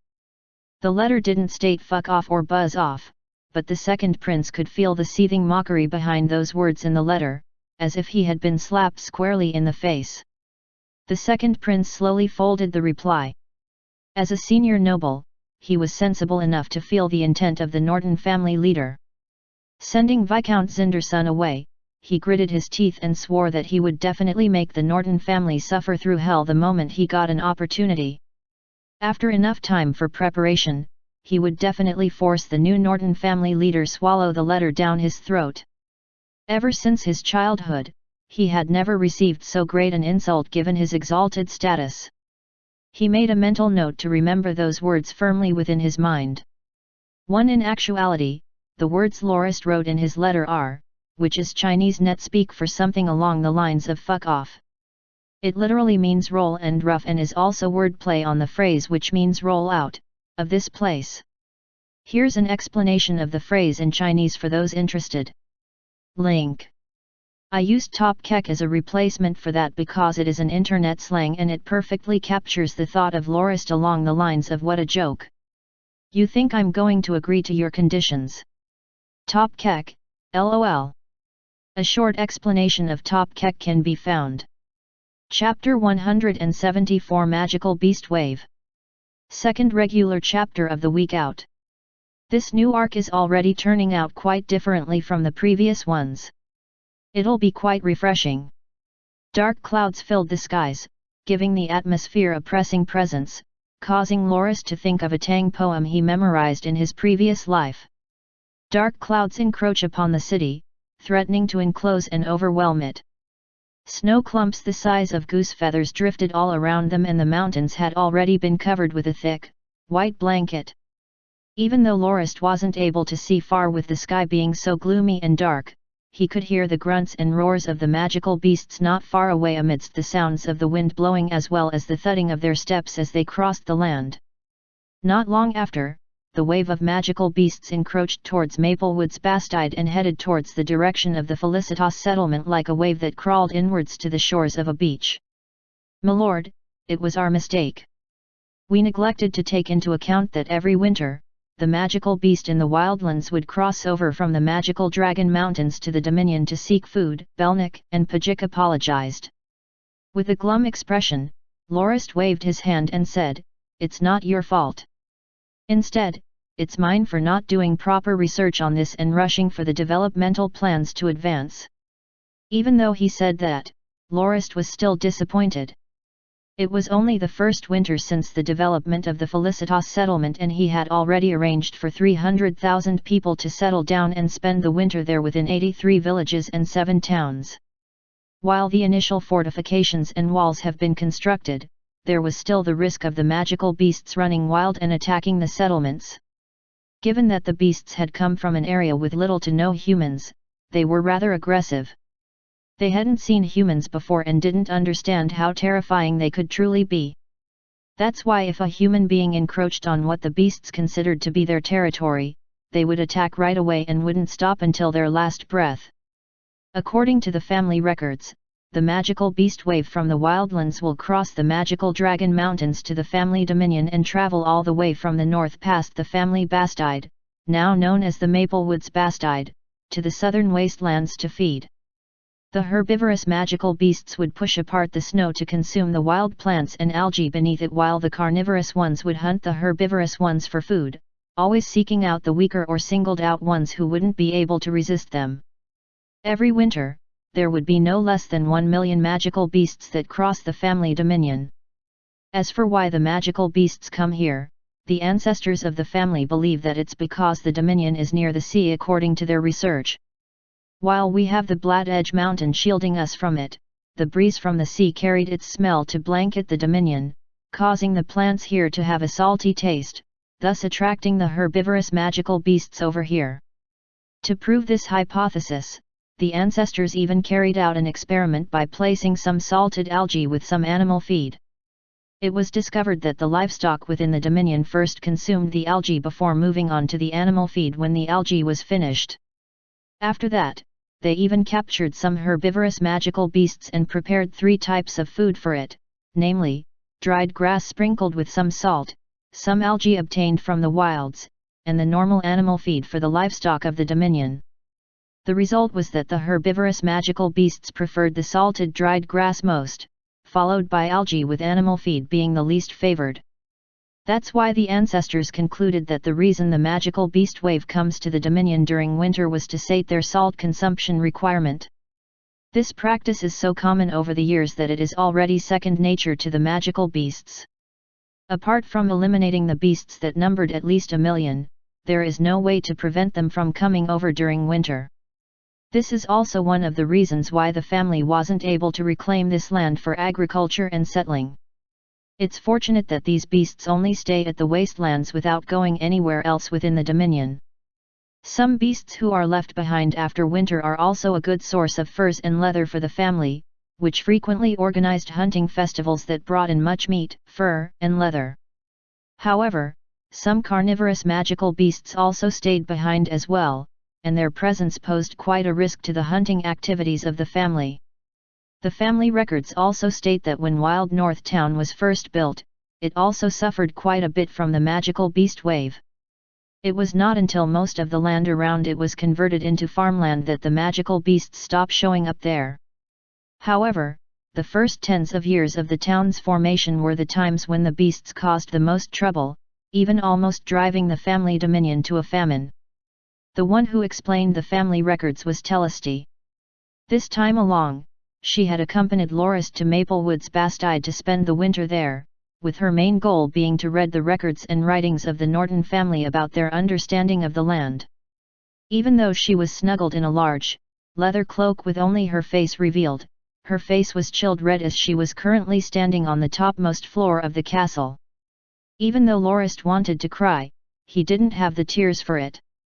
Everyone had worked so hard for almost a year and managed to complete the preparations by the 11th month to ready enough food and supplies for the people to settle during the winter, as well as finish construction on the wooden barricades and houses with some farmland already developed as well. Had it gone on as planned, everyone would have been able to enjoy a long period of vacation and rest before resuming work after the winter. However, nobody mentioned that the magical beast wave would come during the winter. Either they were too busy they forgot, or it just didn't occur to them at all. Only during the night Lorist held a banquet to celebrate the coming of winter after he brought some people with him to the Maplewoods Bastide to spend the winter did he hear one of the retired family soldiers he invited tell him that the magical beast wave will be coming after the second snowfall, after witnessing the snow falling from the sky.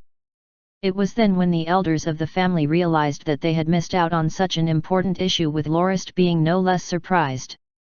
In actuality, this was the first time Lorist spent winter within the family dominion. During winter last year, he had left the family dominion to seek out the convoy, so he didn't experience the magical beast wave himself. After interviewing some of the elder people within the dominion and doing some of his own research into the records and writings did he realize that the issue was far more serious than he had initially imagined. With thick snow covering most of the roads, there was not much anyone could do about the situation. After some brainstorming, Lorist designed a ski-like device to travel on snow and tasked some worksmiths to have a few sets made. However, before he himself managed to get accustomed to them, the second round of snowfall had come and the magical beast wave followed suit. Mountain climbing magical antelopes, big-horned wild goats, iron-horned magical rhinoceroses, single-horned magical goats, striped wild horses, green-eyed wild bulls and crimson-backed magical wolves. Lorist mused as he tried to account for the various types of animals that passed by beneath the castle walls. The magical beast studies course he did at Dawn Academy had finally been put to use. Lorist didn't even dream that he would actually get to see the beasts from the pictures within his textbooks in real life. Why are the magical beasts merely passing by the bastide without attacking it? Els asked curiously. Without waiting for Belnick to explain, Telesty, who was snuggled in Lorist's embrace, referenced another one of the writings of the family and explained to Els. According to the records, during the first tens of years of the construction of the castle by the first Norton ancestor, the magical beasts attacked every winter. However, not only did they not succeed even once, their numbers were also harmed greatly. There was only one instance where a pack of winter wolves managed to enter the bastide, taking another route using the slope of the nearby mountains, during which they killed a lot of livestock. After that incident, the family leader spent lots of manpower to reshape the slope into a steep cliff, and that incident no longer repeated itself. As time passed, the magical beasts just ignored the presence of the castle and passed through it to their destination. Belnick could only shrug his shoulders in admiration for Telesty's good memory and understanding of the records of the family. Lorist hugged Telesty even tighter and rubbed the fur cap she wore with his face lovingly. "Gosh, what in the world is that?" exclaimed Jusk. Being the one with the best vision among the rest, Jusk had long detected the approach of another group of beasts from the distance. Raising his head to look, Lorist shouted out immediately, "Good soul! Magical mammoths! What the heck is going on?" The few beasts that neared the castle slowly were roughly 5 to 6 meters in height. The one leading the rest was easily the tallest of the group, with its body covered wholly in fur. The beasts all had long and strong trunks with 2 curved tusks sprouting upwards from their mouths, which contained razor-sharp teeth which glinted even in the snow. While these beasts seemed to travel rather slowly, they were immensely huge and were not much slower than the magical antelopes and goats around them. One immature mammoth of roughly 4 meters in height even rushed towards the Maplewoods bastide. Raising its trunk, it trumpeted loudly as if it was letting out a provocation. It was not until an elder mammoth patted its butt with its trunk that it returned to its herd unwillingly. Lorist slammed onto the crenels of the castle wall with his fist as he imagined the wooden barricades that had been constructed throughout various areas of the Felicitas settlement being smashed to smithereens by those humongous magical beasts as if they were paper before they rushed into the village. The mere thought of it greatly disturbed Lorist. Telesty then said, "No sightings of these magical mammoths can be found within the records of the past 10 or so years. Further back, they were only documented to show up once in a few years. For some reason, they joined the magical beast wave this time around, and every time they appeared, they would cause immense damage within the Dominion. The things they hate most are buildings constructed by us humans, and the family records state that they have reduced even stone houses in the wilds to nothing but a pile of rubble on the ground. Even the small wooden huts built within forests for anyone to take shelter would be destroyed without exception. Magical mammoths were omnivores and were documented as one of the most aggressive magical beasts in the field of magical beast studies. Given the fact that they lived in herds, angering one would be akin to antagonizing an entire group. To add to that, they held grudges and were exceedingly savage. Even the fiercer carnivorous magical beasts didn't dare to meddle with them. The moment one disturbed a magical mammoth, there was no doubt that the mammoth wouldn't stop in its tracks until its aggressor was dead.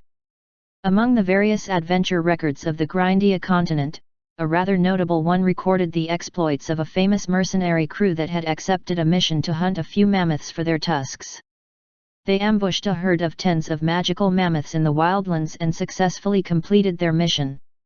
However, 7 years after that, the mercenary crew once again received a request near the borders of the very same wildlands where they once hunted the mammoths. In the end, their camp was assaulted by near 100 magical mammoths during the night, and of the 200-plus mercenaries that participated in that mission, only 10 managed to escape alive.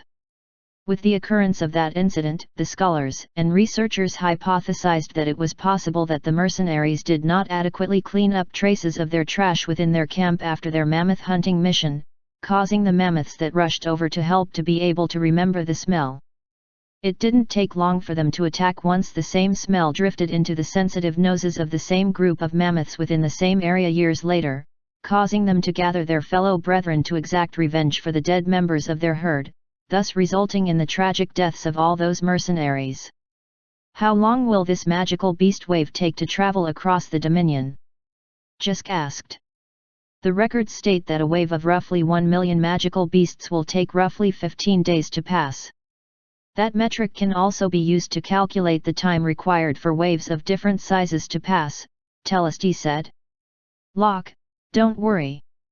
In actuality, the development of the Felicitas settlement this year still spans less than a quarter of the entire wasteland. And after entering the wasteland, the beast wave will disperse into smaller groups to graze. When they finish the algae in one area, they will move to another, and their speed of travel isn't fast either. It's been recorded that they take roughly 1 month to travel from the north end of the wasteland to the south, and they will turn back towards the wildlands when spring comes, Telesty consoled, well aware her lover's troubles. Did the records state the rough area of the wastelands where the magical beast wave passed? Lorist asked with a low voice. Telesty gave it some thought before she said, there isn't. Following the tracks of the beast wave during winter to mark it was far too dangerous. However, it shouldn't be too hard to guess where they passed through. The first sector of the wasteland where Morgan Hills is located has never been touched by the magical beasts. As for Wild North Town in the 7th sector, after years of agricultural development, there is little to no algae growing there which the herbivorous magical beasts are attracted to. Apart from a few smaller groups of magical beasts that stray apart from the main wave that would make their way to that area, there isn't really anything to worry about. Instead, the riskiest areas are the 2nd to 6th sectors. That's where the majority of the magical beasts will pass. Locke, we've already made various preparations to pass the winter. Don't forget that we've stationed one squad of family soldiers at each village, each accompanied by one silver-ranked fighter. They will probably be able to hold on within the short term.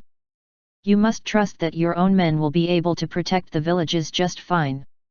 Lorist shook his head and said, that's not what I'm worried about. It's one thing if the people lose their wills and motivation to develop the area if something terrible happens during the winter. But what do we do about the magical beast wave next year?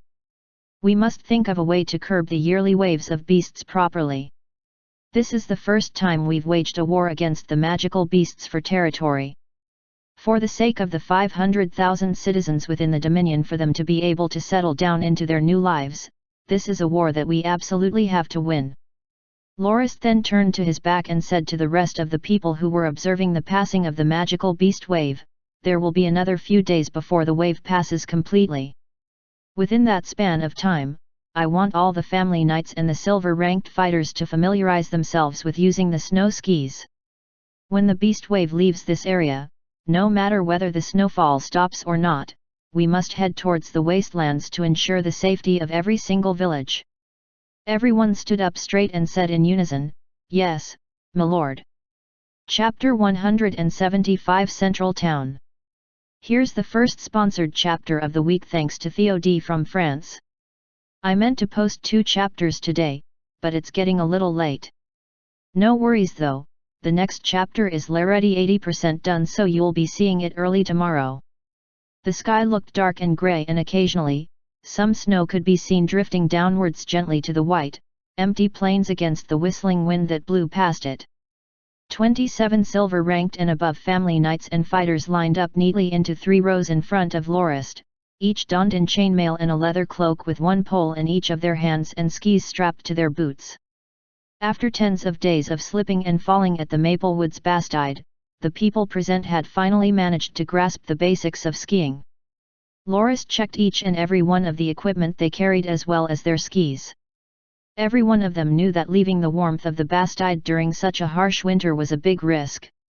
However, they had no choice. For the sake of the 300,000 citizens who would be spending their winter at the Felicitas settlement so that they don't get threatened by the passing of the magical beast wave, these 27 fighters all volunteered to follow Lorist along towards the settlement. Jusk, Belnik, Els, Yuri, Pat, Jim, Pete, Pajik, and 5 other silver-ranked family knights as well as 12 other silver-ranked fighters from the family forces joined in. Lined at the back most were fierce tiger Loz and Pesha. Loz looked at Lorist with a mischievous look happily while Pesha was slightly embarrassed and looked to the ground without daring to meet Lorist's gaze. Lorist was completely speechless. Only the heavens knew why those two fell for each other and started sticking around. No wonder when Lorist said he wanted to return to the Bastide, Loz insisted on following no matter what. He even said that he wanted to view the beautiful scenery of the Bastide and handed all his responsibilities of managing the heavy armoured cavalry to his second-in-command, Knight Waxima.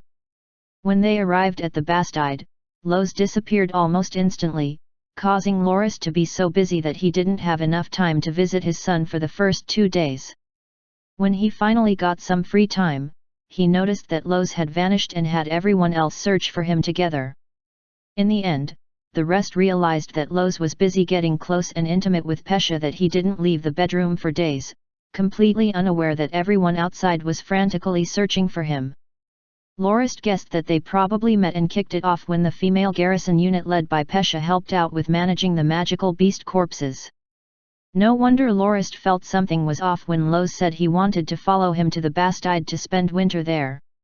After all, what scenery is there to see at the Bastide during winter? In actuality, the only scenery he wanted to relish was that of Pesha lying on the bed. Lorist himself wasn't too fond of Pesha. In terms of status, she was the fiancée of Lorist's late elder brother and he was obliged to treat her with respect. However, the memories Lorist inherited when he was transmigrated didn't contain any familial love for Pesha. Instead, Lorist only remembered being bullied by her during his childhood. Additionally, when Lorist first returned to the Dominion to inherit the position of the family head, he had quite a few unpleasant encounters with her, causing him to have an impression that she was a proud person who didn't know what was good for herself and did whatever she pleased. Nevertheless, it did not change the fact that she was a beauty. Not only did she have a head of beautiful red hair, her figure was also rather admirable and she also had a pleasant-looking face. However, Lorist wasn't the type to fall head over heels to just any beauty he met. He had his own unique sense of aesthetics. For instance, he graced charade with the beautiful granddaughter of Englich, Malize. It was only natural that he would stray even further away from a prideful beauty like Pesha. The types of women Lorist preferred were the cute, meek ones like his own maidservant Irina and intelligent ones like Telesty. That's why when Lorist heard that Pesha had gotten shacked up with Loz, he let out a breath of relief instead, as there would be one less matter to worry about within the Dominion.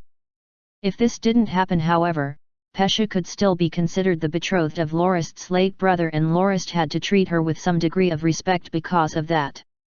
This was why he didn't punish her despite the number of times he had crossed Lorist. Now that she and Loz had gotten together, she only had 2 choices. Either she marries Loz or she remains as a normal family knight. There was no way she could retain her status as the fiancée of Lorist's departed brother, Abelid. Lorist patted on Loz's shoulders twice without saying anything else before heading back to the front. Jim, Pete, Wilson, Manges. Jim, Pete, and 2 other silver-ranked fighters stepped forward. The 4 of you will head to the Firm Rock Castle straight away. The safety of the 300,000-plus citizens within the whole of Felicitas settlement depends on whether you are able to make it there in time. You absolutely have to deliver news of the magical beast wave's approach so that Knight Charade and Knight Potterfang can send out soldiers to defend the villages and towns before the beasts arrive. I will be counting on all of you, Lorist said before he saluted the 4 in the fashion of a knight. Please be assured, my lord. We will definitely deliver news to Firm Rock Castle as soon as possible, said the 4 in unison as they saluted back. Even on horseback, the fastest one could travel from the Maple Woods Bastide to the Firm Rock Castle was within 6 to 7 hours, with the distance being somewhere around 50 kilometers. Given that it was winter and the paths were bound to be filled with snow, coupled with the fact that they had to travel on foot with skis in the rather dim winter sunlight, there was a good chance that they would lose their way. However, despite the risks involved, the four didn't hesitate one bit to go on their mission. Los, Pesha, Pajik. The three of them stepped forward. You three will bring 5 other silver-ranked fighters to the 7th sector where Wild North Town is. What you have to pay attention to is the 3 new villages set up near the east of the sector.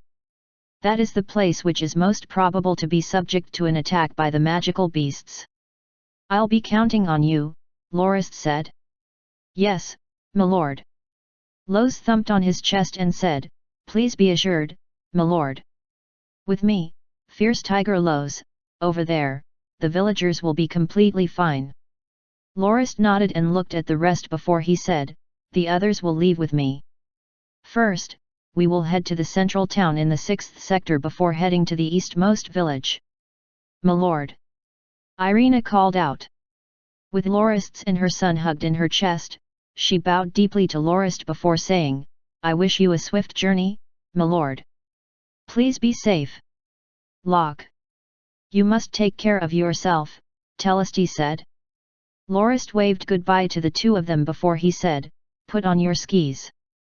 Let's depart. The wind howled incessantly as it seemed to be unleashing one ephemeral blade after another. Even if one wore a thick scarf and a mask that covered one's face almost completely, one could still feel the chill on one's skin. One's eyes would also feel a slight sting looking at the endlessly white scenery. Lorist pointed towards a tall mound which was covered completely in snow and was prepared to bring his men up there to check for any activity in the area nearby.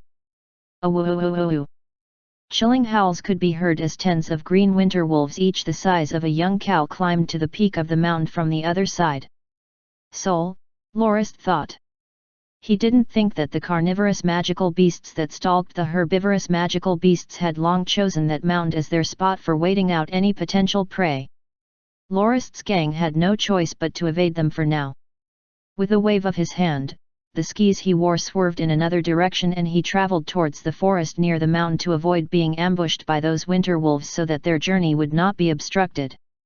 He understood that given that they had already encountered a pack of winter wolves, it was obvious that the rest of the magical beasts were also not far away within the area. It seems that they had to take a detour to circle around the beasts so that they could make their way around them to continue their journey. Even if humans do not antagonize the wolves, it was in their nature to attack humans.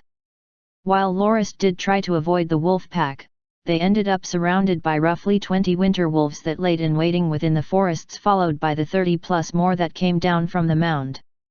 They easily rushed down the mound with their light steps. While their bodies were no doubt huge, they had a peculiar rhythm to them as they rushed downwards with their paws not even sinking down an inch into the snowy ground. It was obvious that they were used to traveling in such conditions. Lorist pulled his mask down and said softly, Joe, I'll leave the front to you. Yuri, Pat, give me your javelins. Belnik, continue heading forwards. Jusk swerved his skis and stopped in his tracks before he removed the green longbow hung on his back.